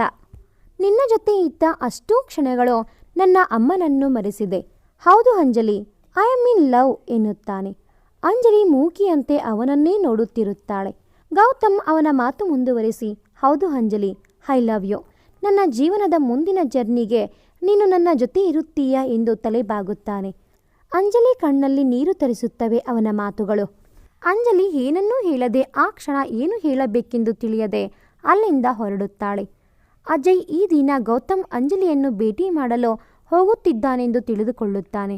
ಅವಳು ಏನೂ ಹೇಳದೆ ಅಲ್ಲಿಂದ ಹೋದದ್ದು ನೋಡಿ ಗೌತಮನಿಗೆ ಬೇಸರವೆನಿಸುತ್ತದೆ. ಮನಸ್ಸಿಗೆ ಏನೋ ಒಂಥರ ನೋವು ಅನಿಸುತ್ತದೆ. ಅಲ್ಲಿಯೇ ಬೇಸರದಿಂದ ಕುಳಿತುಕೊಳ್ಳುತ್ತಾನೆ. ಅಷ್ಟರಲ್ಲಿ ಅಂಜಲಿ ಗೌತಮ್ ಗೌತಮ್ ಎಂದು ಕೂಗುತ್ತಾ ಓಡಿ ಅವನ ಕಡೆ ಬರುತ್ತಾಳೆ. ಅವಳ ಧ್ವನಿ ಕೇಳಿ ಗಾಬರಿಯಿಂದ ಎದ್ದು ನಿಲ್ಲುತ್ತಾನೆ. ಇವನು ಗಾಬರಿಯಿಂದ ನೋಡುತ್ತಾನೆ. ಅಂಜಲಿಯ ಹಿಂದೆ ಕೆಲವು ರೌಡಿಗಳು ಅಟ್ಟಿಸಿಕೊಂಡು ಬರುತ್ತಿರುತ್ತಾರೆ. ಅವರನ್ನು ಅಜಯ್ ಕಳಿಸಿರುತ್ತಾನೆ. ಅಜಯ್ ಇವರಿಬ್ಬರ ನಡುವೆ ನಿಜವಾದ ಪ್ರೀತಿ ಇದೆ ಎಂದು, ಗೌತಮ್ನ ಪ್ರೀತಿಯನ್ನು ಉಳಿಸಬಾರದೆಂದು ಅಂಜಲಿಗೆ ತೊಂದರೆ ಮಾಡಲು ಹೇಳಿರುತ್ತಾನೆ. ಅಂಜಲಿ ಓಡಿ ಬಂದು ಗೌತಮ್ನನ್ನು ಆಲಂಗಿಸಿಕೊಳ್ಳುತ್ತಾಳೆ. ಆ ಸ್ಪರ್ಶಕ್ಕೆ ಗೌತಮ್ ನಿಂತಲ್ಲೇ ಕಳೆದು ಹೋಗುತ್ತಾನೆ. ಅವನು ಅವಳನ್ನು ಆಲಂಗಿಸುತ್ತಾನೆ. ಅಂಜಲಿ, ಏನಾಯಿತು ಎಂದು ಕೇಳುತ್ತಾನೆ. ನಂತರ ಅವಳ ಹಿಂದೆ ಬಂದ ರೌಡಿಗಳನ್ನು ಕಂಡು ಅವರ ಜೊತೆ ಹೊಡೆದಾಡುತ್ತಾನೆ. ಅಂಜಲಿ ಭಯದಿಂದ ನಿಂತಿರುತ್ತಾಳೆ. ಒಬ್ಬ ರೌಡಿ ಹಿಂದೆಯಿಂದ ಗೌತಮನಿಗೆ ಚಾಕು ಹಾಕಲು ಬರುತ್ತಾರೆ. ಅದನ್ನು ಅಂಜಲಿ ನೋಡಿ ತಡೆಯಲು ಹೋಗುತ್ತಾಳೆ. ಚಾಕು ಅಂಜಲಿಯ ಕೈಗೆ ತಗುಲುತ್ತದೆ. ಗೌತಮ್ ಅಂಜಲಿ ಎಂದು ಕೂಗುತ್ತಾ ಅವಳ ಬಳಿ ಬರುತ್ತಾನೆ. ಅಷ್ಟರಲ್ಲಿ ಆ ರೌಡಿಗಳು ಓಡಿ ಹೋಗುತ್ತಾರೆ. ಅಂಜಲಿ ಗೌತಮ್ನನ್ನು, ನಿನಗೆ ಏನೂ ಆಗಿಲ್ಲ ತಾನೇ ಎಂದು ಅಳುತ್ತಾಳೆ. ಗೌತಮ್ ಅವಳ ಕೈಯಲ್ಲಿ ರಕ್ತ ಬರುತ್ತಿದ್ದರೋ ಅವಳು ಇವನನ್ನು ವಿಚಾರಿಸುತ್ತಿದ್ದದ್ದು ಕಂಡು, ಅಯ್ಯೋ ಅಂಜಲಿ, ನನಗೆ ಏನೂ ಆಗಿಲ್ಲ, ನಿನಗೆ ಕಣೋ, ಎಲ್ಲಿ ಕೈ ಕೊಡು ಎಂದು ಅವನ ಕರ್ಚಿಪ್ಪಿಂದ ಅವಳ ಕೈಗೆ ಕಟ್ಟುತ್ತಾನೆ. ಅಲ್ಲಿ ನಡೆದ ಆ ಘಟನೆ ಮತ್ತು ಅವಳಿಗೆ ಆದ ಗಾಯದಿಂದಾಗಿ ಅವಳು ಮೂರ್ಛೆ ಹೋಗುತ್ತಾಳೆ. ಅವಳನ್ನು ಎತ್ತಿ ತನ್ನ ಕಾರಿನಲ್ಲಿ ಕೂರಿಸಿಕೊಂಡು ಹೊರಡುತ್ತಾನೆ. ಅವಳು ಮಗುವಿನಂತೆ ಮಲಗಿರುವುದನ್ನು ಕಂಡು ಒಮ್ಮೆ ಅವಳ ತಲೆ ಸವರುತ್ತಾನೆ. ಅದೇ ಸಹಗಣದಲ್ಲಿ ಕಾರಿನ ಎಫ್ಎಂನಲ್ಲಿ ಮರತೇ ಹೋದೆನು ಹೊರಟ ಕಾರಣ ನಿನ್ನೆಯ ಮಿಂಚಿನ ದಾಳಿಯಲ್ಲಿ ಕ್ಷಮಿಸಿ ನನ್ನನ್ನು ತಪ್ಪು ನಿನ್ನದೇ ಬಿದ್ದರೆ ನಿನ್ನದೇ ತೋಳಿನಲೇ ಗಂಧದ ಹೂವಿಗೂ ದೋಚುವ ಗಾಳಿಗೂ ಎಂತಹ ಸುಂದರ ನೇಹ ಎಂಬ ಸಾಲುಗಳನ್ನು ಕೇಳಿ ಅಂಜಲಿಯ ನೆನಪಿಗೆ ಜಾರುತ್ತಾನೆ. ಅಂಜಲಿಯ ತಂದೆಗೆ ಮಿಸ್ ಆಗಿ ಆದ ಗಾಯ ಸ್ವಲ್ಪ ಪೆಟ್ಟು ಬಿದ್ದಿದೆ, ನೀವು ಗಾಬರಿಯಾಗಬೇಡಿ ಎಂದು ಹೇಳಿ ಅವಳನ್ನು ಮಲಗಿಸಿ ಅಲ್ಲಿಂದ ಹೊರಡುತ್ತಾನೆ. ಅವನು ಮನೆಗೆ ಹೋದರೂ ಅವನಿಗೆ ಆಶ್ಚರ್ಯ. ಆ ದಿನ ನಡೆದದ್ದನ್ನು ಅವನಿಗೆ ನಂಬಲಾಗುವುದಿಲ್ಲ. ನಾನು ಯಾಕೆ ಅವಳ ಮುಂದೆ ಹಾಗೆ ಪ್ರಪೋಸ್ ಮಾಡಿದೆ? ಏನಾಗಿ ಹೋಯಿತು ನನಗೆ? ನಾನು ಗೌತಮ್ನೇ ತಾನೇ? ಹೀಗೆ ಏನೇನೋ ಪ್ರಶ್ನೆಗಳಿಂದ ಅವನಿಗೆ ಆ ದಿನ ನಿದ್ದೆಯೇ ಬರುವುದಿಲ್ಲ. ಬೆಳಗ್ಗೆ ಆಗುತ್ತದೆ. ಅಂಜಲಿ ಎದ್ದು ಜೋರಾಗಿ ಗೌತಮ್ ಎಂದು ಕೂಗಿಕೊಳ್ಳುತ್ತಾಳೆ. ಅವಳ ತಂದೆ ಗಾಬರಿಯಿಂದ ಬರುತ್ತಾರೆ. ಅಂಜಲಿ ಅವರನ್ನು ಆಲಂಗಿಸಿಕೊಳ್ಳುತ್ತಾಳೆ. ಅವಳ ತಂದೆ ಏನಾಯಿತು ಎಂದಾಗ, ಅಪ್ಪ ಗೌತಮ್ ಎಲ್ಲಿ? ಅವನು ಹುಷಾರಾಗಿದ್ದಾನಾ ಎಂದಾಗ ಅವಳ ಅಪ್ಪ ರಾತ್ರಿ ಗೌತಮ್ ಬಂದು ಬಿಟ್ಟು ಹೋಗಿದ್ದನ್ನು ಹೇಳುತ್ತಾರೆ. ಆಗ ಅಂಜಲಿ ಗೌತಮ್ ಪ್ರಪೋಸ್ ಮಾಡಿದ್ದು ಹೇಳದೆ ಉಳಿದ ವಿಷಯ ಹೇಳುತ್ತಾಳೆ. ಅದಕ್ಕೆ ಗೌತಮ್ ಏನೂ ಇಲ್ಲ ಅಂತ ಹೇಳಿ ಹೋದ, ಬಹುಶಃ ಗಾಬರಿ ಆಗುತ್ತೇವೆಂದು ಇರಬೇಕು. ಸರಿ, ಬೇಗ ಹೊರಡು, ಹಾಸ್ಪಿಟಲ್ಗೆ ಹೋಗೋಣ, ಈ ದಿನ ಅಂಗಡಿಗೆ ಹೋಗಬೇಡ ಎಂದು ಹೇಳಿ ಅಲ್ಲಿಂದ ಹೊರಡುತ್ತಾರೆ. ತಕ್ಷಣ ಅಂಜಲಿ ಗೌತಮ್ನಿಗೆ ಫೋನ್ ಮಾಡುತ್ತಾಳೆ. ಫೋನ್ ಸ್ವಿಚ್ ಆಫ್ ಬರುತ್ತದೆ. ಅದಕ್ಕೆ ಅಯ್ಯೋ, ಅವನು ತನ್ನ ಮನಸ್ಸು ಬಿಚ್ಚಿ ನನ್ನ ಮುಂದೆ ಅವನ ಭಾವನೆ ಹೇಳಿದರೋ ನಾನು ಏನೂ ಹೇಳದೆ ಹಾಗೆ ಹೋಗಿದ್ದು ಅವನಿಗೆ ಬೇಸರ ಆಗಿರಬೇಕು. ಛೇ, ನಾನು ಹಾಗೆ ಮಾಡಿದ್ದು ತಪ್ಪು ಎಂದು ಯೋಚಿಸುತ್ತಾಳೆ. ಆ ದಿನ ಅವನ ಜೊತೆ ಮಾತನಾಡದೆ ಸಮಯ ಕಳೆಯುವುದು ಕಷ್ಟ ಎಂದು ಅವಳಿಗನಿಸುತ್ತದೆ. ಅದೇ ದಿನ ಗೌತಮ್ ಅವಳಿಗೆ ಫೋನ್ ಮಾಡಲು ಹೋಗುತ್ತಾನೆ. ನಂತರ ಬೇಡ ಎಂದು ಸ್ವಿಚ್ ಆಫ್ ಮಾಡಿ ಸುಮ್ಮನಾಗುತ್ತಾನೆ. ಮನಸ್ಸಿನಲ್ಲಿ ಹೇಗಿದ್ದಾಳೋ, ಗಾಯ ಹೇಗಿದೆಯೋ ಎನಿಸಿದರೋ, ಅಯ್ಯೋ ನಾನ್ಯಾಕೆ ಅವಳ ಬಗ್ಗೆ ಯೋಚಿಸ್ತಾ ಇದ್ದೀನಿ, ಅವಳು ಹೇಗಿದ್ದರೆ ನನಗೆ ಏನೋ ಎಂದುಕೊಳ್ಳುತ್ತಾನೆ. ಈ ದಿನ ನನ್ನ ಅದೃಷ್ಟದ ದಿನ. ನಾನು ಅವಳ ಬಗ್ಗೆ ಯೋಚಿಸದೆ ನನ್ನ ಕೆಲಸದ ಕಡೆ ಗಮನ ಕೊಡಬೇಕು. ಈ ದಿನ ಎಲೆಕ್ಷನ್ನಲ್ಲಿ ನಾನೇ ಗೆಲ್ಲಬೇಕು ಎಂದು ಅಮ್ಮನ ಫೋಟೋ ಮುಂದೆ ಬಂದು ನಿಲ್ಲುತ್ತಾನೆ. ಅದೇ ಸಮಯಕ್ಕೆ ಅವನ ಅಜ್ಜಿ ಬರುತ್ತಾರೆ. ಗೌತಮ್, ಏನೂ ಯೋಚನೆ ಮಾಡಬೇಡ, ನಿನ್ನ ಜೀವನದಲ್ಲಿ ಒಳ್ಳೆಯವರ ಆಗಮನ ಆಗಿದೆ, ಒಳ್ಳೆಯದೇ ಆಗುತ್ತೆ ಬಿಡು ಎಂದಾಗ ಅವರ ಮಾತಿಗೆ ಗೌತಮ್, ಒಳ್ಳೆಯವರ? ಅದೇನೂ ಇಲ್ಲ, ಯಾರು ಬರಲಿ ಬರದೇ ಇರಲಿ ನಿನ್ನ ಮೊಮ್ಮಗ ಗೆದ್ದೇ ಗೆಲ್ಲುತ್ತಾನೆ ಎಂದು ನಾನು ಬರುತ್ತೇನೆ ಎಂದು ಹೇಳಿ ಹೊರಡುತ್ತಾನೆ. ಗೌತಮ್ ಎಲೆಕ್ಷನ್ ನಡೆಯುತ್ತಿದ್ದ ಜಾಗಕ್ಕೆ ಬರುತ್ತಾನೆ. ಅಲ್ಲಿ ಅಜಯ್ ಕೂಡ ಬಂದಿರುತ್ತಾನೆ. ಇಬ್ಬರ ಮುಖಾಮುಖಿ ಆದರೂ ಇಬ್ಬರಲ್ಲೂ ನಾನೇ ಗೆಲ್ಲುವುದು ಎಂಬ ಅಹಂ. ಎಲೆಕ್ಷನ್ ಮುಗಿಯುತ್ತದೆ. ಫಲಿತಾಂಶ ಪ್ರಕಟಿಸಿದಾಗ ಅಲ್ಲಿ ಗೌತಮ್ನೇ ಗೆದ್ದಿರುತ್ತಾನೆ. ಅಜಯ್ ಅವಮಾನದಿಂದ ಅಲ್ಲಿಂದ ಹೊರಡುತ್ತಾನೆ. ಇತ್ತ ಅಲ್ಲಿ ಸೇರಿದ್ದ ಎಲ್ಲರೂ ಗೌತಮನಿಗೆ ಶುಭಾಶಯ ತಿಳಿಸುತ್ತಿರುತ್ತಾರೆ. ಅಲ್ಲಿದ್ದ ಕೆಲವರು ಗೌತಮ್ನ ಬಗ್ಗೆ ಮಾತನಾಡುತ್ತಾ, ಮುಂಚಿನ ಥರ ಇಲ್ಲ ಗೌತಮ್, ಹಾಗೆ ಇದ್ದಿದ್ರೆ ಗೆಲ್ಲೋದು ಕಷ್ಟ ಆಗುತ್ತಾ ಇತ್ತು. ಇತ್ತೀಚೆಗೆ ತುಂಬ ಬದಲಾವಣೆ ಇದೆ ಅವರಲ್ಲಿ. ಕೆಲವು ದಿನಗಳಿಂದ ನಾವು ಹೊಸ ಗೌತಮ್ ಅವರನ್ನೇ ಕಾಣುತ್ತಿದ್ದೇವೆ ಎಂದಾಗ ಕೆಲವರು, ಹೌದು ನಮಗೂ ಕೂಡ ಹಾಗೆ ಅನಿಸಿದೆ, ಅದಕ್ಕೆ ನಾವು ಅವರಿಗೆ ಆಯ್ಕೆ ಮಾಡಿದ್ದು ಎಂದು ಮಾತನಾಡುತ್ತಾ ಇರುತ್ತಾರೆ. ಅಲ್ಲೇ ಇದ್ದ ಗೌತಮ್ ಮತ್ತು ಸಂತೋಷ ಕಿವಿಗೆ ಇವರ ಮಾತು ಬೀಳುತ್ತದೆ. ಅಲ್ಲಿಂದ ಹೊರಡುತ್ತಾರೆ. ಕಾರಿನಲ್ಲಿ ಹೋಗುತ್ತಿದ್ದಾಗ ಗೌತಮ್ ಅವನ ಬಗ್ಗೆ ಹಿಂದೆ ಹೇಗೆ ಮಾತನಾಡುತ್ತಾ ಇದ್ದ ಜನರೋ ಈ ದಿನ ಹೇಗೆಲ್ಲ ಮಾತನಾಡುತ್ತಾ ಇದ್ದಾರೆ ಎಂಬುದನ್ನು ನೆನೆದುಕೊಳ್ಳುತ್ತಾನೆ. ಅದೇ ಸಮಯಕ್ಕೆ ಸಂತೋಷ್, ಗೌತಮ್ ತುಂಬ ಖುಷಿಯಾಯಿತು ನೀನು ಗೆದ್ದಿದ್ದು. ಒಂದು ಮಾತಲ್ಲಿ ಹೇಳಬೇಕು ಅಂದರೆ ಈ ಗೆಲುವಿಗೆ ಕಾರಣ ಅಂಜಲಿನೇ. ಈಗಲಾದರೂ ಅವರ ಪಾಡಿಗೆ ಅವರನ್ನು ಬಿಟ್ಟು ಅವರ ವಿಚಾರ ಬಿಟ್ಟು ಎಲ್ಲ ವಿಷಯ ಹೇಳಿಬಿಡು ಎಂದು ಹೇಳಿದ ತಕ್ಷಣ ಗೌತಮ್, ಏನು ಅವಳನ್ನು ಬಿಡೋದಾ? No, never.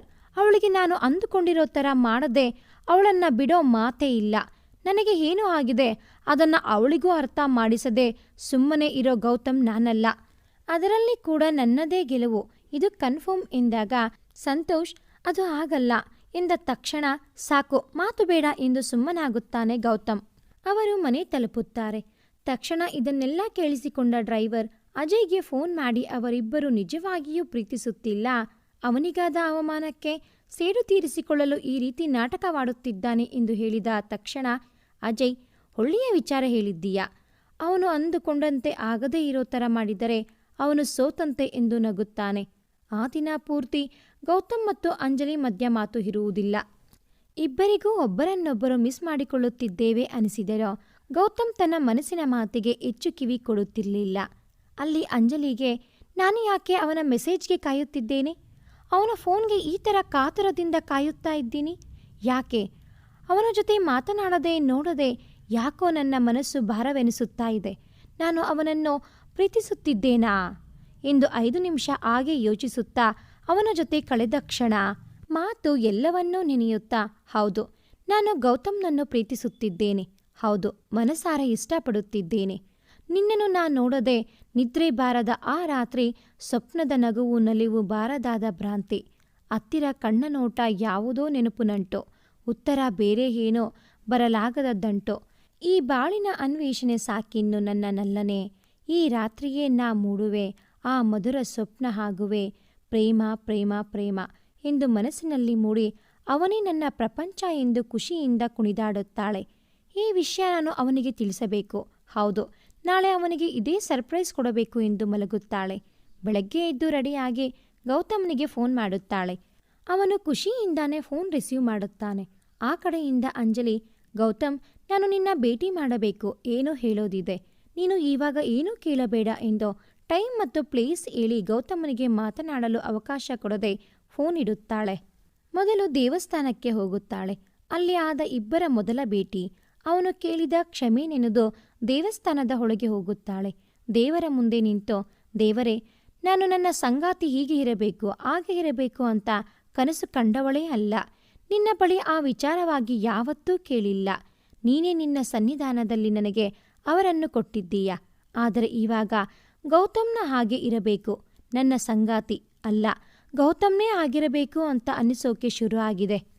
ನಾನು ಗೌತಮ್ ಸೇರೋದು ನಿನ್ನ ಇಚ್ಛೆ ಕೂಡ ಅನಿಸುತ್ತೆ, ಅದಕ್ಕೆ ನಮ್ಮ ಇಬ್ಬರನ್ನು ಸೇರಿಸಿದ್ದೀಯ. ನಾನು ಈ ವಿಷಯ ಅಪ್ಪ ಬಳಿ ಕೂಡ ಹೇಳಿಲ್ಲ, ನಿನ್ನ ಮುಂದೆ ಹೇಳುತ್ತಾ ಇದ್ದೀನಿ, ಅಪ್ಪ ಒಪ್ಕೊಳ್ತಾರೆ ಅನ್ನೋ ನಂಬಿಕೆ.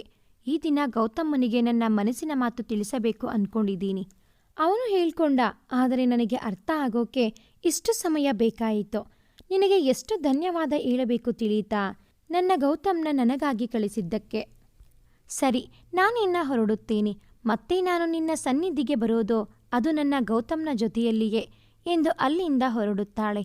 ಅಂಜಲಿ ಗೌತಮ್ಮನಿಗೆ ಮನಸ್ಸಿನ ಮಾತನ್ನು ಹೇಳಬೇಕೆಂದು ಹೊರಡುತ್ತಾಳೆ. ಅದೇ ಸಮಯಕ್ಕೆ ಅವಳ ಹಿಂದೆ ಅಜಯ್ ನಿಂತಿರುತ್ತಾನೆ. ಆ ದಿನ ಅವಳನ್ನು ಭೇಟಿ ಮಾಡಿ ಗೌತಮ್ನ ಬಗ್ಗೆ ತಿಳಿಸಬೇಕೆಂದು ಅವಳನ್ನು ಹಿಂಬಾಲಿಸಿ ದೇವಸ್ಥಾನಕ್ಕೆ ಬಂದಿರುತ್ತಾನೆ.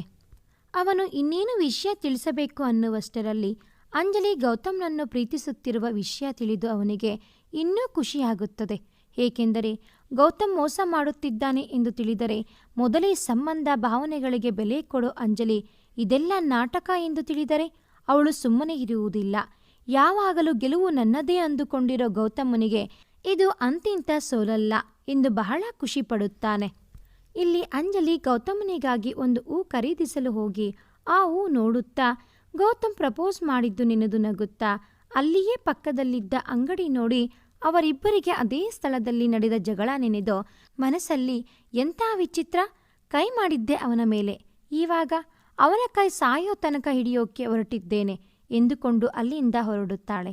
ಗೌತಮನಿಗೆ ಮತ್ತೆ ಫೋನ್ ಮಾಡಿ ಎಲ್ಲಿದ್ದೀಯಾ, ಬೇಗ ಬಾ ಎಂದು ತಿಳಿಸುತ್ತಾಳೆ. ಅಂಜಲಿ ಹೂ ಖರೀದಿಸಿ ಅಲ್ಲಿಂದ ಹೊರಟು ಸ್ವಲ್ಪ ಮುಂದೆ ಬಂದಿರುತ್ತಾಳೆ. ಅವಳಿಗೆ ಒಂದು ಕಾರ್ ಎದುರಾಗಿ ಬಂದು ನಿಲ್ಲುತ್ತದೆ. ಅಂಜಲಿ ಯಾರೆಂದು ಯೋಚಿಸುತ್ತಾ ಸುಮ್ಮನೆ ನಿಂತಿರುತ್ತಾಳೆ. ಕಾರಿಂದ ಕೆಳಗಿಳಿದು ಅವಳ ಬಳಿ ಅಜಯ್ ಬರುತ್ತಾನೆ. ಬಂದವನಿ, ನಮಸ್ಕಾರ ಅಂಜಲಿ ಅವರೇ, ನಾನು ಯಾರು ಅಂತ ನೋಡುತ್ತಾ ಇದ್ದೀರಾ? ನಾನು ಅಜಯ್. ನಿಮಗೆ ಗೊತ್ತಿರೋಕ್ಕೆ ಸಾಧ್ಯ ಇಲ್ಲ ಬಿಡಿ. ನಿಮಗೆ ಒಳ್ಳೆಯವರ ಪರಿಚಯಕ್ಕಿಂತ ಕೆಟ್ಟವರು ಒಳ್ಳೆಯವರ ಥರ ನಾಟಕ ಮಾಡೋರ ಪರಿಚಯ ಇರುತ್ತೆ. ಆದರೆ ನನಗೆ ನೀವು ಗೊತ್ತು. ಎಲ್ಲಿಗೆ ಇಷ್ಟು ಖುಷಿಯಿಂದ ಹೊರಟಿದ್ದೀರಾ? ಮುಖದಲ್ಲಿ ಇಷ್ಟು ಖುಷಿ, ಹೋ ಕೈಯಲ್ಲಿ ಹೂ. ನೋಡಿದ್ರೆ ಯಾರಿಗೋ ಪ್ರಪೋಸ್ ಮಾಡೋಕ್ಕೆ ಹೋಗ್ತಿರೋ ಹಾಗಿದೆ ಎನ್ನುತ್ತಾನೆ. ಸುಮ್ಮನೆ ಅವನ ಮಾತು ಕೇಳಿಸಿಕೊಳ್ಳುತ್ತಿದ್ದ ಅಂಜಲಿಗೆ ಸಿಟ್ಟು ಹೆಚ್ಚಾಗಿ, ಯಾರೇ ನೀವು? ಅದೆಲ್ಲ ನಿಮಗೆ ಬೇಡದೇ ಇರೋ ವಿಷಯ. ದಯವಿಟ್ಟು ದಾರಿ ಬಿಡಿ, ನಾನು ಹೋಗಬೇಕು, ನನಗೆ ತಡವಾಗುತ್ತೆ ಎನ್ನುತ್ತಾಳೆ. ಅಜಯ್ ಜೋರಾಗಿ ನಗುತ್ತಾ, ಅಲ್ಲ, ನಾನು ಇದೇ ಮೊದಲು ತಮಗೆ ಅವಮಾನ ಮಾಡಿಸಿಕೊಳ್ಳೋಗೆ ತಾವೇ ಆತುರವಾಗಿ ಹೋಗ್ತಿರೋರನ್ನ ನೋಡುತ್ತಾ ಇರೋದು. ಹೇ ಅಂಜಲಿ, ನಿಮಗೆ ಅವಮಾನ ಮಾಡಿಸಿಕೊಳ್ಳೋದು ಅಂದರೆ ಅಷ್ಟೊಂದು ಇಷ್ಟನಾ ಎನ್ನುತ್ತಾನೆ. ಅದಕ್ಕೆ ಅಂಜಲಿ, ಏನು ಮಾತಾಡುತ್ತಾ ಇದ್ದೀರಿ? ನೀವು ದಯವಿಟ್ಟು ನನ್ನ ಹೋಗೋಕ್ಕೆ ಬಿಡಿ ಎಂದಾಗ ಅಜಯ್ ತನ್ನ ಮಾತು ಮುಂದುವರಿಸಿ, ಹೌದು ಅಂಜಲಿ, ನಿಮಗೆ ಗೊತ್ತಿರದೇ ಇರೋ ವಿಷಯ ತುಂಬ ಇದೆ. ನಿನ್ನ ಹಿಂದೆ ನಿನಗೇ ಗೊತ್ತಿಲ್ಲದೆ ದೊಡ್ಡ ಪ್ಲಾನೇ ನಡೆದಿದೆ ಎನ್ನುತ್ತಾನೆ. ಅಂಜಲಿ ಅವನನ್ನೇ ನೋಡುತ್ತಾ ನಿಲ್ಲುತ್ತಾಳೆ. ಅಂಜಲಿ, ಗೌತಮ್ ನೀನು ಅಂದುಕೊಂಡಿರೋ ಥರ ಅಲ್ಲ. ಅವನೊಬ್ಬ ಕೋಪಿಷ್ಟ. ಹಣ, ಪ್ರತಿಷ್ಠೆ ಮತ್ತು ಅವನ ಗೆಲುವಿಗಾಗಿ ಏನು ಬೇಕಾದರೂ ಮಾಡಲು ಸಿದ್ಧ. ಅವನು ಯಾರಿಗೂ ಹೆದರುವುದಿಲ್ಲ ಅಂತವನು. ಅವನು ಈ ಪ್ರೀತಿ, ಭಾವನೆಗಳು, ಸಂಬಂಧ ಇವೆಲ್ಲ ಅವನಿಗೆ ದೂರ. ಮನೆಯಲ್ಲಿ ಅಪ್ಪ ಅಮ್ಮನ ಜೊತೆ ಮಾತಾಡೋದಿಲ್ಲ. ಅಂಥ ಅಹಂಕಾರಿ ಅವನು. ಏನು ಸಹಿಸಿದರೋ ಅವಮಾನ ಸಹಿಸಲ್ಲ. ಅದಕ್ಕೆ ಉದಾಹರಣೆ ನೀವೇ ಎನ್ನುತ್ತಾನೆ. ಅದಕ್ಕೆ ಅಂಜಲಿ, ಏನು ಹೇಳುತ್ತಾ ಇದ್ದೀರಿ ಎಂದಾಗ ಅಜಯ್ ಮಾತು ಮುಂದುವರಿಸಿ, ಅವಮಾನ ಸಹಿಸದೇ ಇರೋ ಅವನಿಗೆ ನೀವು ಪದೇ ಪದೇ ಅವಮಾನ ಮಾಡಿದ್ರಿ. ನಿಮ್ಮನ್ನ ಬಿಡ್ತಾನಾ? ನೀವು ಪ್ರೀತಿ ಗೊತ್ತಿಲ್ಲ, ಭಾವನೆಗೆ ಬೆಲೆ ಇಲ್ಲ ಅಂತ ಹೇಳ್ತಾನೆ ಬಂದ್ರಿ. ಅದನ್ನ ಅವನು ಅವಮಾನ ಅಂತಾನೇ ತಿಳ್ಕೊಂಡ. ಅದಕ್ಕೆ ಅವನು ಅದೇ ಪ್ರೀತಿ ಇಟ್ಕೊಂಡು ನಿಮಗೆ ಅವಮಾನ ಮಾಡಬೇಕು ಅಂತ ಕಾಯುತ್ತಾ ಇದ್ದಾನೆ. ಅವನು ಗೆಲುವಿಗೋಸ್ಕರ ಕಾಯುತ್ತಾ ಇದ್ದಾನೆ. ನಿನ್ನ ಜೊತೆ ಒಳ್ಳೆಯವನಂತೆ ನಾಟಕ ಆಡಿ ಪ್ರೀತಿ ಬಲೆಗೆ ಬೀಳಿಸಿ ನಿನಗೆ ಬುದ್ಧಿ ಕಲಿಸಬೇಕೆಂದು ಕಾಯುತ್ತಾ ಇದ್ದಾನೆ ಎಂದಾಗ ಅಂಜಲಿ, ಇಲ್ಲ, ನನ್ನ ಗೌತಮ್ ಹೀಗೆಲ್ಲ ಮಾಡೋಕ್ಕೆ ಸಾಧ್ಯನೇ ಇಲ್ಲ. ನೀವು ಸುಳ್ಳು ಹೇಳ್ತಾ ಇದ್ದೀರಾ. ನಾನು ನಂಬೋದಿಲ್ಲ, ಇದೆಲ್ಲ ಸುಳ್ಳು ಎನ್ನುತ್ತಾಳೆ. ಅದಕ್ಕೆ ಅಜಯ್, ನನಗೆ ಗೊತ್ತು ನೀವು ನಂಬೋದಿಲ್ಲ ಅಂತ. ನಿಮ್ಮ ಪ್ರೀತಿ ಪವಿತ್ರವಾಗಿದೆ. ನಿಮ್ಮ ತಪ್ಪಿಲ್ಲ ಬಿಡಿ. ನೀವು ಅವನನ್ನು ನಂಬಿರೋದು ತಪ್ಪು. ಸರಿ, ನಾನು ನಿಮಗೆ ಅವನ ನಾಟಕ ಬಯಲು ಮಾಡುತ್ತೀನಿ. ನೀವು ಅವನನ್ನು ಎಲ್ಲಿಗೆ ಬರೋದಕ್ಕೆ ಹೇಳಿದ್ದೀರಾ ಅಲ್ಲಿಗೆ ಹೋಗೋಣ ಬನ್ನಿ ಎಂದು ಅವಳನ್ನು ಕರೆದುಕೊಂಡು ಹೋಗುತ್ತಾನೆ. ಇಷ್ಟವಿಲ್ಲದ ಮನಸ್ಸು ಯಾರನ್ನು ನಂಬೋದು ಎಂಬುದನ್ನು ತಿಳಿಯಲಾರದೆ ಅವನ ಜೊತೆ ಹೊರಡುತ್ತಾಳೆ. ಅಜಯ್ ಅಂಜಲಿಯನ್ನು ಅವಳು ಗೌತಮ್ನನ್ನು ಸಿಗುವ ಸ್ಥಳಕ್ಕೆ ಕರೆದುಕೊಂಡು ಹೋಗುತ್ತಾನೆ. ಅಲ್ಲಿ ಮೊದಲೇ ಗೌತಮ್ ಮತ್ತು ಸಂತೋಷ್ ಅಲ್ಲಿ ಅಂಜಲಿಗಾಗಿ ಕಾಯುತ್ತಾ ಇರುತ್ತಾರೆ. ಅಜಯ್ ಅಂಜಲಿಗೆ, ಅಂಜಲಿ, ನಾವು ಇಲ್ಲೇ ಈ ಮರದ ಬಳಿ ನಿಲ್ಲೋಣ. ನೀವು ಬಂದಿರುವ ವಿಷಯ ಅವರಿಗೆ ತಿಳಿಯುವುದು ಬೇಡ. ನೀವು ಇಲ್ಲದೇ ಇದ್ದಾಗ ಅವರಿಬ್ಬರ ಮಧ್ಯೆ ನಡೆಯುವ ಮಾತನ್ನು ಕೇಳಿ, ಆಗ ನಿಮಗೆ ತಿಳಿಯುತ್ತದೆ ಎಂದು ಹೇಳುತ್ತಾನೆ. ಮನಸ್ಸು ಅವನ ಮಾತಿಗೆ ಬೇಡ ಎಂದರೋ ಒಪ್ಪದ ಮನಸ್ಥಿತಿಯಲ್ಲಿ ಅಲ್ಲಿಯೇ ನಿಲ್ಲುತ್ತಾಳೆ. ಅಲ್ಲಿ ಗೌತಮ್ ಸಂತೋಷ್ ಜೊತೆ, ಇನ್ನೂ ಯಾಕೆ ಬಂದಿಲ್ಲ ಅಂಜಲಿ ಎಂದು ಆ ಕಡೆಯಿಂದ ಈ ಕಡೆ ಓಡಾಡುತ್ತಿರುತ್ತಾನೆ. ಇವತ್ತು ನನ್ನ ಜೀವನದಲ್ಲಿ ಅತಿ ಮುಖ್ಯವಾದ ದಿನ, ಇನ್ನೊಂದು ಗೆಲುವು ಸಿಗುವ ದಿನ ಎಂದು ನನಗೆ ಅನಿಸ್ತಾ ಇದೆ ಎಂದಾಗ ಸಂತೋಷ್, ಗೌತಮ್, ಇನ್ನೂ ಕಾಲ ಮಿಂಚಿಲ್ಲ, ಯೋಚನೆ ಮಾಡು, ನನಗೆ ಯಾಕೋ ಇದು ಸರಿ ಅನಿಸುತ್ತಿಲ್ಲ ಎನ್ನುತ್ತಾನೆ. ಅದೇ ತಕ್ಷಣ ಅಂಜಲಿಗೆ ಅವನ ಮಾತು ಅರ್ಥವಾಗದೆ ಅವರ ಕಡೆ ನೋಡುತ್ತಾಳೆ. ಸಂತೋಷ್ ಮಾತು ಮುಂದುವರಿಸಿ, ತಿಳಿಯದೇ ಆಗಿದ್ದ ತಪ್ಪಿಗೆ ನೀನು ತಿಳಿದು ತಪ್ಪು ಮಾಡಬೇಡ, ಬಿಟ್ಟು ಬಿಡು ಎಂದಾಗ ಗೌತಮ್ ಜೋರಾಗಿ ನಗುತ್ತಾ, ಏನು, ಅಂಜಲಿನ ಬಿಟ್ಟು ಬಿಡೋದಾ? ಅದು ಸಾಧ್ಯನೇ ಇಲ್ಲ. ಅವಳಿಗೆ ನಾನು ಯಾರು ಏನು ಅಂತ ಅರ್ಥ ಮಾಡಿಸಲೇಬೇಕು ಎನ್ನುತ್ತಾನೆ ಗೌತಮ್. ಆ ಮಾತನ್ನು ಕೇಳಿ ಅಂಜಲಿ ನಿಂತಲ್ಲೇ ಕುಸಿಯುತ್ತಾಳೆ. ಅವಳನ್ನು ನೋಡಿ ಅಜಯ್ ಮನಸ್ಸಿನಲ್ಲಿಯೇ ಖುಷಿ ಪಡುತ್ತಾನೆ. ಅಂಜಲಿಯ ನಂಬಿಕೆ ಒಮ್ಮೆಲೆ ಛಿದ್ರವಾಗುತ್ತದೆ. ಅವಳಲ್ಲಿ ಗೌತಮ್ನ ಬಗ್ಗೆ ಇದ್ದ ಪ್ರೀತಿ ಬೆಂಕಿಯಲ್ಲಿ ಸುಟ್ಟು ಬೂದಿಯಂತಾಗುತ್ತದೆ. ಗೌತಮ್ ತನ್ನ ಮಾತು ಮುಂದುವರಿಸಿ, ಈ ದಿನ ನನ್ನ ಜೀವನದಲ್ಲಿ ಬರುತ್ತೆ ಅಂತ ಗೊತ್ತಿರಲಿಲ್ಲ.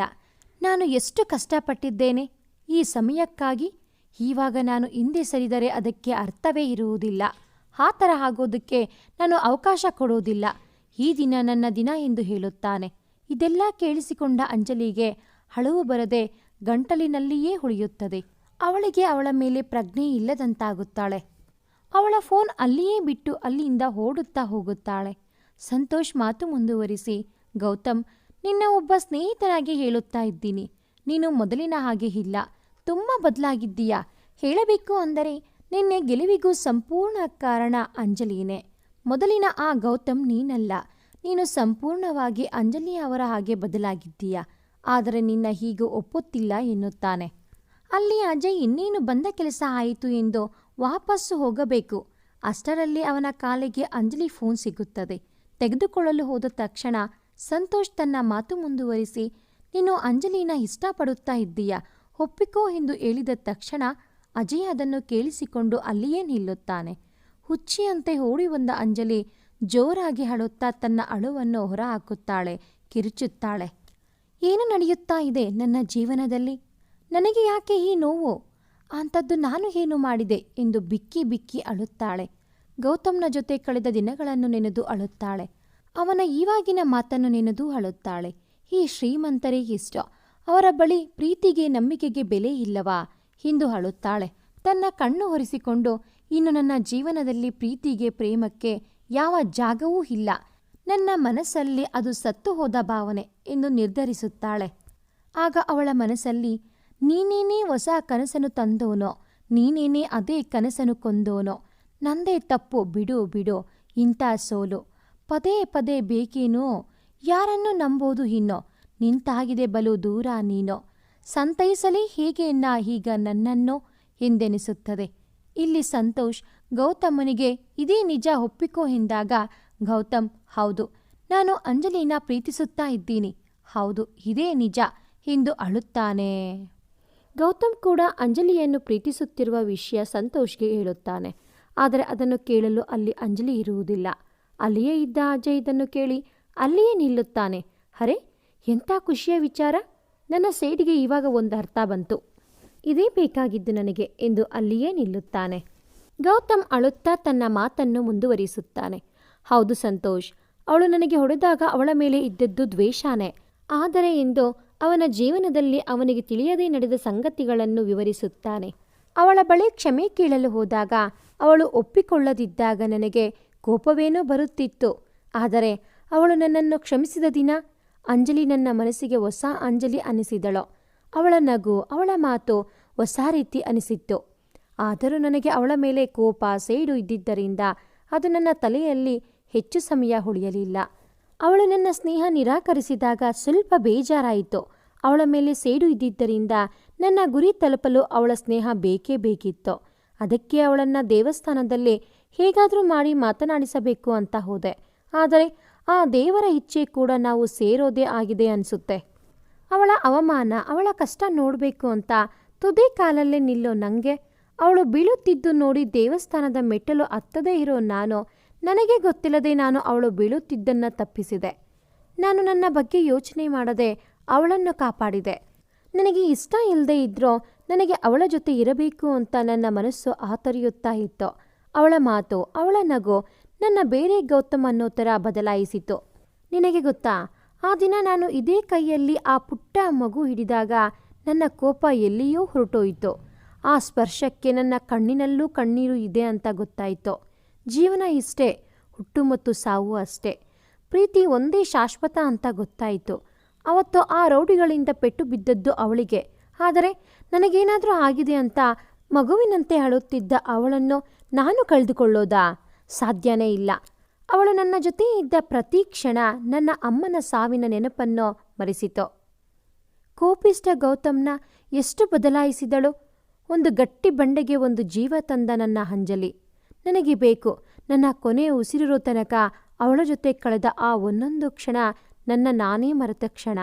ಅವಮಾನ ಮಾಡಬೇಕು ಅಂದ್ಕೊಂಡಿದ್ದು ನಿಜ, ಆದರೆ ಮನಸಾರೆ ಹೇಳ್ತಾ ಇದ್ದೀನಿ, ಅವಳಿಲ್ಲದೆ ಈ ಗೌತಮ್ ಸೊನ್ನೆ. ಗೊತ್ತಿಲ್ಲದೆ ನಾನು ಅವಳ ಮುಂದೆ ನನ್ನ ಮನಸ್ಸಿನ ಎಲ್ಲ ಫೀಲಿಂಗ್ಸ್ ಹೇಳಿಕೊಂಡಾಗಿದೆ. ಆದರೆ ಅದೇ ನಿಜ, ನನ್ನ ಮನಸ್ಸು ಹೇಳುತ್ತಾ ಇದೆ. ಅವಳ ಮೇಲೆ ಪ್ರೀತಿ ಇದ್ದರೋ ಆಳಾದ ನನ್ನ ಈಗೋಯಿಂದ ಅದು ಪ್ರೀತಿ ಅಂತ ಅರ್ಥ ಆಗೋಕ್ಕೆ ಇಷ್ಟು ಸಮಯ ಬೇಕಾಯಿತು. ಅವಳು ಎಷ್ಟು ಮುಖ್ಯ ಅಂತ ಅವಳಿಂದ ದೂರ ಇದ್ದ ಒಂದು ದಿನದಲ್ಲೇ ಅರ್ಥ ಆಯಿತು. ಅವಳು ನನ್ನ ಪ್ರೀತಿ ಒಪ್ಪುತ್ತಾಳೆ, ಅದಕ್ಕೆ ಇಲ್ಲಿಗೆ ಬರಲು ಹೇಳಿದ್ದಾಳೆ. ನಾನು ಕೂಡ ನಡೆದ ಎಲ್ಲ ವಿಚಾರ ಹೇಳಿ ನನ್ನ ಜೀವನ ಸಂಗಾತಿಯಾಗಿ ಅಂಜಲಿಯನ್ನು ಉಳಿಸಿಕೊಳ್ಳುತ್ತೇನೆ.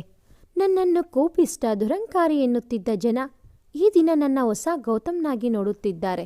ಇದಕ್ಕೆಲ್ಲ ಅಂಜಲಿ ಕಾರಣ. ಅವಳು ನನ್ನ ತಪ್ಪಿಗೆ ಏನು ಶಿಕ್ಷೆ ಕೊಟ್ಟರೂ ಪರವಾಗಿಲ್ಲ, ನಾನು ಅನುಭವಿಸಲು ಸಿದ್ಧ. ಆದರೆ ಅಂಜಲಿ ನನ್ನ ಬಾಳಲ್ಲಿ ಬೇಕು. I love Anjali. ಅವಳು ನನ್ನ ಪ್ರಾಣ. ಅವಳಿಲ್ಲದೆ ಈ ಪ್ರಾಣ ಇರೋದಿಲ್ಲ. ನನ್ನ ಪ್ರೀತಿ ನಿಜ ಸಂತೋಷ್ ಎಂದು ಅಳುತ್ತಾನೆ. ತಕ್ಷಣ ಸಂತೋಷ್ ಅವನನ್ನು ಆಲಂಗಿಸಿಕೊಂಡು, ಇವತ್ತು ನೀನು ನನ್ನ ಸ್ನೇಹಿತ ಕಣೋ ಎನ್ನುತ್ತಾನೆ. ಅಲ್ಲಿಯೇ ಕೇಳಿಸಿಕೊಳ್ಳುತ್ತಿದ್ದ ಅಜಯ್, ಹೋ ಇಷ್ಟೆಲ್ಲ ಆಗಿದೆಯಾ? ಅಂಜಲಿ ಇಲ್ಲಿಂದ ಹೋಗಿದ್ದು ಒಳ್ಳೆಯದೇ ಆಯಿತು. ದೇವರು ನನ್ನ ಕಡೆಗೆ ಇದ್ದಾನೆ. ಅಯ್ಯೋ ಗೌತಮ್, ನಿನಗೆ ಗೊತ್ತಿಲ್ಲ, ನಿನ್ನ ಪ್ರೀತಿಯ ಗೋಪುರ ನಾನು ಶುರು ಆಗೋದಕ್ಕಿಂತ ಮುಂಚೆನೇ ನಾಶ ಮಾಡಿದ್ದೀನಿ ಅಂತ ಎಂದು ನಗುತ್ತಾ ಅಲ್ಲಿ ಇದ್ದ ಅಂಜಲಿಯ ಫೋನ್ ತೆಗೆದುಕೊಳ್ಳುತ್ತಾನೆ. ಅದು ಬಿದ್ದ ರಭಸಕ್ಕೆ ಅದರ ಸ್ಕ್ರೀನ್ ಹಾಳಾಗಿರುತ್ತೆ. ಅವನು ಏನು ಮಾಡುತ್ತಿದ್ದಾನೆ ಎಂದು ತಿಳಿಯದೆ ಏನೇನೋ ಬಟನ್ ಪ್ರೆಸ್ ಮಾಡಿದಾಗ ಅದು ಆಫ್ ಆಗುತ್ತದೆ. ಅಲ್ಲಿಂದ ಅಂಜಲಿಯನ್ನು ಹುಡುಕುತ್ತಾ ಹೊರಡುತ್ತಾನೆ. ಅಲ್ಲಿ ಕಲ್ಲಿನ ಹಾಗೆ ಕುಳಿತಿದ್ದ ಅಂಜಲಿಯನ್ನು ಕಂಡು, ನಾನು ಹೇಳಿದ್ದು ನಿಜ ಅಂತ ನಿಮಗೆ ಗೊತ್ತಾಯ್ತಲ್ಲ, ಬೇಜಾರು ಮಾಡ್ಕೊಳ್ಬೇಡಿ. ಸಂತೋಷ ವಿಷಯ ಇದು, ನಿಮಗೆ ಬೇಗ ವಿಷಯ ತಿಳಿದಿದ್ದೋ ಒಳ್ಳೆಯದಾಯಿತು ಎನ್ನುತ್ತಾನೆ. ಮೊದಲೇ ಬೆಂಕಿಯಲ್ಲಿ ಹುರಿಯುತ್ತಿದ್ದ ಅವಳ ಮನಸ್ಸು ಏನು ಮಾತನಾಡಲು ಇಷ್ಟಪಡದೆ ನಾನು ಮನೆಗೆ ಹೊರಡುತ್ತೀನಿ ಎನ್ನುತ್ತಾಳೆ. ಅದಕ್ಕೆ ಅಜಯ್, ಬನ್ನಿ ನಾನು ನಿಮ್ಮನ್ನ ಮನೆಯ ಹತ್ತಿರ ಬಿಡುತ್ತೇನೆ ಎನ್ನುತ್ತಾನೆ. ಅದಕ್ಕೆ ಅಂಜಲಿ, ಇಲ್ಲ ನಾನು ಒಬ್ಬಳೇ ಹೋಗುತ್ತೇನೆ ಎಂದಿರೋ, ಈ ಸ್ಥಿತಿಯಲ್ಲಿ ಬೇಡ, ಒಬ್ಬರೇ ಹೋಗುವುದು ಎಂದು ಬಲವಂತಪಡಿಸಿ ಕರೆದುಕೊಂಡು ಹೋಗುತ್ತಾನೆ. ಕಾರಿನಲ್ಲಿ ಹೋಗುತ್ತಾ ಅಂಜಲಿ ಅದೇ ಯೋಚಿಸುತ್ತಾ ಅಳುತ್ತಿರುತ್ತಾಳೆ. ಅದನ್ನು ಕಂಡು ಅಜಯ್ ಮನಸ್ಸಿನಲ್ಲಿ ಖುಷಿ ಇದ್ದರೋ ಸಮಾಧಾನ ಮಾಡುವನಂತೆ ನಾಟಕವಾಡುತ್ತಿರುತ್ತಾನೆ. ಇಲ್ಲಿ ಗೌತಮ್ ಅವಳ ದಾರಿಯನ್ನು ಕಾಯುತ್ತಾ ಅಲ್ಲಿಂದ ಇಲ್ಲಿಗೆ ತಿರುಗುತ್ತಾ ನಿಮಿಷಕ್ಕೊಮ್ಮೆ ಸಮಯ ನೋಡಿ ಸುಮ್ಮನಾಗುತ್ತಿರುತ್ತಾನೆ. ಅವಳು ಬರೆದಿದ್ದು ನೋಡಿ ಫೋನ್ ಮಾಡುತ್ತಾನೆ. ಫೋನ್ ಸ್ವಿಚ್ ಆಫ್ ಆಗಿರುತ್ತದೆ. ಅಜಯ್ ಅಂಜಲಿಯನ್ನು ಮನೆಯ ಬಳಿ ಬಿಡುತ್ತಾನೆ. ಫೋನ್ ಕೊಡದೆ ಅವನ ಬಳಿಯೇ ಇಟ್ಟುಕೊಳ್ಳುತ್ತಾನೆ. ಅದರ ನೆಪದಲ್ಲಿ ಇನ್ನೊಮ್ಮೆ ಬರಬಹುದು ಎಂದು ಯೋಚಿಸುತ್ತಾನೆ. ಅವಳನ್ನು ಬಿಟ್ಟು ಜಾಸ್ತಿ ಯೋಚಿಸಬೇಡ, ಹಾಗಿದ್ದೆಲ್ಲ ಒಳ್ಳೆಯದು ಎಂದು ತಿಳಿದುಕೊಳ್ಳಿ ಎಂದು ಅಲ್ಲಿಂದ ಹೊರಡುತ್ತಾನೆ.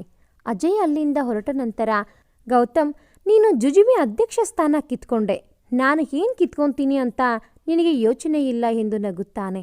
ಅಂಜಲಿ ಸೈಕಲ್ ಇಲ್ಲದೆ ಮನೆಗೆ ಬಂದದ್ದು ಗಮನಿಸಿ ಹೋಗುವಾಗ ಅವಳ ಮುಖದಲ್ಲಿ ಇದ್ದ ಆ ಖುಷಿ ಇಲ್ಲದ ಅವಳನ್ನು ನೋಡಿ ಏನಾಯಿತು ಎಂದು ಕೇಳುವ ಅಪ್ಪನನ್ನು ಓಡಿ ಹೋಗಿ ತಬ್ಬಿಕೊಳ್ಳುತ್ತಾಳೆ. ಮಗಳನ್ನು ಆ ಸ್ಥಿತಿಯಲ್ಲಿ ಅಳುವುದನ್ನು ಕಂಡು ಅಂಜಲಿ, ಏನಾಯಿತು ಹೇಳಮ್ಮ ಎಂದಾಗ ಬಿಕ್ಕಳಿಸಿ ಅಳುತ್ತಾ, ಅಪ್ಪ ನನ್ನ ಕ್ಷಮಿಸಿ, ನಿಮಗೂ ಹೇಳದೆ ನನ್ನ ಜೀವನದಲ್ಲಿ ತಗೊಂಡ ನಿರ್ಧಾರ ಸುಳ್ಳಾಗಿ ಹೋಯಿತು, ಪ್ರೀತಿ ಮೇಲೆ ನಂಬಿಕೆನೇ ಹೊರಟು ಹೋಯಿತು ಎಂದು ಅಪ್ಪನ ಮಡಿಲಲ್ಲಿ ಮಲಗಿ ಅಳುತ್ತಾಳೆ. ನಂತರ ನಡೆದ ವಿಷಯ ತಿಳಿಸುತ್ತಾಳೆ. ದುಃಖ ಸಹಿಸಲಾಗದೆ ಓಡಿ ಹೋಗಿ ತನ್ನ ರೂಮಿನ ಬಾಗಿಲನ್ನು ಹಾಕಿ ಅಳುತ್ತಾಳೆ. ಮನೆಯವರಿಗೆ ಭಯ ಉಂಟಾಗಿ ಅವಳ ಹಿಂದೆಯೇ ಓಡುತ್ತಾರೆ. ಎಷ್ಟು ಸಲ ಬಾಗಿಲು ತೆಗೆಯಲು ಹೇಳಿದರೋ ಅವಳು ತೆಗೆಯುವುದಿಲ್ಲ. ಅಳುತ್ತಾ, ಅಪ್ಪ ಭಯ ಪಡಬೇಡಿ, ನಿಮ್ಮ ಮಗಳು ಹೇಡಿಯಲ್ಲ, ನನ್ನ ಒಂಟಿಯಾಗಿ ಇರಲು ಬಿಟ್ಟು ಬಿಡಿ ಎನ್ನುತ್ತಾಳೆ. ಸರಿ, ನಿನ್ನ ಮನಸ್ಸು ಸರಿ ಅನಿಸೋ ತನಕ ಅತ್ತೋ ನಿನ್ನ ದುಃಖ ಹೊರಹಾಕು ಮಗಳೇ ಎಂದು ಹೇಳಿ ಅಲ್ಲಿಂದ ಹೊರಡುತ್ತಾರೆ. ಮಗಳ ಈ ಸ್ಥಿತಿ ನೋಡಿ ಅವಳ ತಂದೆಗೆ ತುಂಬಾ ಕೋಪ ಬಂದು ಗೌತಮ್ನ ಬಳಿ ಹೊರಡಲು ಸಿದ್ಧರಾಗುತ್ತಾರೆ. ಆದರೆ ಅಂಜಲಿ ತಾಯಿ ತಡೆಯುತ್ತಾರೆ. ಇಲ್ಲಿ ಎಷ್ಟು ಸಮಯ ಕಾದರೂ ಅವಳು ಬರದಿದ್ದನ್ನ ನೋಡಿ ಗೌತಮ್, ಸಂತೋಷ್ ನೀನು ಹೊರಡು, ನಾನು ಅಂಜಲಿ ಬರೋ ತನಕ ಕಾಯುತ್ತೇನೆ ಎನ್ನುತ್ತಾನೆ. ಅದಕ್ಕೆ ಸಂತೋಷ್, ತುಂಬ ಹೊತ್ತಾಯಿತು, ಏನೋ ಅರ್ಜೆಂಟ್ ಕೆಲಸ ಬಂದಿರಬೇಕು, ಅವರೇ ಫೋನ್ ಮಾಡುತ್ತಾರೆ, ಇವತ್ತು ಇಲ್ಲಿಂದ ಹೊರಡೋಣ ಎಂದು ಗೌತಮ್ನನ್ನು ಅಲ್ಲಿಂದ ಕರೆದುಕೊಂಡು ಹೋಗುತ್ತಾನೆ. ಅಂಜಲಿ ಅವನ ಬಗ್ಗೆಯೇ ಯೋಚಿಸುತ್ತಾ ಅಳುತ್ತಾ ಅವಳಿಗೆ ಗೊತ್ತಿಲ್ಲದೆ ನಿದ್ರೆಗೆ ಜಾರಿರುತ್ತಾಳೆ. ಬೆಳಗ್ಗೆ ಸುಮಾರು ಸಮಯ 10:30 ಆಗಿರುತ್ತದೆ. ಅಂಜಲಿ ಅಮ್ಮ ಅವಳ ಬಳಿ ಬಂದು, ಹೇಗಿದ್ದೀಯಾ ಮಗಳೇ ಎನ್ನುತ್ತಾರೆ. ಬೇಜಾರಲ್ಲಿ ಇದ್ದ ಮಗಳನ್ನು ಜಾಸ್ತಿ ಮಾತನಾಡಿಸಲು ಹೋಗುವುದಿಲ್ಲ. ಯಾರೋ ಅಜಯ್ ಅಂತ ಬಂದಿದ್ದಾರೆ, 8 ಗಂಟೆಗೆ ಬಂದರು, ನೀನು ಮಲಗಿದ್ದೀಯಾ ಅಂತ ಹೇಳಿಸೋದು ಬೇಡ ಅಂತ ನೀನು ಎದ್ದೇಳುವುದನ್ನೇ ಕಾಯುತ್ತಾ ಕುಳಿತಿದ್ದಾರೆ, ಬೇಗ ಬಾ ಎಂದು ಹೇಳಿ ಹೊರಡುತ್ತಾರೆ. ಅಂಜಲಿ, ನಿಮ್ಮ ಫೋನ್ ಕಾರಲ್ಲಿಯೇ ಉಳಿದಿತ್ತು, ಕೊಡೋಣ ಅಂತ ಬಂದೆ ಎನ್ನುತ್ತಾನೆ. ನಂತರ ಹೇಗಿದ್ದೀರಾ ಇವಾಗ, ಆಲ್ ಓಕೆ ಅಲ್ವಾ ಎಂದು ಕೇಳುತ್ತಾನೆ. ಅದಕ್ಕೆ ಅಂಜಲಿ ಹ್ಞೂ ಎಂದು ತಲೆ ಆಡಿಸುತ್ತಾಳೆ. ಅಜಯ್ ತನ್ನ ಮಾತು ಮುಂದುವರಿಸಿ, ಈ ಸಮಯದಲ್ಲಿ ಈ ವಿಷಯ ಮಾತನಾಡಬಾರದು, ಆದರೂ ಮಾತಾಡುತ್ತಾ ಇದ್ದೀನಿ, ಬೇಜಾರಾಗಬೇಡಿ ಎಂದು ನಿಮ್ಮ ಪ್ರೀತಿಯನ್ನು ಕಂಡು ನಾನು ನಿಮಗೆ ಮನಸೋತಿದ್ದೇನೆ. ನೀವು ಇಷ್ಟಪಟ್ಟರೆ ಜೀವನ ಪೂರ್ತಿ ನಿಮ್ಮ ಜೊತೆ ಇರಬೇಕು ಅಂತ ಅಂದುಕೊಂಡಿದ್ದೇನೆ. ನಿಮ್ಮ ಒಪ್ಪಿಗೆ ಇದ್ದರೆ ಮಾತ್ರ ಎನ್ನುತ್ತಾನೆ. ಅಂಜಲಿ ಅವನನ್ನು ಒಮ್ಮೆ ನೋಡಿ, ನೀವು ನನ್ನ ಜೀವನದಲ್ಲಿ ದೊಡ್ಡ ಉಪಕಾರ ಮಾಡಿದ್ದೀರಾ, ಅದಕ್ಕೆ ಥ್ಯಾಂಕ್ಸ್. ಅಜಯ್, ನೀವಿನ್ನು ಹೊರಡಿ ಎನ್ನುತ್ತಾಳೆ. ಅಂಜಲಿ ಒಮ್ಮೆ ಯೋಚಿಸಿ ಎನ್ನುತ್ತಾನೆ. ಅಂಜಲಿ ಕೈ ಮುಗಿದು ದಯವಿಟ್ಟು ಹೊರಡಿ ಎಂದು ಹೇಳುತ್ತಾಳೆ. ಅದೇ ಸಮಯಕ್ಕೆ ಅಂಜಲಿ ತಂದೆ ಅಂಜಲಿ ಅಂಜಲಿ ಎಂದು ಅವಳನ್ನು ಕೂಗುತ್ತಾ ಬರುತ್ತಾರೆ. ಅಪ್ಪನ ಮುಖದಲ್ಲಿ ಗಾಬರಿ ಕಂಡು ಅವರನ್ನು ಸಮಾಧಾನಪಡಿಸಿ ಏನಾಯಿತು ಎನ್ನುತ್ತಾಳೆ. ಅದಕ್ಕೆ ಮಗಳೇ, ಅದು ಪೊಲೀಸ್ ನಮ್ಮ ಅಂಗಡಿ ಲಾಕ್ ಮಾಡಿದ್ದಾರೆ ಎಂದಾಗ, ನೀವು ಇಲ್ಲೇ ಇರಿ, ನಾನು ಹೋಗಿ ನೋಡುತ್ತೇನೆ ಎಂದು ಅಂಗಡಿ ಕಡೆಗೆ ಹೊರಡುತ್ತಾಳೆ. ಅಜಯ್ ಕೂಡ ಬರುತ್ತಾನೆ. ಅಂಗಡಿ ಬಳಿ ತುಂಬ ಜನರಿರುತ್ತಾರೆ. ಎಲ್ಲರೂ ಅಂಜಲಿಯನ್ನು ನೋಡಿ, ಬಂದೆಯಾ, ಬಾ, ಒಳ್ಳೆ ಬಟ್ಟೆ ಕೊಟ್ಟಿದ್ದೀಯಾ, ಇದೇ ಥರ ಮೋಸ ಮಾಡಿ ಎಷ್ಟು ಸಂಪಾದನೆ ಮಾಡಿದ್ದೀಯಾ ಎಂದು ಅವರ ಬಳಿ ಇದ್ದ ಬಟ್ಟೆಗಳನ್ನು ಅವಳ ಮೇಲೆ ಎಸೆಯುತ್ತಾರೆ. ಅಷ್ಟರಲ್ಲಿ ಪೊಲೀಸ್ ಬಂದು ತಡೆಯುತ್ತಾರೆ. ಗೌತಮ್ನ ಗಾರ್ಮೆಂಟ್ಸಿಂದ ಬಂದ ಬಟ್ಟೆಗಳು ಲೋ ಕ್ವಾಲಿಟಿ ಆಗಿರುತ್ತದೆ, ಡ್ಯಾಮೇಜ್ ಬಟ್ಟೆಗಳಾಗಿರುತ್ತದೆ. ಅದರಿಂದ ಜನರು ಕೋಪಗೊಂಡಿರುತ್ತಾರೆ. ಮೋಸ ಮಾಡುತ್ತಿದ್ದಾರೆ ಎಂದು ಪೊಲೀಸರಿಗೆ ದೂರು ನೀಡಿ ಅಂಗಡಿ ಲಾಕ್ ಮಾಡಿಸಿರುತ್ತಾರೆ. ಆದರೆ ಗೌತಮ್ ಒಳ್ಳೆಯ ಬಟ್ಟೆಯನ್ನೇ ಕೊಟ್ಟಿರುತ್ತಾನೆ. ಆದರೆ ಅಜಯ್ ಪ್ಲಾನ್ ಮಾಡಿ ಬದಲಾಯಿಸಿರುತ್ತಾನೆ. ಅದು ಯಾರಿಗೂ ತಿಳಿದಿರುವುದಿಲ್ಲ. ಅಂಜಲಿಯನ್ನು ಅರೆಸ್ಟ್ ಮಾಡಲು ಮುಂದಾಗುತ್ತಾರೆ. ಅಜಯ್ ಅದನ್ನು ತಡೆಯುತ್ತಾನೆ. ಜನರಿಗಾದ ನಷ್ಟಕ್ಕೆ ಪರಿಹಾರವನ್ನು ನೀಡುತ್ತಾನೆ. ಆ ಘಟನೆಯಿಂದ ಇನ್ನೂ ಕುಗ್ಗಿ ಹೋಗುತ್ತಾಳೆ. ಈ ವಿಷಯ ತಿಳಿದು ಅದೇ ಸಮಯಕ್ಕೆ ಗೌತಮ್ ಅಲ್ಲಿಗೆ ಬರುತ್ತಾನೆ. ಅಂಜಲಿ ಬಳಿ ಬಂದು, ಅಂಜಲಿ, ಏನಾಯ್ತೋ, ಯಾಕೆ ಏನು ಹೇಳಿಲ್ಲ ನನಗೆ ಎನ್ನುತ್ತಾನೆ. ಅದೇ ಸಮಯಕ್ಕೆ ಮಳೆ ಶುರುವಾಗುತ್ತದೆ. ಅಂಜಲಿ ಗೌತಮ್ನನ್ನು ಕಂಡು ಅವಳಿಗೆ ಕೋಪ ಜಾಸ್ತಿಯಾಗಿ ಅವನ ಕೆನ್ನೆಗೆ ಹೊಡೆಯಲು ಹೋಗುತ್ತಾಳೆ. ತಕ್ಷಣ ಹೊಡೆಯದೆ ಕೈ ಇಳಿಸಿ, ಛೇ, ನಿನ್ನಂಥವನನ್ನು ಮುಟ್ಟೋಕೂ ಅಸಹ್ಯ ಆಗುತ್ತೆ. ಆವತ್ತು ನಾನು ಹೊಡೆಯದೇ ಹೋಗಿದ್ದರೆ ನನಗೆ ಈ ಪರಿಸ್ಥಿತಿ ಬರುತ್ತಾ ಇರಲಿಲ್ಲ. ನನ್ನದೇ ತಪ್ಪು. ನಿಜವಾಗಲೂ ಗೊತ್ತಿಲ್ವಾ ಇಲ್ಲಿ ಏನು ನಡೀತಾ ಇದೆ ಅಂತ? ತುಂಬ ಖುಷಿಯಾಗಿರಬೇಕು ನಿಮಗೆ ಎಂದಾಗ, ಗೌತಮ್, ಯಾಕೆ ಅಂಜಲಿ ಹೀಗಾಡುತ್ತಾ ಇದ್ದೀಯಾ ಎಂದು ಅವಳ ಕೈ ಹಿಡಿಯಲು ಹೋದಾಗ ಅವನಿಂದ ದೂರ ನಿಂತು, ಮುಟ್ಟಬೇಡ ನನ್ನ, ಸಾಕು, ಇನ್ನೂ ನೋವು ಸಹಿಸಿಕೊಳ್ಳೋಕೆ ನಾನು ಬದುಕಿಲ್ಲ. ಸತ್ತೋಗಿರೋ ದೇಹ ಇದು. ಒಳ್ಳೆಯ ಪಾಠ ಕಲ್ತಿದ್ದೇನೆ. ಥ್ಯಾಂಕ್ಸ್ ಮಿಸ್ಟರ್ ಗೌತಮ್ ಎನ್ನುತ್ತಾಳೆ. ಕೈ ಮುಗಿಯುತ್ತೇನೆ, ಇಲ್ಲಿಂದ ಹೊರಡಿ. 1 ನಿಮಿಷ, ಹೋಗೋದಕ್ಕೂ ಮುಂಚೆ ಒಂದು ವಿಷಯ ಕೇಳ್ಕೊಂಡು ಹೋಗಿ. ನಾನು ಅಜಯ್ ಅವರನ್ನು ಮದುವೆ ಆಗುತ್ತಿದ್ದೇನೆ ಎನ್ನುತ್ತಾಳೆ. ಆ ಮಾತನ್ನು ಕೇಳಿ ಗೌತಮ್ನ ಹೃದಯ ಛಿದ್ರವಾಗುತ್ತದೆ. ಗೌತಮ್ನ ಬಗ್ಗೆ ತಪ್ಪು ತಿಳಿದು ಅಂಜಲಿ ಎಲ್ಲ ತಪ್ಪು ಗೌತಮ್ನದೇ ಎಂದು ಅವನ ಮೇಲಿನ ಕೋಪಕ್ಕೆ ಅಜಯ್ನನ್ನು ಮದುವೆಯಾಗುತ್ತೇನೆಂದು ತಿಳಿಸುತ್ತಾಳೆ. ಗೌತಮ್ನ ಹೃದಯ ಛಿದ್ರವಾಗುತ್ತದೆ. ಅಂಜಲಿ ಮಾತು ಮುಂದುವರಿಸಿ, ನಿನ್ನ ಮುಖ ನೋಡಲು ಅಸಹ್ಯ ಆಗುತ್ತೆ. ದಯವಿಟ್ಟು ನನಗೆ ಯಾವತ್ತೂ ಮುಖ ತೋರಿಸಬೇಡ, ನನ್ನ ಕಣ್ಣು ಮುಂದೆ ನಿಂತ್ಕೋಬೇಡ ಎಂದಾಗ ಗೌತಮ್, ಅಂಜಲಿ, ನಾನು ಏನು ಹೇಳಬೇಕು ಎಂದಾಗ ಜೋರಾಗಿ, ಸಾಕು, ನಿನ್ನ ನಾಟಕ ನನ್ನ ಮುಂದೆ ಬೇಡ ಎಂದು ಹೇಳಿ ಅಲ್ಲಿಂದ ಹೊರಟು ಹೋಗುತ್ತಾಳೆ. ಅಜಯ್ ತುಂಬ ಖುಷಿಯಾಗುತ್ತಾನೆ. ಅವಳ ಆ ರೀತಿಯ ವರ್ತನೆಯಿಂದ ಗೌತಮನಿಗೆ ಸಿಡಿಲು ಬಡಿದಂತಾಗುತ್ತದೆ. ಕಣ್ಣಿನಿಂದ ಕಣ್ಣೀರು ಧುಮುಕುತ್ತವೆ. ಅವನು ಹಾಗೆಯೇ ತಟಸ್ಥನಾಗುತ್ತಾನೆ. ನನಗೆ ಪ್ರೀತಿಯ ಪರಿಚಯ ಮಾಡಿಸಿದ್ದು ನೀನೇ ಅಂಜಲಿ ಎಂದೋ ಕೂಗಿ ಕೂಗಿ ಹೇಳಬೇಕು ಎಂದು ಬಂದಿದ್ದ ಗೌತಮ್ನಿಗೆ ನಿರಾಸೆಯ ಪರಿಸ್ಥಿತಿ ಏನು ನಡೆಯುತ್ತಿದೆ ಎಂದು ತಿಳಿದುಕೊಳ್ಳುವಷ್ಟರಲ್ಲೇ ಎಲ್ಲವೂ ಮುಗಿದು ಹೋಗಿತ್ತು. ನಿಂತಲ್ಲಿಯೇ ಕುಸಿದು ಬೀಳುತ್ತಾನೆ. ಅದೇ ಸಮಯಕ್ಕೆ ಅಲ್ಲಿಗೆ ಬರುವ ಅಜಯ್, ಎಷ್ಟು ಸಂತೋಷ ಆಗುತ್ತಿದೆ ಗೊತ್ತಾ ನಿನ್ನ ದಿ ಗ್ರೇಟ್ ಗೌತಮ್ನ ಈ ಸ್ಥಿತಿಲಿ ನೋಡೋಕೆ. ಹೇ ಗೌತಮ್, ಅಳ್ತಾ ಇದೀಯಾ? ಛೇ, ಎಂಥ ಪರಿಸ್ಥಿತಿ. ನೀನು ನನ್ನಿಂದ ಅಧ್ಯಕ್ಷ ಸ್ಥಾನ ಎಲ್ಲ ಕಿತ್ಕೊಂಡೆ, ಆದರೆ ನಾನು ನಿನ್ನ ಹೃದಯನೇ ಕಿತ್ಕೊಂಡೆ ಎಂದಾಗ ಗೌತಮ್ ಅವನ ಮುಖ ನೋಡುತ್ತಾನೆ. ಹೋ, ನನಗೆ ಹೇಗೆ ಗೊತ್ತಾಯಿತು ಅಂತನಾ? ಕೇಳು, ಹೇಳ್ತೀನಿ. ಅದರ ಜೊತೆ ಅಂಜಲಿ ಯಾಕೆ ಹಾಗೆ ಮಾತನಾಡಿದಳು ಅಂತನೋ ಹೇಳ್ತೀನಿ, ಕೇಳು. ನೀವು ಅಂಜಲಿಗೋಸ್ಕರ ಕಾಯುತ್ತಾ ಇದ್ದ ಸ್ಥಳಕ್ಕೆ ಅಂಜಲಿ ಬಂದಿದ್ದಳು.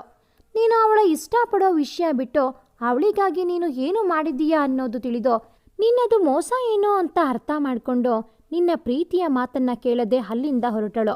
ನಿನ್ನ ಬಳಿ ಇರೋದನ್ನು ನಾನು ಮುಂದೆ ಕೂಡ ಪಡೆದುಕೊಳ್ಳುತ್ತೇನೆ, ಆದರೆ ಇವತ್ತು ನಾನು ಪಡೆದುಕೊಂಡಿರೋದನ್ನು ನೀನು ಯಾವತ್ತೂ ಪಡೆದುಕೊಳ್ಳೋಕ್ಕೆ ಸಾಧ್ಯನೇ ಇಲ್ಲ. ಇವಾಗ ಹೇಳು, ಗೆಲುವು ನಿನ್ನದಾ ಅಥವಾ ನನ್ನದಾ ಎಂದು ನಗುತ್ತಾನೆ.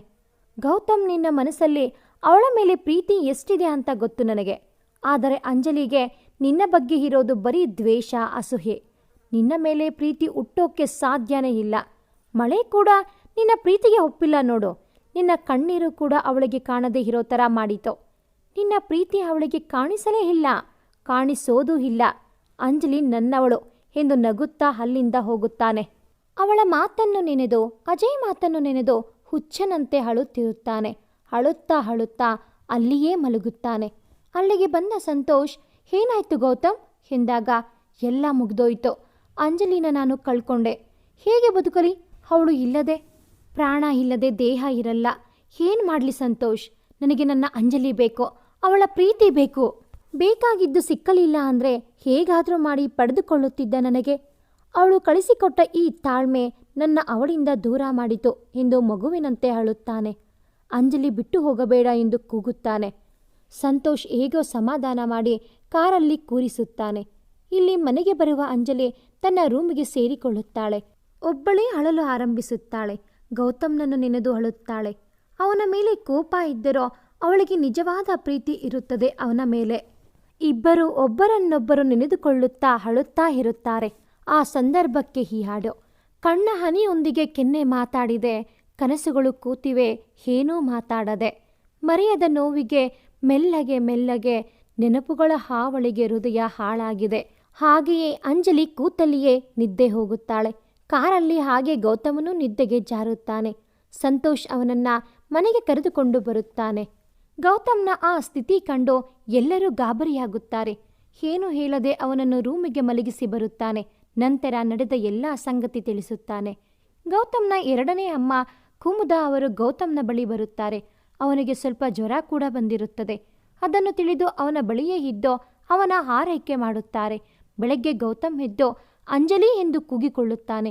ಪಕ್ಕದಲ್ಲೇ ಮಲಗಿದ್ದ ಕುಮುದಾ ಕೂಡ ಅವನ ಕೂಗಿಗೆ ಎದ್ದು ಏನಾಯ್ತು ಗೌತಮ್ ಎನ್ನುತ್ತಾರೆ. ಅವರನ್ನು ಅಲ್ಲಿ ನೋಡಿ ನೀವು ಇಲ್ಲಿ, ಅಜ್ಜಿ ಎಲ್ಲಿ ಎಂದು ಕೇಳುತ್ತಾನೆ. ಅದಕ್ಕೆ ನೋಡ್ತೀನಿ ಇರು ಎಂದು ಅಲ್ಲಿಂದ ಹೊರಡುತ್ತಾರೆ. ಅಷ್ಟರಲ್ಲಿ ಗೌತಮ್ ಅಂಜಲಿಯನ್ನು ನೆನೆದು ಅಳಲು ಆರಂಭಿಸುತ್ತಾನೆ.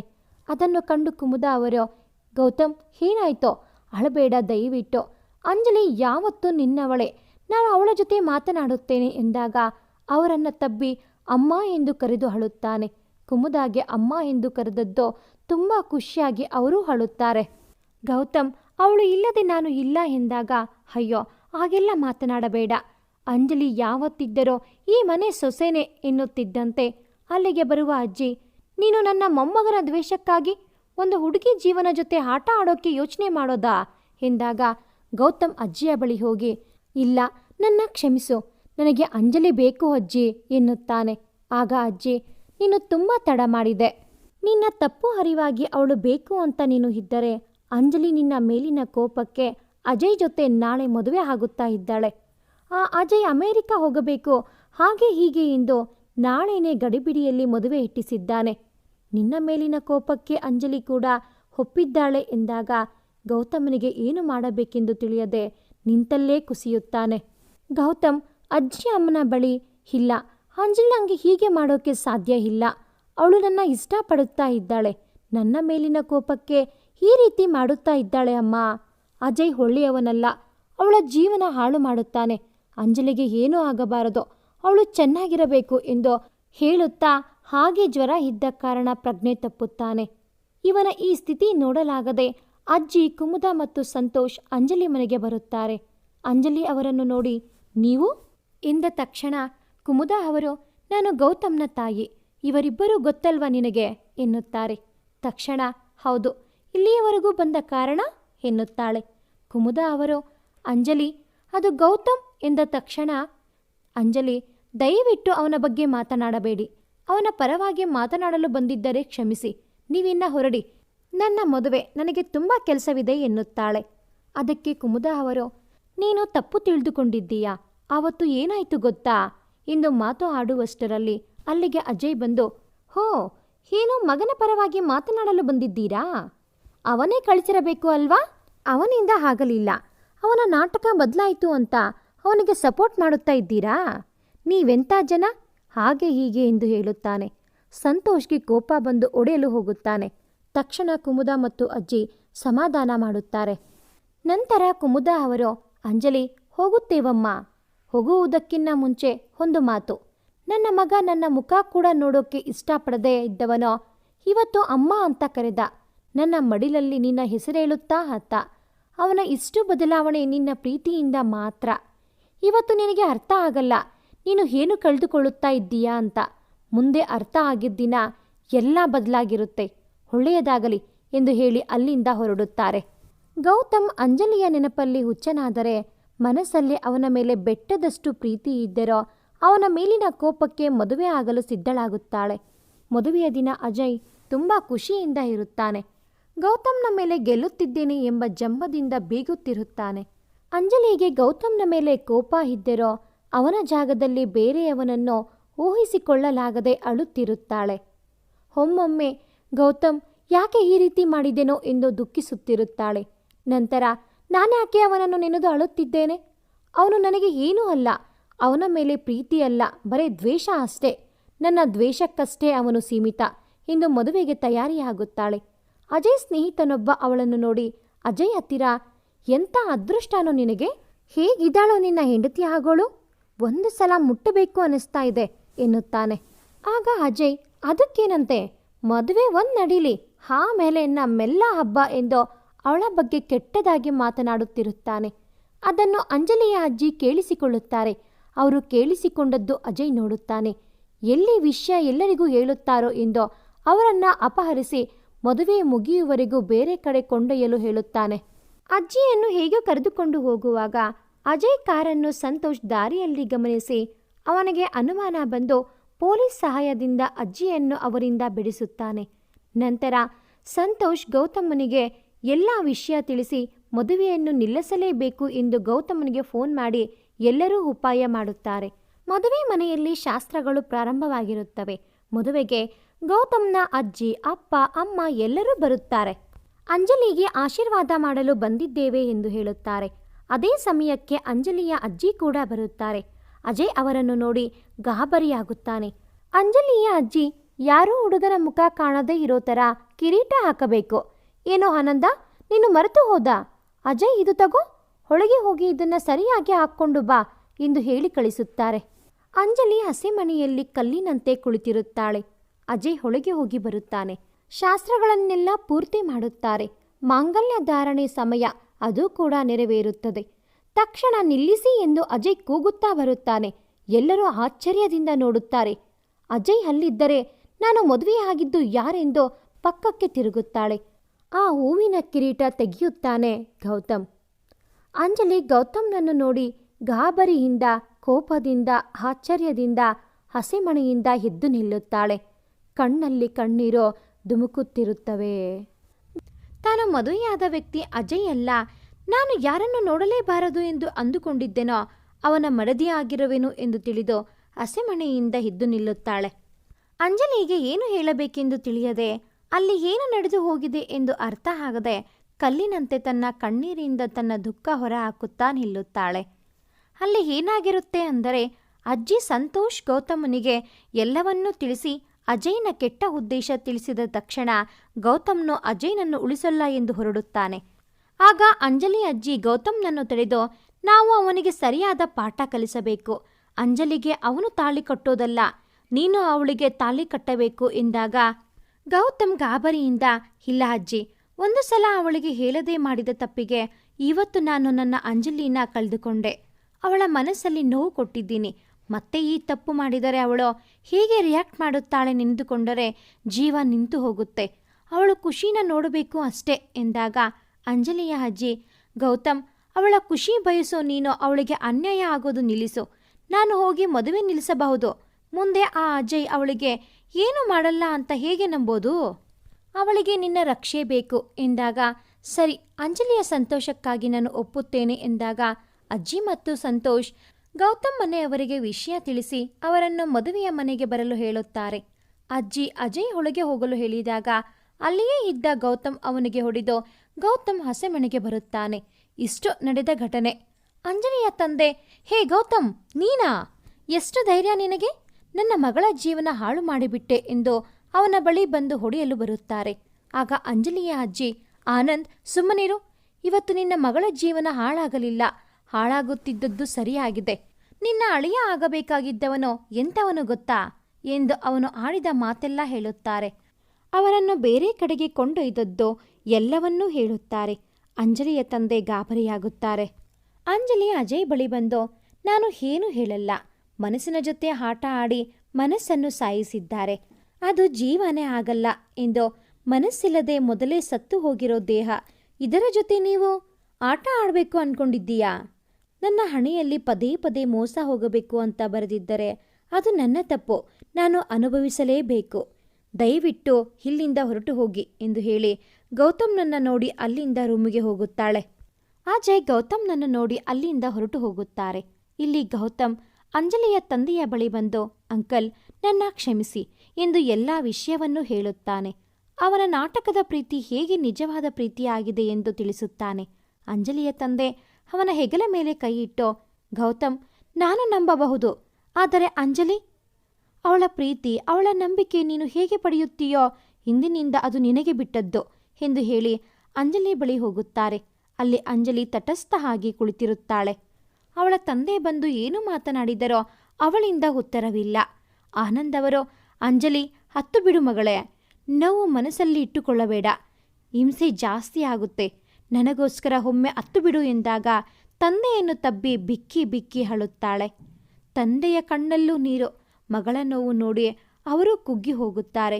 ಮಗಳನ್ನು ಸಮಾಧಾನ ಮಾಡಿ, ಅಂಜಲಿ, ನನ್ನ ಕೆಟ್ಟವನು ಅಂದ್ಕೊಂಡ್ರೂ ಪರವಾಗಿಲ್ಲ, ಸರಿನೋ ತಪ್ಪೋ, ಈಗ ನೀನು ಗೌತಮ್ನ ಹೆಂಡತಿ, ಅವನಿಗೆ ಇನ್ನೊಂದು ಅವಕಾಶ ಕೊಟ್ಟು ನೋಡು, ಬದಲಾಗಿದ್ದಾನೆ, ಅವನು ನೀನು ಖುಷಿಯಾಗಿರುವೆ ಮಗಳೇ, ಇದರಿಂದ ಎಲ್ಲರೂ ಖುಷಿಯಾಗಿರಬಹುದು. ಅಂಜಲಿ, ನೀನು ಒಳ್ಳೆಯವನು ಅಂದುಕೊಂಡ ಅಜಯ್ ಹೇಗೆ ಕೆಟ್ಟವನು ಎಂದು ಗೊತ್ತಾಯಿತು. ಹಾಗೆ ನೀನು ಕೆಟ್ಟವನು ಅಂದುಕೊಂಡಿರೋ ಗೌತಮ್ ಒಳ್ಳೆಯವನಾಗಿರಬಹುದಲ್ಲವಾ ಎನ್ನುತ್ತಾರೆ. ನೀನು ಮೋಸ ಅಂದುಕೊಂಡರೋ ಅಲ್ಲಿ ನಡೆದಿದ್ದು ಮದುವೆನೇ, ನೀನು ಗೌತಮ್ನ ಹೆಂಡತಿಯೇ, ಅವರ ಮನೆಯ ಸೊಸೆಯೇ, ಒಂದು ಅವಕಾಶ ಕೊಡು, ನಂತರ ನಿನ್ನ ಇಷ್ಟ ಎಂದು ಹೇಳಿ ಅಲ್ಲಿಂದ ಹೊರಡುತ್ತಾರೆ. ತಂದೆ ಹೋದ ನಂತರ ಅಂಜಲಿ, ಅಪ್ಪ, 1, 2 ಅಂತ ಅವಕಾಶ ಕೊಡಲು ಇದು ಆಟ ಅಲ್ಲ, ನನ್ನ ಮನಸ್ಸು ಸತ್ತು ಹೋಗಿದೆ, ಪ್ರೀತಿ ಸುಟ್ಟು ಹೋಗಿದೆ, ಆ ಮನುಷ್ಯನ ಮುಖ ನೋಡೋಕ್ಕೂ ನನಗೆ ಅಸಹ್ಯ, ಅಂಥದ್ರಲ್ಲಿ ಅವನ ಹೆಂಡತಿ ನಾನು ಈ ದಿನ. ಅಪ್ಪ, ಗೌತಮ್ನ ಮೇಲೆ ನನಗೆ ಯಾವತ್ತೂ ಪ್ರೀತಿ ನಂಬಿಕೆ ಯಾವತ್ತೂ ಹುಟ್ಟಲ್ಲ, ಈ ದ್ವೇಷ ಯಾವತ್ತೂ ಬದಲಾಗಲ್ಲ, ಆದರೂ ನಾನು ಅವನ ಜೊತೆ ಹೋಗುತ್ತೇನೆ. ಯಾಕೆ ಅಂದರೆ ಅಪ್ಪ, ನಿಮಗೆ ನಾನು ಇನ್ನೂ ನೋವು ಕೊಡೋಕ್ಕೆ ನನ್ನಿಂದ ಆಗಲ್ಲ, ನೀವು ಕೂಡ ಎಷ್ಟು ನೋವು ಅನುಭವಿಸುತ್ತಾ ಇದ್ದೀರಾ ಅಂತ ನನಗೆ ಗೊತ್ತು, ನೀವು ಯಾವಾಗಲೂ ಖುಷಿಯಾಗಿರಬೇಕು ಅಂತ ಅಂದ್ಕೊಂಡೋಳು ನಾನು, ಆದರೆ ನಾನೇ ನಿಮ್ಮ ಖುಷಿ ಕಿತ್ಕೊಳ್ತಾ ಇದ್ದೀನಿ, ಎಂಥ ಮಗಳು ನಾನು, ಬರೀ ನೋವನ್ನೇ ಕೊಡುತ್ತಾ ಇದ್ದೀನಿ ಎಂದು ತನ್ನ ಕಣ್ಣೀರು ಒರೆಸಿಕೊಳ್ಳುತ್ತಾ, ಈ ನೋವು ಕಷ್ಟ ಇನ್ನು ಮುಂದೆ ನನಗೇ ಇರಲಿ ಎಂದು ನಿರ್ಧರಿಸುತ್ತಾಳೆ. ಇಲ್ಲಿ ಗೌತಮ್ನ ಮನೆಯವರು ಖುಷಿಯಾಗಿರುತ್ತಾರೆ. ಗೌತಮ್ನ ಅಜ್ಜಿ ಮತ್ತು ಅಮ್ಮ ಅಂಜಲಿ ಬಳಿ ಬಂದು, ನೀನು ಇನ್ನು ಮುಂದೆ ನಮ್ಮ ಮನೆ ಮಗಳು, ನಾವು ಮಾಡಿದ್ದು ತಪ್ಪು, ಕ್ಷಮಿಸಿಬಿಡಮ್ಮ ಎಂದು ಕೇಳುತ್ತಾರೆ. ಅಂಜಲಿ ಏನು ಮಾತನಾಡುವುದಿಲ್ಲ. ಗೌತಮ್ನ ಮನೆಗೆ ಅಂಜಲಿನ ಕಳಿಸೋ ಸಮಯ. ಅಂಜಲಿ ಗೌತಮ್ನ ಮುಖವನ್ನೇ ನೋಡುತ್ತಿರುವುದಿಲ್ಲ. ಗೌತಮ್ ಅವಳನ್ನು ಎಷ್ಟು ಮಾತನಾಡಿಸಲು ಪ್ರಯತ್ನಿಸಿದರೋ ಅವಳು ಅವನನ್ನು ಅವಾಯ್ಡ್ ಮಾಡುತ್ತಾಳೆ.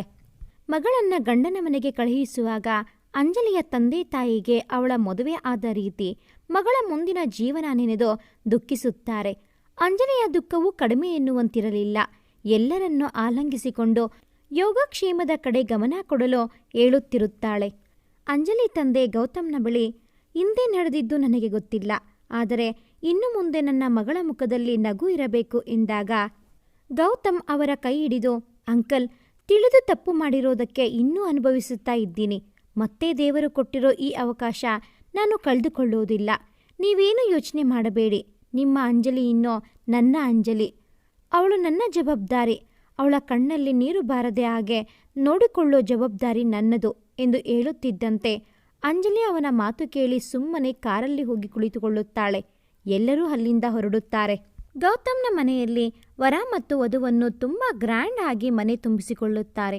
ಆರತಿ ಮಾಡಿ ದೃಷ್ಟಿ ತೆಗೆದು ಸೊಸೆಯನ್ನು ಮನೆ ತುಂಬಿಸಿಕೊಳ್ಳುತ್ತಾರೆ. ದೇವರ ಮನೆಯಲ್ಲಿ ದೀಪ ಹಚ್ಚುವಂತೆ ಹೇಳುತ್ತಾರೆ. ನಂತರ ಗೌತಮ್ನ ಅಮ್ಮ ಸರಸ್ವತಿಯವರ ಫೋಟೋ ಬಳಿ ಆಶೀರ್ವಾದ ತೆಗೆದುಕೊಳ್ಳುತ್ತಾರೆ.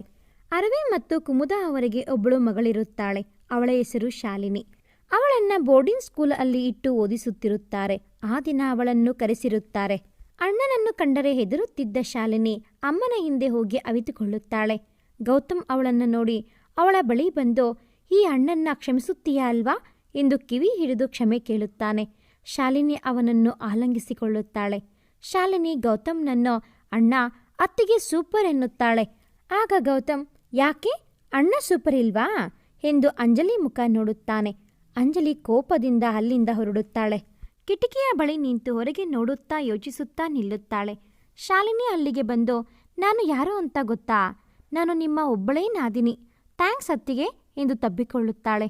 ಅಂಜಲಿ ಅದಕ್ಕೆ ಥ್ಯಾಂಕ್ಸ್ ಯಾಕೆ ಎನ್ನುತ್ತಾಳೆ.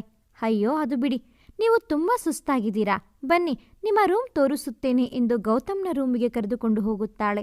ಇದೇ ಅಣ್ಣನ ರೂಮ್ ಎಂದಾಗ ಅಂಜಲಿ ನಾನಿಲ್ಲಿರ್ಬೇಕಾ ಎನ್ನುತ್ತಾಳೆ. ಶಾಲಿನಿ ನಗುತ್ತಾ ಇನ್ನೇನು ನನ್ನ ಜೊತೆ ಇರ್ತೀರಾ? ಸರಿ ಸರಿ, ನೀವು ಫ್ರೆಶ್ ಆಗಿ ರೆಡಿಯಾಗಿ, ಅಮ್ಮ ಹೇಳುತ್ತಾ ಇದ್ದರು ಏನು ಶಾಸ್ತ್ರ ಅಂತ ಎಂದು ಹೇಳಿ ಹೋಗುತ್ತಾಳೆ. ಇದರಲ್ಲಿ ಸ್ವಲ್ಪವೂ ಇಷ್ಟ ಇಲ್ಲದಿದ್ದರೋ ಮಗಳು ಈ ಥರ ಮಾಡುತ್ತಾ ಇದ್ದಾಳೆ ಎಂದು ಗೊತ್ತಾದರೆ ಅಪ್ಪ ಅಮ್ಮ ಎಲ್ಲರಿಗೋ ನೋವು ಎಂದು ತಯಾರಾಗಲು ಹೋಗುತ್ತಾಳೆ. ಅಲ್ಲಿ ಗೌತಮ್ ಅಮ್ಮನ ಫೋಟೋ ಮುಂದೆ ನಿಂತು, ಅಮ್ಮ ತಪ್ಪು ಮೇಲೆ ತಪ್ಪು ಮಾಡಿದ್ದೀನಿ, ನನಗೆ ಗೊತ್ತು. ಅಂಜಲಿ ನನ್ನ ಮುಖ ಕೂಡ ನೋಡುತ್ತಿಲ್ಲ, ಆದರೆ ನನ್ನ ಪ್ರೀತಿ ಅವಳಿಗೆ ಅರ್ಥ ಮಾಡಿಸುತ್ತೇನೆ, ಅದಕ್ಕೆ ನಿನ್ನ ಸಹಕಾರ ಬೇಕು ಎಂದು ಹೇಳುತ್ತಾನೆ. ಗೌತಮ್ನ ಅಜ್ಜಿ ಮತ್ತು ಕುಮುದ ಅವರು ಅಂಜಲಿ ಬಳಿ ಬಂದು ಸುಂದರವಾಗಿ ಕಾಣುತ್ತಿದ್ದ ಅಂಜಲಿಗೆ ದೃಷ್ಟಿ ತೆಗೆದು ಕುಮುದ ಅವರು ಸರಸ್ವತಿ ಅವರ ಒಡವೆಗಳನ್ನು ಕೊಟ್ಟು ಇನ್ನು ಮುಂದೆ ಇವೆಲ್ಲ ನಿನ್ನದೇ ಎಂದು ಹೇಳುತ್ತಾರೆ. ಅದಕ್ಕೆ ಅಂಜಲಿ ನನಗೆ ಇದೆಲ್ಲ ಬೇಡ ಎಂದಾಗ ಕುಮುದ ಅವರು ನಕ್ಕು ಹಾಕ್ಕೊಂಡು ಬೇಗ ಕೆಳಗೆ ಬಾಮ್ಮ, ನಮ್ಮ ಸಂಬಂಧಿಕರು ಬಂದಿದ್ದಾರೆ, ಬೇಗ ಬಾ ಎಂದು ಹೇಳಿ ಹೊರಡುತ್ತಾರೆ. ಅಂಜಲಿ ರೆಡಿಯಾಗಿ ಕೆಳಗಡೆ ಬರುತ್ತಿರುತ್ತಾಳೆ. ಗೌತಮ್ನ ಅವಳನ್ನು ನೋಡುತ್ತಾ ಹಾಗೇ ನಿಲ್ಲುತ್ತಾನೆ. ಶಾಲಿನಿ ಅಣ್ಣ ಜಾಸ್ತಿ ನೋಡಬೇಡ, ದೃಷ್ಟಿ ಆಗುತ್ತೆ ಎಂದಾಗ ಹೇ ತರ್ಲೆ ಸುಮ್ಮನಿರು ಎಂದು ಹೇಳುತ್ತಾನೆ. ಎಲ್ಲರಿಗೂ ಅಂಜಲಿಯನ್ನು ಪರಿಚಯಿಸುತ್ತಾರೆ. ಎಲ್ಲರೂ ಅವರಿಬ್ಬರ ಜೋಡಿ ಚೆನ್ನಾಗಿದೆ ಎಂದು ಹೇಳುತ್ತಿರುತ್ತಾರೆ. ಗೌತಮ್ನ ಕಣ್ಣುಗಳು ಅಂಜಲಿ ಕಡೆಯಿಂದ ಬೇರೆ ಕಡೆ ಹೋಗುತ್ತಿರುವುದಿಲ್ಲ. ಆ ದಿನ ಅವರಿಬ್ಬರಿಗೂ ತಿಳಿಯದೆ ಅವರಿಬ್ಬರ ಮೊದಲ ರಾತ್ರಿಗೆ ಸಿದ್ಧ ಮಾಡಿರುತ್ತಾರೆ. ಇಬ್ಬರು ರೂಮಿಗೆ ಹೋದಾಗ ಅಲ್ಲಿ ಆ ಅಲಂಕಾರವನ್ನು ನೋಡಿ ಶಾಕ್ ಆಗುತ್ತಾರೆ. ಅಲ್ಲಿಯ ತನಕ ಕೋಪವನ್ನು ಹಿಡಿದುಕೊಂಡಿದ್ದ ಅಂಜಲಿ ಒಮ್ಮೆಲೆ ಅಲ್ಲಿ ಅಲಂಕರಿಸಿದ್ದ ಹಣ್ಣುಗಳನ್ನೆಲ್ಲ ಕಿತ್ತು ಬಿಸಾಕುತ್ತಾಳೆ. ಒಂದು ಕಡೆ ಅಳುತ್ತಾ ಕೂರುತ್ತಾಳೆ. ಅವಳು ಅಳುತ್ತಿದ್ದನ್ನು ನೋಡಿ ಅವಳ ಬಳಿ ಬರುವ ಗೌತಮ್, ಅಂಜಲಿ ಹೀಗೆ ಮಾಡಿದ್ದಾರೆ ಅಂತ ನನಗೂ ಗೊತ್ತಿಲ್ಲ, ನಿನ್ನ ಇಷ್ಟಕ್ಕೆ ವಿರುದ್ಧ ಇಲ್ಲಿ ಏನೂ ನಡೆಯಲ್ಲ ಅಂಜಲಿ, ಅಳಬೇಡ ಕಣೋ, ದಯವಿಟ್ಟು ನೀನು ಅತ್ತರೆ ನನ್ನ ಕಣ್ಣಲ್ಲೂ ನೀರು ಬರುತ್ತೆ. ಏನಾದರೂ ಮಾತಾಡು, ಬಂದಾಗಿಂದ ಒಂದು ಮಾತಾಡಿಲ್ಲ, ಸುಮ್ಮನೆ ಇರಬೇಡ, ನನಗೆ ಭಯ ಆಗುತ್ತೆ, ನನಗೆ ತುಂಬ ಕಷ್ಟ ಆಗುತ್ತೆ, ನನಗೆ ಗೊತ್ತು ನಿನ್ನ ನೋವಿಗೆ ನಾನೇ ಕಾರಣ, ಬೈದು ಬಿಡು ಇಲ್ಲ ಹೊಡೆದು ಬಿಡು ಎಂದು ಅವಳ ಕೈಯಿಂದ ಅವನೇ ಹೊಡೆದುಕೊಳ್ಳಲು ಹೋಗುತ್ತಾನೆ. ತಕ್ಷಣ ಅವನಿಂದ ತನ್ನ ಕೈ ಕಿತ್ತುಕೊಂಡು ಅವನಿಂದ ದೂರ ಸರಿದು ಮುಟ್ಟಬೇಡ, ನನ್ನ ದಯವಿಟ್ಟು, ಪ್ರೀತಿಯಿಂದ ಹಿಡಿದು ಮದುವೆಯ ತನಕ ಬರೀ ಮೋಸ, ಸಾಕು ನಿನ್ನ ನಾಟಕ, ಇನ್ನೂ ಹೀಗೆ ಎಷ್ಟು ನಾಟಕ ಮಾಡುತ್ತೀಯ? ಪ್ರೀತಿ ಸ್ನೇಹ ಅಂದು ನನ್ನಿಂದ ಆ ಪದಗಳಿಗೆ ಅರ್ಥನೇ ಇಲ್ಲದಂತೆ ಮಾಡಿದೆ. ಇವತ್ತು ಮೋಸದಿಂದ ಮದುವೆಯಾಗಿ ನನ್ನ ಬಾಳಲ್ಲಿ ಕತ್ತಲೆ ತಂದೆ. ಒಂದು ಸಲ ನೀನು ನನ್ನ ಒಪ್ಪಿಗೆ ಕೇಳಬೇಕು ಅಂತ ಅನ್ನಿಸಲೇ ಇಲ್ವಾ? ನನ್ನ ಜೀವನದ ಮುಖ್ಯವಾದ ಘಟ್ಟದ ನಿರ್ಧಾರ ಮಾಡಲು ಆ ಹಕ್ಕು ನನಗೆ ಕೊಡಲಿಲ್ಲ. ಇದು ದೊಡ್ಡ ಮೋಸ, ನಿನ್ನ ಯಾವತ್ತೂ ಕ್ಷಮಿಸಲ್ಲ ಎಂದು ರೂಮಿನಿಂದ ಹೊರಬಂದು ಸುಮ್ಮನೆ ಓಡಲು ಶುರು ಮಾಡುತ್ತಾಳೆ. ಅವಳ ಹಿಂದೆ ಗೌತಮ್ನು ಅಂಜಲಿ ನಿಲ್ಲು ನಿಲ್ಲು ಎಂದು ಅವಳ ಹಿಂದೆ ಓಡುತ್ತಾನೆ. ಜೋರಾಗಿ ಮಳೆ ಪ್ರಾರಂಭವಾಗುತ್ತದೆ. ಗೌತಮ್ನ ಮನೆಯಿಂದ ಅವಳ ತಂದೆಯ ಮನೆಯ ತನಕ ಬರೀ ಕಾಲಿನಲ್ಲಿ ಓಡಿ ಬರುತ್ತಾಳೆ. ಅಂಜಲಿ ತನ್ನ ತಂದೆಯ ಮನೆಯ ಬಳಿ ಬಂದು ಒಳಗಡೆ ಹೋಗಲಾಗದೆ ಮನೆಯ ಹೊರಗೆ ನಿಲ್ಲುತ್ತಾಳೆ. ಅಂಜಲಿಯ ಅಪ್ಪ ಅಮ್ಮ ಮತ್ತು ಅಜ್ಜಿ, ನನಗೆ ಅನಿಸುತ್ತಾ ಇದೆ ಇನ್ನು ಮುಂದೆ ನಮ್ಮ ಅಂಜಲಿ ಖುಷಿಯಾಗಿರುತ್ತಾಳೆ, ನಾವು ಖುಷಿಯಾಗಿರುತ್ತೇವೆ, ಆ ದೇವರು ಒಳ್ಳೆಯದೇ ಮಾಡಿದ, ಒಳ್ಳೆಯವನ ಕೈ ಹಿಡಿದಳು ಎಂದು ಖುಷಿಯಾಗಿ ಮಾತನಾಡುತ್ತಾ ಇರುತ್ತಾರೆ. ಅವರ ಆ ಖುಷಿಯನ್ನು ನೋಡಿ ಅವಳು ಆ ಖುಷಿಯನ್ನು ನಾನು ಹಾಳು ಮಾಡಲಾರೆ ಎಂದುಕೊಂಡು ಅಲ್ಲಿಂದ ಒಬ್ಬಳೇ ನಡೆದುಕೊಂಡು ಎಲ್ಲ ಘಟನೆ ನೆಂದುಕೊಂಡು ಬರುತ್ತಿರುತ್ತಾಳೆ. ಅದೇ ಸಮಯಕ್ಕೆ ಒಂದು ವೇಗವಾಗಿ ಕಾರು ಬರುತ್ತಿರುತ್ತದೆ. ಎಷ್ಟು ಆರ್ನ್ ಮಾಡಿದರೂ ಅಂಜಲಿಗೆ ಪರಿವೇ ಇರುವುದಿಲ್ಲ. ಇನ್ನೇನು ಅವಳಿಗೆ ಡಿಕ್ಕಿ ಹೊಡೆಯಬೇಕು, ಅಷ್ಟರಲ್ಲಿ ಗೌತಮ್ ಅವಳನ್ನು ಪಕ್ಕಕ್ಕೆ ಎಳೆದುಕೊಳ್ಳುತ್ತಾನೆ. ಜೋರಾಗಿ ಮಳೆ ಬರುತ್ತಿರುತ್ತದೆ. ಗೌತಮ್ ಕೋಪದಲ್ಲಿ ಅಂಜಲಿಗೆ, ನಿನಗೆ ಹುಚ್ಚಿ ಹಿಡಿದಿದೆಯಾ? ಯಾಕೀಗಾಡ್ತಾ ಇದ್ದೀಯಾ? ನಿನಗೆ ಏನಾದರೂ ಆದರೆ ಎನ್ನುತ್ತಾನೆ. ಅಂಜಲಿ ಅಳುತ್ತಲೇ ಇರುತ್ತಾಳೆ. ಅವಳನ್ನು ಹಿಡಿದು ಗೌತಮ್ ತನ್ನ ಮಾತು ಮುಂದುವರಿಸಿ, ಸರಿ, ನಿನ್ನ ಒಪ್ಪಿಗೆ ಇಲ್ಲದೆ ಮದುವೆ ಆದೆ ಅಂದೆ ಅಲ್ವಾ? ನಿನಗೆ ನಿನ್ನ ಜೀವನ ಆರಿಸಿಕೊಳ್ಳಲು ಅವಕಾಶ ಕೊಡಲಿಲ್ಲ ಅಂದೆ ಅಲ್ವಾ? ಸರಿ, ಇವಾಗ ಅವಕಾಶ ಕೊಡುತ್ತಾ ಇದ್ದೀನಿ. ನನಗೆ ಒಂದೇ ಒಂದು ಅವಕಾಶ ಕೊಟ್ಟು ನನ್ನ ಜೊತೆ ಬರುತ್ತೀಯಾ? ಇಲ್ಲ ನಿನ್ನ ದ್ವೇಷವೇ ಹೆಚ್ಚು ಅನ್ನೋದಾದರೆ ನನ್ನ ಬಿಟ್ಟು ನಿಮ್ಮ ತಂದೆ ತಾಯಿಯ ಮನೆಗೆ ಹೋಗುತ್ತೀಯಾ? ನೀನೇ ನಿರ್ಧಾರ ಮಾಡು ಎಂದು ಹೇಳುತ್ತಾನೆ. ಅದಕ್ಕೆ ಅಂಜಲಿ ಅಳುತ್ತಾ, ಗೌತಮ್, ನಾನು ಇವಾಗ ಯಾವ ಪರಿಸ್ಥಿತಿಲಿ ಇದ್ದೀನಿ ಅಂದರೆ ನಿನಗೆ ಅವಕಾಶ ಕೊಟ್ಟು ನಿನ್ನ ನಂಬಿ ನಿಮ್ಮ ಮನೆಗೆ ಬರೋದಿಕ್ಕೂ ಆಗಲ್ಲ. ಯಾಕೆ ಅಂದರೆ ನೀನು ಇರೋ ಕಡೆ ನಿನ್ನ ನೋಡಿದ್ರೆ ನನಗೆ ಉಸಿರು ಕಟ್ಟಿದಂಗೆ ಆಗುತ್ತೆ ಗೌತಮ್. ಮತ್ತೆ ನಾನು ನಮ್ಮ ಮನೆಗೂ ಹೋಗ್ಲಿಕ್ಕೂ ಆಗೋದಿಲ್ಲ. ಯಾಕಂದರೆ ಅವರ ಖುಷಿ ಸಂತೋಷನ ಮತ್ತೆ ಹಾಳು ಮಾಡೋಕ್ಕೆ ನನಗೆ ಇಷ್ಟ ಇಲ್ಲ ಗೌತಮ್ ಎಂದು ಮಳೆಯಲ್ಲಿ ಬಿಕ್ಕಿ ಬಿಕ್ಕಿ ಅಳುತ್ತಾಳೆ. ಅವಳ ಮಾತುಗಳನ್ನು ಕೇಳಿದ ಗೌತಮ್ನ ಕಣ್ಣಲ್ಲೂ ನೀರು. ಹಾಗೆ ಅವಳಿಂದ ಹಿಂದೆ ಸರಿಯುತ್ತಾನೆ. ಅಂಜಲಿ ಮಾತು ಮುಂದುವರಿಸಿ, ಗೌತಮ್, ನನಗೆ ದಯವಿಟ್ಟು ನಿನ್ನಿಂದ ಮುಕ್ತಿ ಬೇಕು. ಗೌತಮ್, ನನಗೆ ನಿನ್ನಿಂದ ಡಿವೋರ್ಸ್ ಬೇಕು. ಅದು ಆಗುವಷ್ಟರಲ್ಲಿ ನಮ್ಮ ಮನೆಯವರಿಗೆ ಸರಿಯಾದ ಸಮಯ ನೋಡಿ ನಾನು ಹೇಗೋ ಸಮಾಧಾನ ಮಾಡುತ್ತೇನೆ. ಇವಾಗ ನನ್ನಿಂದ ನೊಂದಿರೋ ಅವರಿಗೆ ಮತ್ತೆ ಕಷ್ಟ ಕೊಡಲ್ಲ ಎಂದು ಮಾತನಾಡುತ್ತಾ ತಲೆ ಸುತ್ತಿ ಬೀಳುತ್ತಾಳೆ. ಆ ಮಾತು ಕೇಳಿ ಗೌತಮನಿಗೆ ಸಿಡಿಲು ಬಡಿದಂತಾಗುತ್ತದೆ. ಅಂಜಲಿ ಗೌತಮ್ನನ್ನು ನನಗೆ ನಿನ್ನಿಂದ ಮುಕ್ತಿ ಕೊಡು, ನನಗೆ ಡಿವೋರ್ಸ್ ಕೊಡು ಎಂದು ಕೇಳುತ್ತಾಳೆ. ಆ ಮಾತನ್ನು ಕೇಳಿ ಗೌತಮನಿಗೆ ಸಿಡಿಲು ಬಡಿದಂತಾಗುತ್ತದೆ. ಅವಳು ಬಿದ್ದದ್ದನ್ನು ಕಂಡು ಅಂಜಲಿ ಅಂಜಲಿ ಎಂದು ಕೂಗುತ್ತಾನೆ. ಅವಳು ಪ್ರಜ್ಞೆ ತಪ್ಪಿರುವುದು ತಿಳಿದು ಅವಳನ್ನು ಎತ್ತಿಕೊಂಡು ಟ್ಯಾಕ್ಸಿಯಲ್ಲಿ ಮನೆಗೆ ಹೊರಡುತ್ತಾನೆ. ಆ ಸಂದರ್ಭದಲ್ಲಿ ಅವನ ಮನದಲ್ಲಿ ಕಾರ್ಮೋಡ ಸರಿದು ಬೆಳಕು ಸರಿದ ಮೇಲೂ ಈ ಕಣ್ಣಿನಲ್ಲಿ ಮುಂಚೆ ಇದ್ದ ಮಿಂಚು ಇಲ್ಲ. ಖುಷಿಯಲ್ಲೂ ಕೂಡ ಹತಾಶೆ, ನಿರಾಳದಲ್ಲಿ ನಿರಾಶೆ ಇದೆ. ತಮಾಷೆ ಗೆದ್ದು ಸೋತಿರುವೆ ಎಂಬ ಭಾವನೆ ಅವನಲ್ಲಿ. ಅವಳನ್ನು ಮನೆಗೆ ಕರೆತಂದು ಅವಳ ಕಾಲಿನಲ್ಲಿ ಸುರಿಯುತ್ತಿದ್ದ ರಕ್ತ ನೋಡಿ ಅಳುತ್ತಾ ಅದಕ್ಕೆ ಬ್ಯಾಂಡೇಜ್ ಮಾಡಿ ಅವನು ಅವಳನ್ನೇ ನೋಡುತ್ತಾ ಅವಳ ಕಾಲ ಬಳಿ ಮಲಗುತ್ತಾನೆ. ಮಧ್ಯರಾತ್ರಿಯಲ್ಲಿ ಅಂಜಲಿಗೆ ಎಚ್ಚರಿಕೆ ಆಗಿ ನೋಡಿದಾಗ ಅವಳ ಕಾಲ ಬಳಿ ಗೌತಮ್ ಮಲಗಿರುವುದನ್ನು ಕಂಡು ಏನೂ ಮಾತನಾಡದೆ ಹಾಗೆ ಮಲಗುತ್ತಾಳೆ. ಬೆಳಗ್ಗೆ ಎದ್ದು ನೋಡಿದಾಗ ಅಂಜಲಿ ಇನ್ನೂ ಮಲಗಿರುತ್ತಾಳೆ. ಗೌತಮ್ ರೆಡಿಯಾಗಿ ಆಫೀಸ್ಗೆ ಹೊರಡುತ್ತಾನೆ. ಇಲ್ಲಿ ಅಂಜಲಿ ಎದ್ದು ಕಾಲನ್ನು ನೋಡಿದಾಗ ಬ್ಯಾಂಡೇಜ್ ನೋಡಿ ಮತ್ತೆ ಗಡಿಯಾರ ನೋಡಿ, ಅಯ್ಯೋ ಇಷ್ಟು ಹೊತ್ತು ಮಲಗಿದ್ದೀನಿ ಎಂದು ಬೇಗ ಎದ್ದು ಸ್ನಾನ ಮಾಡಿ ರೂಮಿನಿಂದ ಹೊರಬಂದ ತಕ್ಷಣ ಶಾಲಿನಿ ಗುಡ್ ಮಾರ್ನಿಂಗ್ ಅತ್ತಿಗೆ ಎನ್ನುತ್ತಾಳೆ. ಅದಕ್ಕೆ ಅಂಜಲಿ, ನಿಮ್ಮ ಅಣ್ಣ ಎಲ್ಲಿ ಎಂದು ಕೇಳುತ್ತಾಳೆ. ಅವನು ಆವಾಗಲೇ ಆಫೀಸ್ಗೆ ಹೋದ. ನಿಮಗೆ ಹೇಳ್ದೆ ಹೋಗಿಲ್ಲ ಅತ್ತಿಗೆ, ತಮಾಷೆ ಮಾಡ್ತಾ ಇದ್ದೀರಾ? ಸರಿ ಬನ್ನಿ, ನಿಮ್ಮನ್ನ ಅಮ್ಮ ಕರೆಯುತ್ತಾ ಇದ್ದಾರೆ ಎಂದು ಅಲ್ಲಿಂದ ಕರೆದುಕೊಂಡು ಹೋಗುತ್ತಾಳೆ. ಅಂಜಲಿ ಯೋಚಿಸುತ್ತಾ ಅಲ್ಲಿಂದ ಹೋಗುತ್ತಾಳೆ. ಆಫೀಸ್ಗೆ ಬಂದ ಗೌತಮ್ ರಾತ್ರಿ ಆದ ಘಟನೆಯಿಂದ ಇನ್ನೂ ಹೊರ ಬಂದಿರುವುದಿಲ್ಲ.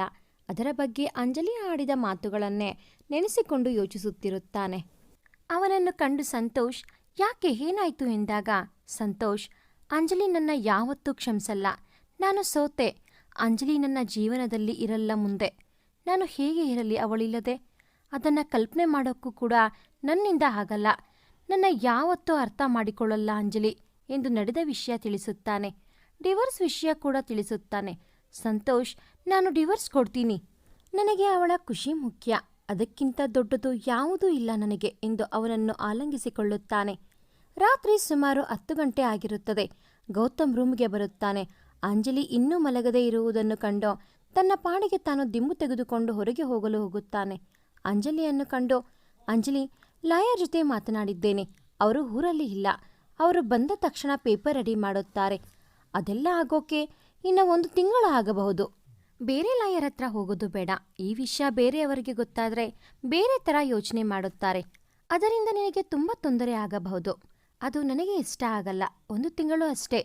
ಇಲ್ಲಿ ಇರೋಕ್ಕೆ ಆದರೆ ಇರೋ, ಆಗಲ್ಲ ಅಂದರೆ ನಾನು ಹೇಗೋ ಮ್ಯಾನೇಜ್ ಮಾಡ್ತೀನಿ. ನೀನು ನಿಮ್ಮ ಮನೆಯಲ್ಲಿ ಇರೋ ಥರ ಎನ್ನುತ್ತಾನೆ. ಅದಕ್ಕೆ ಅಂಜಲಿ, 1 ತಿಂಗಳು ಅಷ್ಟೇ ತಾನೇ, ನಾನು ಇಲ್ಲಿಯೇ ಇರುತ್ತೇನೆ. ಮತ್ತೆ ಅಪ್ಪ ಅಮ್ಮನಿಗೆ ನೋವು ಕೊಡೋಕೆ ನನಗೆ ಇಷ್ಟ ಇಲ್ಲ ಎನ್ನುತ್ತಾಳೆ. ಗೌತಮ್ನಿಗೆ ಖುಷಿಯೂ ಆಗುತ್ತದೆ. ಅಷ್ಟು ದಿನಗಳಾದರೂ ನನ್ನ ಜೊತೆ ಇರುತ್ತಾಳೆ ಎಂದು. ಸರಿ, ಆದರೆ ಇರೋ ಅಷ್ಟು ದಿನ ಖುಷಿಯಾಗಿರು ಅಷ್ಟೇ ನಾನು ನಿನ್ನಲ್ಲಿ ಕೇಳಿಕೊಳ್ಳೋದು ಎಂದು ಹೇಳಿ ಅಲ್ಲಿಂದ ಹೊರಡುತ್ತಾನೆ. ಅಂಜಲಿ ಅವನು ಹೋದ ದಾರಿಯನ್ನೇ ನೋಡುತ್ತಾ ನಿದ್ರೆಗೆ ಜಾರುತ್ತಾಳೆ. ದಿನಗಳು ಹೊರಳುತ್ತವೆ. ಅಂಜಲಿ ಶಾಲಿನಿಗೆ ಹತ್ತಿರವಾಗುತ್ತಾಳೆ. ಹೆಚ್ಚು ಸಮಯ ಅವಳ ಜೊತೆ ಕಾಲ ಕಳೆಯಲು ಪ್ರಾರಂಭಿಸುತ್ತಾಳೆ. ಹೀಗೆ ಒಂದು ದಿನ ಶಾಲಿನಿ ಜೊತೆ ಸೈಕಲ್ ಹೊಡೆಯುವ ಆಸೆಯನ್ನು ವ್ಯಕ್ತಪಡಿಸುತ್ತಾಳೆ. ಅವಳು ಅದನ್ನು ತನ್ನ ಅಣ್ಣನ ಬಳಿ ಹೇಳುತ್ತಾಳೆ. ಆ ದಿನದ ಮರುದಿನವೇ ಅಂಜಲಿಗೆ ಒಂದು ಆಶ್ಚರ್ಯ ಕಾದಿರುತ್ತದೆ. ಗೌತಮ್ ಹಿಂದೆ ಮುರಿದು ಹಾಕಿದ್ದ ಸೈಕಲನ್ನು ರಿಪೇರಿ ಮಾಡಿಸಿ ತಂದಿರುತ್ತಾನೆ. ಅಂಜಲಿ ಅದನ್ನು ನೋಡಿ ತುಂಬ ಖುಷಿಯಾಗುತ್ತಾಳೆ. ಗೌತಮ್ ಅಲ್ಲಿಗೆ ಬಂದದ್ದು ಕಂಡು ಅಲ್ಲಿಂದ ಹೊರಡುತ್ತಾಳೆ. ಅವಳ ಕೈ ಹಿಡಿದು ಖುಷಿನಾ ಎಂದು ಕೇಳುತ್ತಾನೆ. ಅವನಿಂದ ಕೈ ಬಿಡಿಸಿಕೊಂಡು, ನಿನ್ನಿಂದ ಯಾವತ್ತೂ ಖುಷಿ ನನಗೆ ಆಗಲ್ಲ ಎಂದು ಅಲ್ಲಿಂದ ಹೊರಡುತ್ತಾಳೆ. ಅಲ್ಲಿಗೆ ಬರುವ ಶಾಲಿನಿ, ಇದೇನು ಅಣ್ಣ, ಹೊಸ ಸೈಕಲ್ ತರುತ್ತೀಯಾ ಅಂತ ಅಂದ್ಕೊಂಡಿದ್ರೆ ಹಳೆ ಸೈಕಲ್ ತಂದಿದ್ದೀಯಾ ಎನ್ನುತ್ತಾಳೆ. ಆಗ ಗೌತಮ್, ಹಾಗೆ ಹೇಳಬೇಡ, ಹಳೆ ಸೈಕಲ್ಲ, ಹೇಳಬೇಕು ಅಂದರೆ ಇದೇ ಇವತ್ತು ಅಂಜಲಿ ನನಗೆ ಸಿಕ್ಕಿರೋದಕ್ಕೆ ಒಂದು ರೀತಿ ಕಾರಣ. ಇದರಲ್ಲಿ ಅಂಜಲಿಯ ಭಾವನೆಗಳು ಪ್ರೀತಿ ತುಂಬಿದೆ. ಇದು ಅಂದರೆ ನನ್ನ ಅಂಜಲಿಗೆ ಪ್ರಾಣ. ನಿಮ್ಮ ಅತ್ತಿಗೆ ಸಂಬಂಧಗಳಿಗೆ ಬೆಲೆ ಕೊಡೋಳು. ಇದರ ಜೊತೆ ಅವಳ ಎಷ್ಟೋ ನೆನಪುಗಳು ಜೋಡಿ ಆಗಿವೆ. ಇದು ನಿನಗೆ ಅರ್ಥ ಆಗಲ್ಲ, ಹೋಗು, ನಿಮ್ಮ ಅತ್ತಿಗೆ ಜೊತೆ ಇರು ಎನ್ನುತ್ತಾನೆ. ಅಲ್ಲಿಯೇ ಮರೆಯಲ್ಲಿ ನಿಂತಿದ್ದ ಅಂಜಲಿ ಇದನ್ನು ಕೇಳಿಸಿಕೊಂಡು ಅವಳ ಕಣ್ಣಲ್ಲಿ ನೀರು ತುಂಬುತ್ತದೆ. ಇನ್ನೊಂದು ದಿನ ಗೌತಮ್ ಮಳೆಯಲ್ಲಿ ನೆನೆದ ಕಾರಣ ಅವನಿಗೆ ಶೀತ ಮತ್ತು ಕೆಮ್ಮು ಆಗಿರುತ್ತದೆ. ಅದರಿಂದ ಅವನು ತುಂಬ ಕಷ್ಟಪಡುತ್ತಿರುತ್ತಾನೆ, ಮಲಗಲಾಗದೆ. ಇದನ್ನು ಕಂಡ ಅಂಜಲಿ ಅಡಿಗೆ ಮನೆಗೆ ಹೋಗಿ ಕಷಾಯ ಮಾಡಿ ತರುತ್ತಾಳೆ. ಅದನ್ನು ತೆಗೆದುಕೊಳ್ಳಲು ಹೋದಾಗ ಗೌತಮ್ನ ಕೈ ಅಂಜಲಿಯ ಕೈಗೆ ತಗುಲಿ ಅಂಜಲಿ ಕಷಾಯ ಇದ್ದ ಗ್ಲಾಸ್ ಕೆಳಗೆ ಬೀಳಿಸುತ್ತಾಳೆ. ನಂತರ ನಾನು ಮತ್ತೆ ಮಾಡಿಕೊಂಡು ತರುತ್ತೇನೆ ಎಂದು ಹೇಳಿ ಮತ್ತೆ ತೆಗೆದುಕೊಂಡು ಬಂದು ಅವನ ಪಕ್ಕ ಇಡುತ್ತಾಳೆ. ಆಗ ಗೌತಮ್, ಅಂಜಲಿ ಥ್ಯಾಂಕ್ಸ್, ನನ್ನ ಬಗ್ಗೆ ಇಷ್ಟಾದರೂ ಕಾಳಜಿ ಇದೆಯಲ್ಲ ಎಂದಾಗ ಅಂಜಲಿ, ಗೌತಮ್ ಕ್ಷಮಿಸು, ಕಾಳಜಿನ ಅದು ನಿನ್ನ ಮೇಲೆ, ಅದು ಯಾವತ್ತೂ ಬರಲ್ಲ. ಪ್ರೀತಿನೇ ಇಲ್ಲದ ಕಡೆ ಕಾಳಜಿ ಹೇಗೆ ಸಾಧ್ಯ? ನಿನಗೆ ಏನಾದರೂ ಅದರಿಂದ ನನಗೆ ನೋವಾಗಲ್ಲ. ನಿನ್ನ ಕೆಮ್ಮಿನ ಶಬ್ದದಿಂದ ನಾನು ನಿದ್ದೆ ಮಾಡೋಕ್ಕೆ ಕಷ್ಟ ಆಗುತ್ತಾ ಇತ್ತು, ಅದಕ್ಕೆ ಮಾಡಿ ತಂದಿದ್ದು ಎಂದಾಗ ಗೌತಮ್ ಕೋಪದಿಂದ ಅದನ್ನು ಅಲ್ಲಿಯೇ ಬಿಟ್ಟು ಅಲ್ಲಿಂದ ಹೊರಡುತ್ತಾನೆ. ಅಂಜಲಿ ಅವನನ್ನು ದ್ವೇಷಿಸಬೇಕು ಅಂದುಕೊಂಡರೋ ಅವನು ತೋರಿಸುವ ಪ್ರೀತಿಯಿಂದ ಅವಳಿಗೆ ಸಾಧ್ಯವಾಗುತ್ತಿರಲಿಲ್ಲ. ಆದರೂ ಅದನ್ನು ಮನಸ್ಸಲ್ಲಿ ಸಾಯಿಸಲು ಪ್ರಯತ್ನಿಸುತ್ತಿರುತ್ತಾಳೆ. ಒಂದು ದಿನ ಶಾಲಿನಿ ಮತ್ತು ಅಂಜಲಿ ಗಾರ್ಡನ್ನಲ್ಲಿ ಸೈಕಲ್ ಹೊಡೆಯುತ್ತಾ ಇದ್ದಾಗ ಸೈಕಲಿಂದ ಅಂಜಲಿ ಬೀಳುತ್ತಾಳೆ. ಅವಳ ಕಾಲಿಗೆ ಏಟಾಗಿ ನಡೆಯಲೂ ಆಗದೆ ಅಲ್ಲಿಯೇ ಕುಳಿತಿರುತ್ತಾಳೆ. ಅಷ್ಟರಲ್ಲಿ ಶಾಲಿನಿ ಗೌತಮ್ನನ್ನು ಕರೆಯುತ್ತಾಳೆ. ಅವನು ಓಡಿ ಬಂದು ಅವಳ ಕಾಲಿಗೆ ಏನಾಗಿದೆ ಎಂದು ಕಾಲನ್ನು ಮುಟ್ಟಿದಾಗ ಮುಜುಗರದಿಂದ ಕಾಲನ್ನು ಹಿಂದಕ್ಕೆ ತೆಗೆಯುತ್ತಾಳೆ. ನಡೆಯಲು ಎಷ್ಟು ಪ್ರಯತ್ನ ಪಟ್ಟರೋ ಆಗದಿದ್ದಾಗ ಗೌತಮ್ ಅವಳನ್ನು ಎತ್ತಿಕೊಳ್ಳುತ್ತಾನೆ. ಆಗ ಅಂಜಲಿ, ಗೌತಮ್ ಏನ್ ಮಾಡ್ತಾ ಇದ್ದೀಯಾ, ಕೆಳಗಿಳಿಸು ಎನ್ನುತ್ತಾಳೆ. ಕೋಪದಲ್ಲಿ ಮಾತಾಡಬೇಡ, ನೀನು ಸುಮ್ಮನಿರು ಎಂದು ಹೇಳಿ ಅವನನ್ನು ನೋಡುತ್ತಾನೆ. ಅಂಜಲಿ ಕೂಡ ಅವನನ್ನೇ ನೋಡುತ್ತಾಳೆ. ಇಬ್ಬರ ಕಣ್ಣುಗಳು ಬೆಸೆಯುತ್ತವೆ. ತಟ್ಟನೆ ಅಂಜಲಿ ಬೇರೆ ಕಡೆ ನೋಡುತ್ತಾಳೆ. ಅಲ್ಲಿಂದ ಕರೆದುಕೊಂಡು ಒಳಗೆ ಹೋಗುತ್ತಾನೆ. ಎಲ್ಲರೂ ಗಾಬರಿ ಪಟ್ಟುಕೊಳ್ಳುತ್ತಾರೆ. ಅವನು ಡಾಕ್ಟರ್ ಬರುವುದಕ್ಕೆ ಹೇಳುತ್ತಾನೆ. ಡಾಕ್ಟರ್ ಬಂದು ಅವಳಿಗೆ ಕಾಲಿಗೆ ಹಚ್ಚಲು ಔಷಧಿ ಕೊಟ್ಟು ಮಾತ್ರೆ ಕೊಟ್ಟು ಹೋಗುತ್ತಾರೆ. ಅದನ್ನು ಹಚ್ಚಿಕೊಳ್ಳಲು ಅಂಜಲಿ ತುಂಬ ಕಷ್ಟಪಡುತ್ತಿರುತ್ತಾಳೆ. ಅಷ್ಟರಲ್ಲಿ ಅದನ್ನು ನೋಡುವ ಗೌತಮ್ ಅದನ್ನು ಅವನೇ ಹಚ್ಚಲು ಮುಂದಾಗುತ್ತಾನೆ. ಅಂಜಲಿ ಸಿಟ್ಟಿನಲ್ಲಿ, ಗೌತಮ್ ನೀನು ನನ್ನ ಗಂಡ ಅಂತ ತಿಳ್ಕೋಬೇಡ ಎಂದಾಗ ಸಿಟ್ಟಿನಿಂದ ಎದ್ದು ಹೋಗಲು ಹೋಗಿ ಮತ್ತೆ ಅವಳಿಂದ ಔಷಧಿ ಕಿತ್ತುಕೊಂಡು ಹಚ್ಚಲು ಮುಂದಾಗುತ್ತಾನೆ. ಅದು ಹಚ್ಚುವಾಗ ಅವಳಿಗೆ ನೋವಾಗಿ ಅವಳು ಕಷ್ಟಪಡುವುದನ್ನು ನೋಡಿ ಗೌತಮನಿಗೂ ಕಣ್ಣಲ್ಲಿ ನೀರು ಬರುತ್ತದೆ. ಅದು ಅವನಿಗೆ ತಿಳಿಯದಂತೆ ಕಣ್ಣೀರು ಅಂಜಲಿಯ ಕಾಲ ಮೇಲೆ ಬೀಳುತ್ತದೆ. ಅವನಿಗೆ ಏನೂ ಹೇಳಲಾಗದೆ ಅಲ್ಲಿಂದ ಎದ್ದು ಹೋಗುತ್ತಾನೆ. ಅದನ್ನು ಕಂಡು ಅಂಜಲಿಯ ಕಣ್ಣಲ್ಲೂ ನೀರು. ಆದರೂ ಅವಳು ಅವನ ಮೇಲೆ ಪ್ರೀತಿಯನ್ನು ಒಪ್ಪಿಕೊಳ್ಳಲು ಸಿದ್ಧವಿರುವುದಿಲ್ಲ. ಇದು ಕೂಡ ನಾಟಕ ಎಂದುಕೊಳ್ಳುತ್ತಾಳೆ. ಅಂಜಲಿಯ ಬಳಿ ಗೌತಮ್ನ ಅಜ್ಜಿ ಮತ್ತು ಕುಮುದ ಬರುತ್ತಾರೆ. ಅಂಜಲಿ, ನೀನು ಗೌತಮ್ನ ಜೀವನದಲ್ಲಿ ಬಂದ ಮೇಲೆ ಗೌತಮ್ ಸಾಕಷ್ಟು ಬದಲಾಗಿದ್ದಾನೆ. ಅವನು ಎಲ್ಲರ ಜೊತೆ ಮಾತಾಡಿದ್ದೆ ತುಂಬ ವರ್ಷಗಳ ಹಿಂದೆ. ಇವಾಗ ಎಲ್ಲರ ಜೊತೆ ನಗುತ್ತಾ ಮಾತನಾಡೋ ಹಾಗೆ ಮಾಡಿದ್ದು ನೀನೇ. ದಯವಿಟ್ಟು ಗೌತಮ್ನ ಮತ್ತೆ ಹಿಂದಿನ ಗೌತಮ ಆಗೋ ಥರ ಮಾಡಬೇಡ. ಅಂಜಲಿ, ಅವನಿಗೆ ನಿನ್ನ ಅವಶ್ಯಕತೆ ತುಂಬ ಇದೆ. ನೀನೇ ಇಲ್ಲ ಅಂದರೆ ಮತ್ತೆ ನಮ್ಮ ಗೌತಮ್ ನಮ್ಮಿಂದ ದೂರ ಆಗುತ್ತಾನೆ. ಆ ಥರ ಆಗೋಕ್ಕೆ ಬಿಡಬೇಡ ಎಂದು ಅವಳ ಮುಂದೆ ಕೈ ಜೋಡಿಸುತ್ತಾರೆ. ಅವರು ಹಾಗೆ ಕೈ ಜೋಡಿಸಿದ್ದನ್ನ ಕಂಡ ಅಂಜಲಿ, ಅಮ್ಮ, ಅಜ್ಜಿ, ಏನು ಮಾಡುತ್ತಾ ಇದ್ದೀರಿ ನೀವು ಹೀಗೆಲ್ಲ ಮಾಡಬಾರದು. ನಾನು ನಿಮಗಿಂತ ಚಿಕ್ಕೋಳು. ನಮ್ಮ ಜೀವನ ನಮ್ಮ ಕೈಯಲ್ಲಿ ಇಲ್ಲ, ದೇವರ ಆಟ ಅಷ್ಟೇ. ನನ್ನ ಕ್ಷಮಿಸಿ ಎಂದು ಅಲ್ಲಿಂದ ಹೊರಡುತ್ತಾಳೆ. ಗೌತಮ್ ಆ ದಿನ ಎಷ್ಟು ಹೊತ್ತಾದರೂ ಮನೆಗೆ ಬಂದಿರುವುದಿಲ್ಲ. ಅಂಜಲಿಗೆ ಭಯ ಶುರುವಾಗುತ್ತದೆ. ಗಂಟೆ ರಾತ್ರಿ ಒಂದಾದರೂ ಅವನು ಬರುವುದಿಲ್ಲ. ಅವನ ದಾರಿಯನ್ನು ನೋಡುತ್ತಾ ಹೊಳಗು ಹೊರಗು ಓಡಾಡುತ್ತಿರುತ್ತಾಳೆ. ಅವಳನ್ನು ಕಂಡು ಅಜ್ಜಿ ಮತ್ತು ಕುಮುದ, ಇದೇ ಅಲ್ವಾ ನಿಜವಾದ ಪ್ರೀತಿ ಇರೋ ಕಡೆ ಮಾತ್ರ ಈ ರೀತಿ ತೊಳಲಾಟ. ಪ್ರೀತಿ ಅದರ ಕಳೆ ಯಾವತ್ತೂ ಕಳೆದುಕೊಳ್ಳಲ್ಲ, ಅದು ಸಮಯ ಬರೋ ತನಕ ಪ್ರಜ್ವಲಿಸಲ್ಲ ಅಷ್ಟೇ ಎಂದು ಮಾತನಾಡುತ್ತಾ ಅಲ್ಲಿಂದ ಹೋಗುತ್ತಾರೆ. ಅವನಿಗಾಗಿ ಗಾಬರಿಯಾಗಿದ್ದ ಅಂಜಲಿ, ಅಯ್ಯೋ, ನಾನಾಕೆ ಅವನಿಗಾಗಿ ಇಷ್ಟು ಕಾಯುತ್ತಾ ಇದ್ದೀನಿ? 1 ತಿಂಗಳು ಎಷ್ಟು ಬೇಗ ಆಗುತ್ತೋ ಆದಷ್ಟು ಬೇಗ ಇಲ್ಲಿಂದ ಹೋಗಬೇಕು ಎಂದುಕೊಂಡು ಮಲಗಲು ಬರುತ್ತಾಳೆ. ಆದರೆ ಅವಳಿಗೆ ನಿದ್ದೆಯೇ ಬರುವುದಿಲ್ಲ. ಸ್ವಲ್ಪ ಸಮಯದ ನಂತರ ಫೋನ್ ಮಾಡಲು ಶಾಲಿನಿ ಬಳಿ ಹೋಗಲು ಯೋಚಿಸಿ ಬೇಡ ಎಂದು ಸುಮ್ಮನಾಗುತ್ತಾಳೆ. ಆ ದಿನ ಗೌತಮ್ ಮನೆಗೆ ಬರುವುದಿಲ್ಲ. ಎಲ್ಲವನ್ನೂ ಯೋಚಿಸುತ್ತಾ ಆಫೀಸಲ್ಲಿಯೇ ಮಲಗಿರುತ್ತಾನೆ. ಬೆಳಗ್ಗೆ ಗೌತಮ್ ಮನೆಗೆ ಬರುತ್ತಾನೆ. ರೂಮಿಗೆ ಬಂದು ಬಟ್ಟೆ ಬದಲಾಯಿಸುತ್ತಿರುವಾಗ ಅಂಜಲಿ ಅಲ್ಲಿಗೆ ಬಂದು, ರಾತ್ರಿಯೆಲ್ಲ ಎಲ್ಲೋಗಿದ್ದೆ? ಹಾಗೆ ಹೇಳದೆ ಕೇಳದೆ ಹೋದರೆ ಮನೆಯವರಿಗೆಲ್ಲ ಗಾಬರಿ ಆಗಲ್ವಾ ಎಂದಾಗ ಅವನು ಸುಮ್ಮನೆ ಇರುತ್ತಾನೆ. ಮತ್ತೆ ಅಂಜಲಿ, ನಾನು ನಿನ್ನ ಜೊತೆನೇ ಮಾತನಾಡುತ್ತಾ ಇರೋದು ಎಂದಾಗ ಅವಳನ್ನು ಗಟ್ಟಿಯಾಗಿ ಹಿಡಿದು, ಏನು ಏನು ನಿನ್ನ ಪ್ರಾಬ್ಲಮ್? ಮನೆಗೆ ಬಂದರೂ ಕಷ್ಟ, ಬರದಿದ್ದರೂ ಕಷ್ಟ, ಯಾಕೆ? ಮನೆಗೆ ಬಂದು ನೀನಾಡೋ ಚುಚ್ಚು ಮಾತು ಕೇಳಬೇಕಾ? ಆವತ್ತಿಂದ ಕೇಳುತ್ತಾ ಇದ್ದೀನಿ. ನನ್ನ ಮಾತು ಒಮ್ಮೆ ಆದರೂ ಕೇಳೋಕೆ ನೀನು ಸಿದ್ಧ ಇಲ್ಲ. ನಾನು ಬರಲಿಲ್ಲ ಅಂದರೆ ನಿನಗೆ ಏನೋ ಎಂದಾಗ, ಮಿಸ್ಟರ್ ಗೌತಮ್, ನನಗೆ ಏನೂ ಆಗಲ್ಲ, ಆಗಬೇಕಾಗಿಯೂ ಇಲ್ಲ. ನೀನು ಬಂದರೆ ಎಷ್ಟು, ಬರದಿದ್ದರೆ ಎಷ್ಟು? ನಾನು ನಿನ್ನ ಬಗ್ಗೆ ಯೋಚನೆ ಮಾಡುತ್ತಾ ಇಲ್ಲ. ನಿನಗಾಗಿ ಇಲ್ಲಿ ವಯಸ್ಸಾಗಿರೋ ಅಜ್ಜಿ, ಅಮ್ಮ, ಅಪ್ಪ ಎಲ್ಲ ಇದ್ದಾರೆ, ಅದಕ್ಕಾಗಿ ಹೇಳಿದೆ ಎಂದಾಗ ಗೌತಮ್ ಅವಳನ್ನು ಇನ್ನೂ ಗಟ್ಟಿಯಾಗಿ ಅವಳ ಕೈ ಹಿಡಿದುಕೊಳ್ಳುತ್ತಾನೆ. ಅಂಜಲಿ, ಗೌತಮ್ ದಯವಿಟ್ಟು ಕೈ ಬಿಡು, ನನಗೆ ನೋವಾಗುತ್ತಾ ಇದೆ, ತುಂಬ ಪ್ಲೀಸ್ ಎನ್ನುತ್ತಾಳೆ. ಅವಳನ್ನು ಹಿಡಿದಿದ್ದವನು ಬಿಟ್ಟು ಅಲ್ಲಿಂದ ಹೋಗುತ್ತಾನೆ. ಅಂಜಲಿ ಅವನು ಹೋದ ದಾರಿಯನ್ನೇ ನೋಡುತ್ತಾ ಅಳುತ್ತಾ ನಿಲ್ಲುತ್ತಾಳೆ. ಅಂಜಲಿ ಮತ್ತು ಗೌತಮ್ ಅವರ ಜೀವನ ದ್ವೇಷ ತುಂಬಿ ಸಾಗುತ್ತಾ ಇರುತ್ತದೆ. ಅಂಜಲಿಗೆ ಗೌತಮ್ನ ಮೇಲೆ ಪ್ರೀತಿ ಇದ್ದರೂ ಅದನ್ನು ಒಪ್ಪಲು ಸಿದ್ಧ ಇರುವುದಿಲ್ಲ. ಕಾಳಜಿ ಇದ್ದರೂ ಅದು ತೋರಿಸಲು ಅವಳ ಈಗೋ ಬಿಡುತ್ತಿರಲಿಲ್ಲ. ಹೀಗೆ ಇದ್ದ ಜೀವನದಲ್ಲಿ ಹೀಗೆ ಒಂದು ದಿನ ಅಂಜಲಿಯ ಅಪ್ಪ ಅಂಜಲಿ ಮತ್ತು ಗೌತಮ್ನನ್ನ ಮನೆಗೆ ಕರೆದುಕೊಂಡು ಹೋಗಲು ಬಂದಿರುತ್ತಾರೆ. ಅಂಜಲಿ ಮತ್ತು ಗೌತಮ್ ನಗುತ್ತಲೇ ಯಾವುದೇ ರೀತಿಯ ಮನಸ್ತಾಪ ಇಬ್ಬರಲ್ಲಿಯೂ ಇಲ್ಲ ಎಂಬಂತೆ ಇರುತ್ತಾರೆ. ಗೌತಮ್ ಅಂಜಲಿಯನ್ನು ರೂಮಿಗೆ ಕರೆದು, ಅಂಜಲಿ, ನಮ್ಮಿಬ್ಬರ ಮಧ್ಯೆ ಎಷ್ಟೇ ಮನಸ್ತಾಪ ಇರಲಿ, ನಾವು ಡಿವೋರ್ಸ್ ವಿಷಯ ಕೂಡ ಯಾವುದೂ ನಿಮ್ಮ ತಂದೆಗೆ ತಿಳಿಸುವುದು ಬೇಡ. ನಿನ್ನ ಅಪ್ಪಂಗೆ ನಾನು ನಿನ್ನ ಹ್ಯಾಪಿಯಾಗಿ ನೋಡಿಕೊಳ್ಳುತ್ತೇನೆ ಅಂತ ಹೇಳಿದ್ದೆ.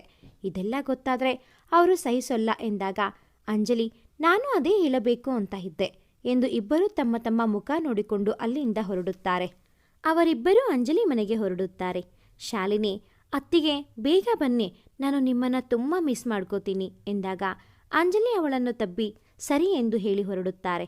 ಅಂಜಲಿಯ ಮನೆಗೆ ತಲುಪುತ್ತಾರೆ. ಅಂಜಲಿಯ ಅಜ್ಜಿ ಮತ್ತು ಅಮ್ಮ ಅವರಿಬ್ಬರನ್ನು ಖುಷಿಯಿಂದ ಸ್ವಾಗತಿಸುತ್ತಾರೆ. ಮನಸ್ಸಲ್ಲಿ ಇಬ್ಬರಿಗೂ ಖುಷಿ ಇಲ್ಲದಿದ್ದರೂ ಮೇಲ್ನೋಟಕ್ಕೆ ನಟಿಸುತ್ತಾರೆ. ಆ ದಿನ ಪೂರ್ತಿ ಅಲ್ಲೇ ಇರುತ್ತಾರೆ. ಊಟ ಮುಗಿಸಿ ರಾತ್ರಿ ಮಲಗಲು ಇಬ್ಬರು ಒಂದೇ ರೂಮಿಗೆ ಹೋಗುತ್ತಾರೆ. ಗೌತಮ್ ಕೆಳಗಡೆ ಮಲಗಲು ಹೋಗುತ್ತಾನೆ. ಅಂಜಲಿ ಅದನ್ನು ನೋಡಿ, ಬೇಡ, ಮಂಚದ ಮೇಲೆ ಮಲಗು, ಅಪ್ಪ ಅಮ್ಮನಿಗೆ ಗೊತ್ತಾದರೆ ಕಷ್ಟ, ನಾವು ಹೀಗೆ ಮೇಲೆ ಕೆಳಗೆ ಮಲಗುತ್ತೇವೆ ಎಂದು ಎಂದಾಗ, ಬೇಡ, ನಾನು ಕೆಳಗೆ ಮಲಗುತ್ತೇನೆ, ಅವರಿಗೆ ಗೊತ್ತಾಗಲ್ಲ ಎಂದು ಹೇಳಿ ಕೆಳಗೆ ಮಲಗುತ್ತಾನೆ. ಅವಳು ಅವನನ್ನೇ ನೋಡುತ್ತಾ ಮಲಗುತ್ತಾಳೆ. ಬೆಳಗ್ಗೆ ಅಂಜಲಿ ಎದ್ದಾಗ ಗೌತಮ್ ಇರುವುದಿಲ್ಲ. ತಟ್ಟನೆ, ಅಮ್ಮ, ಗೌತಮ್ ಎಲ್ಲಿ ಎಂದು ಕೇಳುತ್ತಾಳೆ. ಅದಕ್ಕೆ ಅಂಜಲಿ ಅಮ್ಮ ಅವರು, ಏನೋ ಅರ್ಜೆಂಟ್ ಕೆಲಸ ಇದೆ ಅಂತ ಹೇಳಿ ಹೋದರು, ನೀನು ಇನ್ನೂ ಮಲಗಿದ್ದೆ, ಯಾಕೆ ಸುಮ್ಮನೆ ಅಂತ ಏನೋ ಅನಿಸುತ್ತೆ, ತಗೋ ಈ ಲೆಟರ್ ಕೊಟ್ಟು ಹೋದರು ಎನ್ನುತ್ತಾರೆ. ಅದನ್ನು ತೆಗೆದುಕೊಂಡು ಓದಲು ಆರಂಭಿಸುತ್ತಾಳೆ. ಅದರಲ್ಲಿ ಗೌತಮ್, ಅಂಜಲಿ, ನಾನು ನಿನ್ನೆ ನೋಡಿದ ಹಾಗೆ ನೀನು ಇಲ್ಲಿದ್ರೇನೆ ತುಂಬ ಸಂತೋಷವಾಗಿರ್ತೀಯ ಅಂತ ಗೊತ್ತಾಯಿತು. ನೀನು ಆರಾಮಾಗಿರು, ನಾನು ಡಿವೋರ್ಸ್ ಕೆಲಸ ಬೇಗ ಆಗೋ ಥರ ನಾನು ನೋಡ್ತೀನಿ ಎಂದು ಬರೆದಿರುತ್ತಾನೆ. ಆದರೆ ಯಾಕೋ ಅದನ್ನು ನೋಡಿ ಅವಳ ಕಣ್ಣಲ್ಲಿ ನೀರು ಬರುತ್ತದೆ. ಹೀಗೆ ಸುಮ್ಮನೆ ಏನೋ ಯೋಚಿಸುತ್ತಾ ಕುಳಿತಿದ್ದಾಗ ಅವಳ ತಂದೆ ಬರುತ್ತಾರೆ. ಅಂಜಲಿಯನ್ನು ವಿಚಾರಿಸುತ್ತಾ, ಮಗಳೇ, ಹೇಗಿದೆ ಹೊಸ ಮನೆ, ಹೊಸ ಜನ ಎಂದು ಕೇಳುತ್ತಾರೆ. ಅಂಜಲಿ ಗೌತಮ್ನ ಬಗ್ಗೆ ಬಿಟ್ಟು ಮನೆಯವರ ಎಲ್ಲರ ಬಗ್ಗೆ ಹೇಳುತ್ತಾಳೆ. ಅದಕ್ಕೆ ಅವಳ ತಂದೆ, ಅಂಜಲಿ, ನಾನು ಯಾರ ವಿಷಯ ನಿನ್ನ ಬಾಯಲ್ಲಿ ಕೇಳಬೇಕು ಅನ್ಕೊಂಡೋ ಅವರ ಬಗ್ಗೆ ಬಿಟ್ಟು ನೀನು ಎಲ್ಲರ ಬಗ್ಗೆನೂ ಹೇಳುತ್ತಾ ಇದ್ದೀಯ, ಇನ್ನೂ ನಿನಗೆ ಅವನ ಮೇಲೆ ದ್ವೇಷ ಹೋಗಿಲ್ಲ ಅಲ್ವಾ ಎಂದಾಗ ಅಪ್ಪನನ್ನು ತಬ್ಬಿ ಅಳುತ್ತಾಳೆ. ಜೀವನದಲ್ಲಿ ಯಾರ ಮುಖ ನಾನು ನೋಡಬಾರದು ಅಂತ ಅಂದ್ಕೊಂಡಿದ್ನೋ ಅವನ ಹೆಂಡತಿಯಾಗಿ ನಾನು ಹೋಗಬೇಕಾಯಿತು. ಅವನ ಮುಖ ನೋಡಿದ್ರೆ ಅವನು ಮಾಡಿರೋ ಮೋಸ ನನಗೆ ನೆನಪಾಗುತ್ತೆ. ಹೇಗೆ ಇರಲಿ ಅಪ್ಪ ಅವನ ಜೊತೆ? ತುಂಬ ಹಿಂಸೆ ಆಗುತ್ತಾ ಇದೆ, ಕಷ್ಟ ಆಗುತ್ತಾ ಇದೆ ಎಂದಾಗ ಅಂಜಲಿಯ ಅಪ್ಪ, ಮಗಳೇ, ನಾನು ನಿನ್ನ ಖುಷಿ ಬಯಸುತ್ತೇನೆ, ಇದರ ಮೇಲೆ ನಿನ್ನ ಇಷ್ಟ, ನಿನ್ನ ಖುಷಿ ಎಲ್ಲಿ ಅನ್ನೋದು ನೀನು ನಿರ್ಧಾರ ಮಾಡು. ನೀನು ಏನೇ ನಿರ್ಧಾರ ತೆಗೆದುಕೊಂಡರೋ ನಮಗೆ ಒಪ್ಪಿಗೆ ಇದೆ. ಆದರೆ ಒಂದು ಮಾತು ನಿಜ, ಗೌತಮ್ ನಿನ್ನ ಪ್ರೀತಿ ಮಾಡುವಷ್ಟು ಯಾರೂ ಮಾಡಲ್ಲ. ನನ್ನ ಮಗಳ ಮನಸ್ಸು ನನಗೆ ತಿಳಿದಿದೆ. ನಿನಗೆ ಪ್ರೀತಿ ಇದ್ದರೋ ನೀನು ಒಪ್ಪುತ್ತಿಲ್ಲ ಅಷ್ಟೇ. ಯೋಚಿಸು ಮಗಳೇ ಎಂದು ಹೇಳಿ ಅಲ್ಲಿಂದ ಹೋಗುತ್ತಾರೆ. 2 ದಿನ ಕಳೆಯುತ್ತದೆ. ಗೌತಮ್ ಅಂಜಲಿಯನ್ನು ಬಿಟ್ಟು ನೋವು ಅನುಭವಿಸುತ್ತಿರುತ್ತಾನೆ. ಹೀಗೆ ಅಂಜಲಿ ಕೂಡ ಹೆಚ್ಚು ಮಾತು ಕೂಡ ಮಾತನಾಡದೆ ಮೌನಿಯಾಗಿರುತ್ತಾಳೆ. ಅವಳು ಗೌತಮ್ನ ಬಗ್ಗೆಯೇ ಯೋಚಿಸುತ್ತಿರುತ್ತಾಳೆ. ಅದನ್ನು ಗಮನಿಸುವ ಅವಳ ಅಮ್ಮ, ಅಂಜಲಿ, ನಿನ್ನ ಫೋನ್ ಆ ದಿನ ಆ ಅಜಯ್ ತಂದುಕೊಟ್ಟಿದ್ದ, ಅದು ಹಾಗೇ ಬಿದ್ದಿದೆ.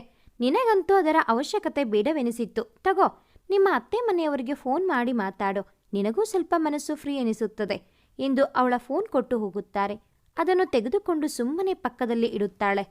ಅಷ್ಟರಲ್ಲಿ ಶಾಲಿನಿ ಜೊತೆ ಮಾತನಾಡೋಣ ಎಂದು ಅವಳ ನಂಬರ್ ಬ್ಯಾಗಿಂದ ತೆಗೆದು ಮೊಬೈಲ್ ತೆಗೆದುಕೊಂಡು ಆನ್ ಮಾಡುತ್ತಾಳೆ. ಅದು ಚಾರ್ಜ್ ಇಲ್ಲದೆ ಸ್ವಿಚ್ ಆಫ್ ಆಗಿರುತ್ತದೆ. ಅವಳು ಹಾಗೇ ನಿದ್ರೆಗೆ ಜಾರುತ್ತಾಳೆ.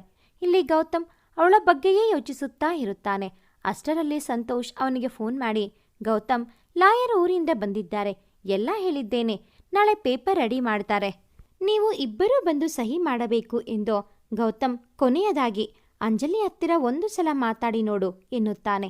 ಸಂತೋಷ್ ಮಾತು ಕೇಳಿ ಅಂಜಲಿ ನನ್ನಿಂದ ದೂರ ಆಗುತ್ತಾಳೆ ಎಂದು ಏನೂ ಮಾತನಾಡದೆ ಫೋನ್ ಇಟ್ಟು ಅಳುತ್ತಾನೆ. ಕೊನೆಗೆ ಸಂತೋಷ್ ಹೇಳಿದ ಕೊನೆಯ ಮಾತನ್ನು ನೆನೆದು ಅವನಿಗೂ ಸರಿ ಎನಿಸಿ ಅವಳ ಅಮ್ಮನ ಫೋನ್ಗೆ ಗೌತಮ್ ಕಾಲ್ ಮಾಡಿರುತ್ತಾನೆ. ಅಂಜಲಿಯ ಜೊತೆ ಮಾತನಾಡಲು ಅವರು ಅಂಜಲಿಗೆ ಫೋನ್ ಕೊಡುತ್ತಾರೆ. ಆ ಕಡೆಯಿಂದ ಗೌತಮ್, ಅಂಜಲಿ, ಕೊನೆ ಸಲ ಕೇಳಿಕೊಳ್ತಾ ಇದ್ದೀನಿ, ನನ್ನದು ತಪ್ಪು ನನಗೆ ಗೊತ್ತು, ಆದರೆ ನನಗೆ ಒಂದೇ ಒಂದು ಅವಕಾಶ ಕೊಡು ಎನ್ನುತ್ತಾನೆ. ದಯವಿಟ್ಟು ಅಂಜಲಿ, ಒಂದೇ ಒಂದು ಸಲ ಎಂದು ಅಳುತ್ತಾನೆ. ಅವನ ಮಾತು ಕೇಳಿ ಇವಳಿಗೂ ಅಳು ಬರುತ್ತದೆ. ತಟ್ಟನೆ ಅವಳಿಗೆ ಅವನು ಮಾಡಿದ ಹಿಂದಿನ ಘಟನೆ ನೆನೆದು, ಗೌತಮ್, ಅವತ್ತು ಅದೇ ಹೇಳಿದ್ದು, ಇವತ್ತು ಅದನ್ನೇ ಹೇಳ್ತೀನಾ? ದಯವಿಟ್ಟು ನನಗೆ ನಿನ್ನಿಂದ ಮುಕ್ತಿ ಬೇಕು. ಲಾಯರ್ ಬಂದ್ರಾ? ಪೇಪರ್ಸ್ ರೆಡಿ ಆಯ್ತಾ? ನಾನು ಖುಷಿಯಾಗಿ ಇರಬೇಕು ಅಂತ ಇದ್ರೆ ನನ್ನ ಬಿಟ್ಟು ದೂರ ಹೋಗು ದಯವಿಟ್ಟು ಎನ್ನುತ್ತಾಳೆ. ಅದೇ ಕ್ಷಣ ಅವನ ಮನಸ್ಸು ಒಡೆದಂತಾಗುತ್ತದೆ. ತಕ್ಷಣ ಅವನು ಸಂತೋಷ್ಗೆ ಫೋನ್ ಮಾಡಿ, ಅದೇನು ಮಾಡುತ್ತೀಯಾ ಗೊತ್ತಿಲ್ಲ, ಇವತ್ತೇ ಪೇಪರ್ಸ್ ರೆಡಿ ಮಾಡಿ ನಾನು ಅಂಜಲಿ ಮೊದಲು ಭೇಟಿ ಆದ ದೇವಸ್ಥಾನಕ್ಕೆ ತಗೊಂಡ್ಬಾ. ಅಂಜಲಿಗೆ ನೀನು ಫೋನ್ ಮಾಡಿ ಬರೋದಕ್ಕೆ ಹೇಳು, ಇದೊಂದು ಕೆಲಸ ಮಾಡು ಎನ್ನುತ್ತಾನೆ ಅಳುತ್ತಾ. ಸಂತೋಷ್ ಅಂಜಲಿಗೆ ಫೋನ್ ಮಾಡಿ, ಅಂಜಲಿ ಅವರೇ, ಪೇಪರ್ಸ್ ರೆಡಿ ಇದೆ, ಗಣೇಶ ದೇವಸ್ಥಾನದ ಬಳಿ ಬನ್ನಿ, ಅಲ್ಲಿಂದಾನೇ ಸಹಿ ಮಾಡಿ, ನಿಮ್ಮ ಆಸೆ ಹಾಗೆ ಗೌತಮ್ನ ಬಿಟ್ಟು ಹೋಗಬಹುದು ಎಂದು ಫೋನ್ ಇಡುತ್ತಾನೆ. ಆ ಮಾತು ಕೇಳಿ ಅಂಜಲಿಗೋ ಏನೋ ಮನಸ್ಸಲ್ಲಿ ಕಷ್ಟವೆನಿಸಿದರೋ ಅವಳು ಅಂದುಕೊಂಡಂತೆ ಆಗುತ್ತಿದೆ ಎಂದು ದೇವಸ್ಥಾನದ ಬಳಿ ಹೋಗಲು ಹೊರಡುತ್ತಾಳೆ.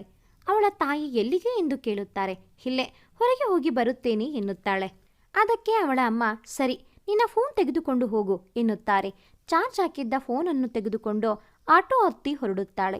ಗೌತಮ್ ಕೂಡ ಹೊರಡುತ್ತಾನೆ. ಇಬ್ಬರು ಒಬ್ಬರ ಬಗ್ಗೆ ಒಬ್ಬರು ಯೋಚಿಸುತ್ತಾ ಬರುತ್ತಿರುತ್ತಾರೆ. ಇಬ್ಬರೂ ದೇವಸ್ಥಾನದ ಬಳಿ ಬರುತ್ತಾರೆ. ಒಬ್ಬರನ್ನೊಬ್ಬರು ನೋಡುತ್ತಾ ನಿಲ್ಲುತ್ತಾರೆ. ಆ ಸಂದರ್ಭದಲ್ಲಿ ಇಬ್ಬರ ಮನಸ್ಸಲ್ಲೋ, ಕ್ಷಮಿಸಿ ಬಿಡಲೇ ನಾನೇ ಸೋತು, ಕೈ ಚಾಚಲೇ ಎಲ್ಲ ಮರೆತು ಹಿಂತಿರುಗಿ ಹೋಗುವ ದಾರಿಯಲ್ಲಿ ಮಲಗಿದೆ, ನನ್ನೆದೆಯ ಮೊದಮೊದಲ ಮಾತು ಅಳುತ್ತಲಿದೆ ನೆನಪೊಂದು ಕುಳಿತು. ಅಷ್ಟರಲ್ಲಿ ಸಂತೋಷ್ ಬಂದು ಪೇಪರ್ಸ್ ಕೊಟ್ಟು ಇಬ್ಬರ ಬಳಿ ಸಹಿ ತೆಗೆದುಕೊಂಡು, ಗೌತಮ್, ಹೋಗೋಣ ನಡೆ, ಅಂಜಲಿ ಅವರೇ ನೀವು ಹೊರಡಿ, ಇವತ್ತಿಗೆ ಎಲ್ಲ ಮುಗೀತು ಎಂದು ಅವಳಿಗೂ ಒಂದು ಕಾಪಿ ಕೊಟ್ಟು ಗೌತಮ್ನನ್ನು ಕರೆದುಕೊಂಡು ಹೊರಡುತ್ತಾನೆ. ಅವನ ದುಃಖ ಮರುಗಟ್ಟಿ ಕಲ್ಲಾಗಿರುತ್ತದೆ. ಅಲ್ಲಿಂದ ಹೊರಡುತ್ತಾರೆ. ಅಮೃತ ಆ ಪೇಪರ್ಸ್ ತೆಗೆದುಕೊಂಡು ದೇವಸ್ಥಾನಕ್ಕೆ ಹೋಗುತ್ತಾ ಇರುತ್ತಾಳೆ. ಅವಳ ಮನಸ್ಸು ಅಲ್ಲಿ ಇರುವುದೇ ಇಲ್ಲ. ಗೌತಮ್ ಕೂಡ ಸಂತೋಷ್ಗೆ ಹೇಳಿ ಆ ದೇವಸ್ಥಾನದ ಬಳಿಯೇ ಸ್ವಲ್ಪ ದೂರದಲ್ಲಿ ಇಳಿಯುತ್ತಾನೆ. ಅಂಜಲಿ ಹಾಗೇ ಹೋಗುತ್ತಾ ಇದ್ದಾಗ ಯಾರೋ ಕೈ ತಗುಲಿ ಅವಳ ಫೋನ್ ಕೆಳಗೆ ಬೀಳುತ್ತದೆ. ಅದನ್ನು ತೆಗೆದುಕೊಳ್ಳಲು ಹೋದಾಗ ಆ ಫೋನ್ ತಾನಾಗಿಯೇ ಆನ್ ಆಗುತ್ತದೆ. ಅದರಲ್ಲಿ ಯಾವುದೋ ಒಂದು ಆ್ಯಪ್ ಮಾತ್ರ ಅವಳು ಫೋನ್ ಮಳೆಯಲ್ಲಿ ನೆನೆಯುವುದಕ್ಕೂ ಮುಂಚೆ ಆನಲ್ಲಿ ಇರುತ್ತದೆ. ಅದನ್ನು ಕ್ಲೋಸ್ ಮಾಡಲು ಹೋಗುತ್ತಾಳೆ. ಅದು ಸರಿಯಾಗದೆ ಅಯ್ಯೋ ಇದು ಬೇರೆ ಎಂದು ಸಿಟ್ಟು ಬಂದು ಎಸೆಯಲು ಹೋಗುತ್ತಾಳೆ. ಅಷ್ಟರಲ್ಲಿ ಅದರಿಂದ ಹೌದು, ನಾನು ಅಂಜಲಿನ ಇಷ್ಟಪಡುತ್ತಾ ಇದ್ದೀನಿ ಎಂದು ಕೇಳಿಸುತ್ತದೆ. ತಟ್ಟನೆ ಅದನ್ನು ಕೇಳಲು ಮುಂದುವರಿಸುತ್ತಾಳೆ. ಆ ದಿನ ಅಂಜಲಿ ಇವನನ್ನು ತಪ್ಪು ತಿಳಿದು ಹೋದ ಮೇಲೆ ಅವನು ಸಂತೋಷ್ ಬಳಿ ಏನು ಹೇಳಿದ್ದನೋ ಅದು ಸಂಪೂರ್ಣವಾಗಿ ಅದರಲ್ಲಿ ರೆಕಾರ್ಡ್ ಆಗಿರುತ್ತದೆ. ಅದರಲ್ಲಿ ಗೌತಮ್ ಅವಳ ಬಗ್ಗೆ ಹೇಳಿದ ಪ್ರತಿ ಮಾತನ್ನು ಕೇಳಿ ನಿಂತಲ್ಲಿಯೇ ಕುಸಿದು ಬೀಳುತ್ತಾಳೆ. ತನ್ನ ತಪ್ಪಿನ ಅರಿವಾಗಿ ಎಂಥ ಕೆಲಸ ಮಾಡಿದೆ, ನನ್ನ ಗೌತಮ್ನ ಬಗ್ಗೆ ತಿಳಿದುಕೊಳ್ಳಲು ಆಗಲಿಲ್ಲ ಅಲ್ವಾ ನನಗೆ, ಛೇ, ನನ್ನ ಕೈಯಾರೆ ನಾನು ನನ್ನ ಗೌತಮ್ನ ಕಳೆದುಕೊಂಡೆನಲ್ಲ ಎಂದು ಗೌತಮ್ ನನ್ನ ಕ್ಷಮಿಸು ಎಂದು ಜೋರಾಗಿ ಕಿರುಚುತ್ತಾಳೆ. ಅಷ್ಟರಲ್ಲೇ ಅಲ್ಲಿಗೆ ಬರುವ ಸಂತೋಷ್, ಅಂಜಲಿ ಅವರೇ ಏನು ಮಾಡುತ್ತಾ ಇದ್ದೀರಿ, ಎದ್ದೇಳಿ ಎನ್ನುತ್ತಾನೆ. ಅಂಜಲಿ ಅಳುತ್ತಾ, ಸಂತೋಷ್, ನಾನು ಎಂಥ ತಪ್ಪು ಮಾಡಿದೆ, ನನ್ನ ಗೌತಮ್ನ ಬಗ್ಗೆ ಅನುಮಾನ ಪಟ್ಟು ನಾನು ಇವತ್ತು ಅವನನ್ನು ಕಳೆದುಕೊಂಡೆ. ಅವನು ಅಷ್ಟು ಸಲ ಹೇಳುತ್ತಲೇ ಇದ್ದ, ಅವನ ಮಾತು ಒಂದು ಸಲ ಕೇಳಿದರೆ ನನಗೆ ಈ ಸ್ಥಿತಿ ಬರುತ್ತಾ ಇರಲಿಲ್ಲ ಎಂದು ಅಳುತ್ತಾಳೆ. ಆಗ ಸಂತೋಷ್, ಅಂಜಲಿ ಅವರೇ ಸಮಾಧಾನ, ಕೊನೆಗಾದರೂ ಅವನ ಬಗ್ಗೆ ತಿಳಿಯಿತಲ್ಲ. ಆಮೇಲೆ ನಿಮ್ಮ ಬಟ್ಟೆ ಅಂಗಡಿಯಿಂದ ಆದ ಅವಮಾನ ಗೌತಮಿಂದ ಅಲ್ಲ, ಅಜಯಿಂದ. ತಗೊಳ್ಳಿ, ಫೋನ್ ಒಂದು ಸಲ ಮಾತಾಡಿ ಎಂದು ಅವನ ಫೋನ್ ಅವಳಿಗೆ ಕೊಡುತ್ತಾನೆ. ಇವಳು ಅವನ ಫೋನಿಂದ ಕಾಲ್ ಮಾಡಿದಾಗ ಅವನು ಪಿಕ್ ಮಾಡುವುದಿಲ್ಲ. ಮತ್ತೆ ಮತ್ತೆ ಮಾಡುತ್ತಾಳೆ. ಕೊನೆಯ ರಿಂಗ್ಗೆ ಗೌತಮ್ ಫೋನ್ ಪಿಕ್ ಮಾಡುತ್ತಾನೆ. ಆ ಕಡೆಯಿಂದ ಗೌತಮ್, ಹಾ ಸಂತೋಷ್ ಹೇಳು ಎಂದಾಗ, ಇನ್ನೇನು ಇವಳು ಮಾತನಾಡಬೇಕು, ಅಷ್ಟರಲ್ಲಿ 1 ನಿಮಿಷ ಎನ್ನುತ್ತಾನೆ. ತಟ್ಟನೆ ಅವಳು ಮಾತನಾಡದೆ ಸುಮ್ಮನೆ ಆಗುತ್ತಾಳೆ. ಸಂತೋಷ್, ಅಂಜಲಿ ನನ್ನ ಮಾತನ್ನು ಕೇಳಲೇ ಇಲ್ಲ, ನೀನಾದರೂ ಕೇಳು, ನೀನು ಏನೂ ಮಾತು ಹೇಳಬೇಡ, ಓಕೆ? ಸಂತೋಷ್, ನನಗೆ ಅಳು ಬರುತ್ತಾ ಇದೆ ಎಂದು ಅಳುತ್ತಾನೆ. ಯಾವ ದೇವಸ್ಥಾನದಲ್ಲಿ ನಮ್ಮ ಪರಿಚಯ ಆಯಿತೋ ಅದೇ ದೇವಸ್ಥಾನದ ಬಳಿ ನಮ್ಮಿಬ್ಬರ ಡಿವೋರ್ಸ್ ಆಗಿ ಹೋಯಿತು ಎಂದು ಅಳುತ್ತಿರುತ್ತಾನೆ. ಆ ಕಡೆ ಅಂಜಲಿ ಕೂಡ ಅಳುತ್ತಾ, ಅವನಿಗೆ ಅಂದು ನಾನು ಮಾತನಾಡಲು ಅವಕಾಶ ಕೊಡಲೇ ಇಲ್ಲ, ಇವಾಗಾದರೂ ಅವನು ಇಷ್ಟಪಟ್ಟಂತೆ ಮಾತು ಆಡಲಿ ಎಂದು ಸುಮ್ಮನಾಗುತ್ತಾಳೆ. ಗೌತಮ್ ತನ್ನ ಮಾತು ಮುಂದುವರಿಸಿ, ನಾನು ಯಾಕೆ ಇದೇ ದೇವಸ್ಥಾನದ ಬಳಿ ಇಳ್ಕೊಂಡೆ ಗೊತ್ತಾ? ಅವಳು ಹೋಗೋ ಮುಂಚೆ ಒಂದು ಸಲ ನೋಡಬೇಕು ಅನ್ನೋ ಆಸೆ, ಅದಕ್ಕೆ ಎನ್ನುತ್ತಾನೆ. ಸಂತೋಷ್, ತುಂಬ ನೋವಾಗುತ್ತಾ ಇದೆ. ಅಂಜಲಿ ಇಲ್ಲದೆ ನಾನು ಹೇಗೆ ಇರಲಿ, ಹೇಗೆ ಬದುಕಲಿ? ಅವಳು ನನ್ನ ಪ್ರಾಣ ಕಣೋ ಎಂದು ಹೇಳುತ್ತಾ ನಡೆದುಕೊಂಡು ಹೋಗುತ್ತಾ ಇರುತ್ತಾನೆ. ಇವಳು ಇಲ್ಲಿ ಅಳುತ್ತಾ ಅವನ ಮಾತು ಕೇಳಿಸಿಕೊಂಡು ಆ ಕಡೆ ನೋಡಿದಾಗ ಅವನು ನಡೆದುಕೊಂಡು ಬರುವುದು ಕಾಣುತ್ತದೆ. ಇವನು ಮಾತು ಮುಂದುವರಿಸಿ ಅಂಜಲಿ ಎಂದು ಮಾತು ಮುಂದುವರಿಸಲು ಹೋದಾಗ ಅಂಜಲಿ ಅಳುತ್ತಾ ಗೌತಮ್ ಎನ್ನುತ್ತಾಳೆ. ತಟ್ಟನೆ ನಿಂತಲ್ಲಿಯೇ ನಿಂತು, ಅಂಜಲಿ, ಅಂಜಲಿ ನೀನಾ? ಅಂಜಲಿ, ಕೊನೆಯದಾಗಿ ಒಂದು ಮಾತು, ಐ ಲವ್ ಯು ಅಂಜಲಿ. ನೀನು ನನ್ನ ಪ್ರಾಣ ಕಣೆ, ಒಂದು ಅವಕಾಶ ಕೊಡದೇ ಇರೋ ಅಷ್ಟು ಕೆಡುಕನ ನಾನು ಎನ್ನುತ್ತಿದ್ದಂತೆ ಒಂದು ಕಾರ್ ಬಂದು ಅವನನ್ನು ಗುದ್ದುತ್ತದೆ. ಅಂಜಲಿ ಅದನ್ನು ನೋಡಿ ಗೌತಮ್ ಎಂದು ಕೂಗುತ್ತಾ ಅವನ ಬಳಿ ಬರುತ್ತಾಳೆ. ಆದರೆ ಅವನನ್ನು ಯಾರೋ ಪಕ್ಕಕ್ಕೆ ಎಳೆದುಕೊಂಡಿರುತ್ತಾರೆ. ಅಲ್ಲಿಗೆ ಬರುವ ಅಂಜಲಿ ಅವನನ್ನು ನೋಡಿ ಅವನ ಬಳಿ ಬಂದು ಅವನನ್ನು ಆಲಂಗಿಸಿಕೊಂಡು, ಯಾಕೆ ಹೀಗೆ ಮಾಡಿದೆ? ಏನಾದರೂ ಆಗಿದ್ರೆ ನಿನಗೆ ಎನ್ನುತ್ತಾಳೆ. ಅದಕ್ಕೆ ಗೌತಮ್, ಹಾಂ, ಏನಾದರೂ ಆಗಿದ್ರೆ ನನಗೆ, ನಿನಗೆ ಏನೋ ಹೇಳು ಅಂಜಲಿ ಎನ್ನುತ್ತಾನೆ. ಆಗ ಅಂಜಲಿ, ಪ್ರಾಣ ಹೋಗುತ್ತೆ ನನ್ನದು ಎನ್ನುತ್ತಾಳೆ. ಆಗ ಗೌತಮ್, ಯಾಕೆ ಪ್ರಾಣ ಹೋಗುತ್ತೆ ನಿಂದು? ಹೇಳು ಅಂಜಲಿ, ಹೇಗೆ ಪ್ರಾಣ ಹೋಗುತ್ತೆ? ನನಗೆ ಏನಾದರೂ ನಿನಗೆ ಏನು ಅನಿಸಲ್ಲ ಅಲ್ವಾ? ನಿನಗೆ ನೋವಾಗಲ್ಲ ಅಲ್ವಾ? ಆದರೂ ಯಾಕೆ ಪ್ರಾಣ ಹೋಗುತ್ತೆ? ಹೇಳು ಅಂಜಲಿ ಎನ್ನುತ್ತಾನೆ. ಅದಕ್ಕೆ ಅಂಜಲಿ, ಏಕೆಂದರೆ ನಾನು ನಿನ್ನ ಎನ್ನುತ್ತಾಳೆ. ಗೌತಮ್, ಹಾಂ ಹೇಳು, ನೀನು ನನ್ನ ಎನ್ನುತ್ತಾನೆ. ಅದಕ್ಕೆ ಅಂಜಲಿ, ಕೆಲವು ಭಾವನೆ ಮಾತಲ್ಲಿ ಹೇಳೋಕ್ಕೆ ಆಗಲ್ಲ, ಏನೂ ಹೇಳದೆ ಅರ್ಥ ಮಾಡಿಕೋಬೇಕಾಗುತ್ತೆ ಎಂದು ಹೇಳುತ್ತಾಳೆ. ಈ ಮಾತು ನನಗೆ ಅರ್ಥ ಆಗಲ್ಲ, ಏನು ಹೇಳಬೇಕೋ ಜೋರಾಗಿ ಹೇಳು, ಹೇಳು ಅಂಜಲಿ ಎಂದು ಅವಳಿಂದ ತನ್ನನ್ನು ಬಿಡಿಸಿಕೊಳ್ಳುತ್ತಾನೆ. ಅಂಜಲಿ ಅವನನ್ನು ನೋಡುತ್ತಾ, ಏಕೆಂದರೆ ಐ ಲವ್ ಯು ಗೌತಮ್, ನಾನು ನಿನ್ನ ಇಷ್ಟಪಡುತ್ತಾ ಇದ್ದೀನಿ ಎನ್ನುತ್ತಾಳೆ. ಗೌತಮ್ ಆ ಮಾತು ಕೇಳಿ ಅವಳನ್ನು ಆಲಂಗಿಸಿಕೊಂಡು ಅವಳ ಹಣೆಗೆ ಚುಂಬಿಸುತ್ತಾನೆ. ಇದೊಂದು ಮಾತು ಕೇಳೋಕೆ ನನ್ನ ಈ ದೇವರು ಬದುಕಿಸಿದ ಅನಿಸುತ್ತೆ. ಅಂಜಲಿ, ಐ ಆಮ್ ಸಾರಿ ಎನ್ನುತ್ತಾನೆ. ಅದಕ್ಕೆ ಅಂಜಲಿ, ನೀನಲ್ಲ, ನಾನು ಕ್ಷಮೆ ಕೇಳಬೇಕು. ನಿನ್ನ ತಪ್ಪಾಗಿ ಅರ್ಥ ಮಾಡಿಕೊಂಡು ನೋವು ಕೊಟ್ಟಿದ್ದು ನಾನು. ನಿನ್ನ ಮೇಲೆ ಪ್ರೀತಿ ಇದ್ದರೋ ಅದು ದ್ವೇಷ ಆಗೋ ಥರ ನಾನೇ ಮಾಡಿಕೊಂಡೆ. ಒಂದು ಸಲ ನಿನ್ನ ಮಾತು ಕೇಳೋಕ್ಕೆ ಪ್ರಯತ್ನ ಪಡಲಿಲ್ಲ. ನೀನು ತೋರಿಸೋ ಪ್ರೀತಿನ ನಾಟಕ ಅಂತ ಅಂದುಕೊಂಡೆ. ಕ್ಷಮಿಸು ಗೌತಮ್ ಎನ್ನುತ್ತಾಳೆ. ಅಯ್ಯೋ ಬಿಡು, ಇವಾಗ ನನ್ನ ಅಂಜಲಿ ನನಗೆ ಸಿಕ್ಕಾಯಿತು, ಅದು ಈ ಜನ್ಮಕ್ಕೆ ಸಾಕು ಎನ್ನುತ್ತಾನೆ. ಪಟ್ಟನೆ ಅಂಜಲಿ, ಅಯ್ಯೋ ಡಿವೋರ್ಸ್ ಪೇಪರ್ಸ್ ಎನ್ನುತ್ತಾಳೆ. ಅಷ್ಟರಲ್ಲಿ ಅಲ್ಲಿಗೆ ಬರುವ ಸಂತೋಷ್, ಅಯ್ಯೋ ಭಯ ಪಡಬೇಡಿ, ಅದು ಡಿವೋರ್ಸ್ ಪೇಪರ್ಸ್ ಅಲ್ಲ, ಆ್ಯಕ್ಚುಲಿ ಅದು ಮದುವೆ ರಿಜಿಸ್ಟ್ರೇಷನ್ ಎಂದು ನಕ್ಕು. ಸರಿ, ನನಗೆ ಇಲ್ಲಿ ಕೆಲಸ ಇಲ್ಲ, ನಾನು ಹೋಗುತ್ತೇನೆ ಎಂದು ಅಲ್ಲಿಂದ ಹೊರಡುತ್ತಾನೆ. ಇಬ್ಬರೂ ನಗುತ್ತಾ, ಗೌತಮ್, ಥ್ಯಾಂಕ್ಸ್ ಅಂಜಲಿ, ನನಗೆ ಪ್ರೀತಿಯ ಪರಿಚಯ ಮಾಡಿಸಿದ್ದಕ್ಕೆ ಎನ್ನುತ್ತಾನೆ. ಅದಕ್ಕೆ ಅಂಜಲಿ, ಇಲ್ಲ ಗೌತಮ್, ನೀನು ನನಗೆ ಪ್ರೀತಿ ಅಂದರೆ ಏನು ಅಂತ ಪರಿಚಯಿಸಿದ್ದು, ಆದರೆ ನನಗೆ ಥ್ಯಾಂಕ್ಸ್ ಎಲ್ಲ ಬೇಡ. ಯಾಕೆ ಅಂದರೆ ಗಂಡನ ಹತ್ತಿರ ಥ್ಯಾಂಕ್ಸ್ ಬೇಡ ಅನಿಸುತ್ತೆ ಎನ್ನುತ್ತಾಳೆ ನಾಚಿಕೆಯಿಂದ. ನಗುತ್ತಾ ಗೌತಮ್, ಮತ್ತೆ ಇನ್ನೇನು ಬೇಕು ಎಂದು ಏನೂ ನೆನಪಾದಂತೆ, ಸರಿ ಅಂಜಲಿ, ನೀನು ಹೇಳಿದ್ದೆ ಅಲ್ವಾ ನನ್ನ ಮಗುನ ನೀನೇ ಮೊದಲು ಎತ್ತಿಕೊಳ್ಳಬೇಕು ಅಂತ, ಅದು ಆದರೆ ಓಕೆನಾ ಎನ್ನುತ್ತಾನೆ. ಅಂಜಲಿ ನಾಚುತ್ತಾ ಅವನ ಎದೆಗೆ ಹೊರಗುತ್ತಾಳೆ. ನಂತರ ಸರಿ ಹೊರಡೋಣ ಎನ್ನುತ್ತಾನೆ ಗೌತಮ್. ಅದಕ್ಕೆ ಅಂಜಲಿ, ರೀ ದೇವಸ್ಥಾನಕ್ಕೆ ಹೋಗೋಣ ಎನ್ನುತ್ತಾಳೆ. ತಟ್ಟನೆ ಅವಳ ಮುಖ ನೋಡಿ, ಏನದು ರೀನಾ ಎನ್ನುತ್ತಾನೆ. ಅದಕ್ಕೆ ಅಂಜಲಿ, ಹೌದು, ನೀವು ನನ್ನ ಗಂಡ ತಾನೇ, ರೆಸ್ಪೆಕ್ಟ್ ಇರಲಿ ಅಂತ ಎನ್ನುತ್ತಾಳೆ. ಹೌದು, ಎಲ್ಲರೂ ರೆಸ್ಪೆಕ್ಟ್ ಕೊಡ್ತಿದ್ದಾಗ ರೆಸ್ಪೆಕ್ಟ್ ಇಲ್ಲದೆ ಮಾತಾಡ್ತಾ ಇದ್ದೆ, ಇವಾಗ ಸರಿ, ಏನೋ ಒಂಥರ ಹೊಸದಾಗಿ ಇದೆ, ಆಯಿತು ಕಣೆ, ಹಾಗೆ ಕರಿ ಎಂದು ನಗುತ್ತಾನೆ. ಇಬ್ಬರೂ ದೇವಸ್ಥಾನಕ್ಕೆ ಬರುತ್ತಾರೆ. ಅಂಜಲಿ ಗೌತಮ್ನ ಬಳಿ, ನಾನು ಈ ದೇವರ ಬಳಿ ನೆಕ್ಸ್ಟ್ ನಿನ್ನ ಸನ್ನಿಧಾನಕ್ಕೆ ಬಂದರೆ ನಿನ್ನ ಜೊತೆಯಾಗಿ ಅಂತ ಹೇಳಿದ್ದೆ. ಈ ದೇವರು ಕೂಡ ಹಾಗೆ ಕರೆಸಿಕೊಂಡ. ಗೌತಮ್, ನನ್ನ ಕೊನೆ ಉಸಿರು ಇರೋ ತನಕ ನಿನ್ನ ಬಿಟ್ಟು ಹೋಗಲ್ಲ ಎಂದು ಹೇಳುತ್ತಾಳೆ. ಅದಕ್ಕೆ ಗೌತಮ್, ಅಂಜಲಿ, ನೀನು ಇಲ್ಲದ ಬದುಕಲ್ಲಿ ನಾನು ಜೀವಿಸಲು ಸಾಧ್ಯ ಇಲ್ಲ ಎನ್ನುತ್ತಾನೆ. ಇಬ್ಬರು ದೇವರ ಬಳಿ ಪ್ರಾರ್ಥಿಸುತ್ತಾ ನಾವಿಬ್ಬರು ಹೀಗೆ ಜೊತೆಯಾಗಿ ಇರಬೇಕು ಎಂದು ಪ್ರಾರ್ಥಿಸುತ್ತಾರೆ. ಮುಂದೆ ಇಬ್ಬರು ಅನ್ಯೋನ್ಯವಾಗಿ ಜೀವನ ಸಾಗಿಸುತ್ತಾರೆ. ಕೆಲವು ಪ್ರೀತಿ ಹೀಗೆ ಅನುಮಾನದಿಂದ ತನ್ನ ಹೊಳಪನ್ನು ಕಳೆದುಕೊಳ್ಳುತ್ತದೆ.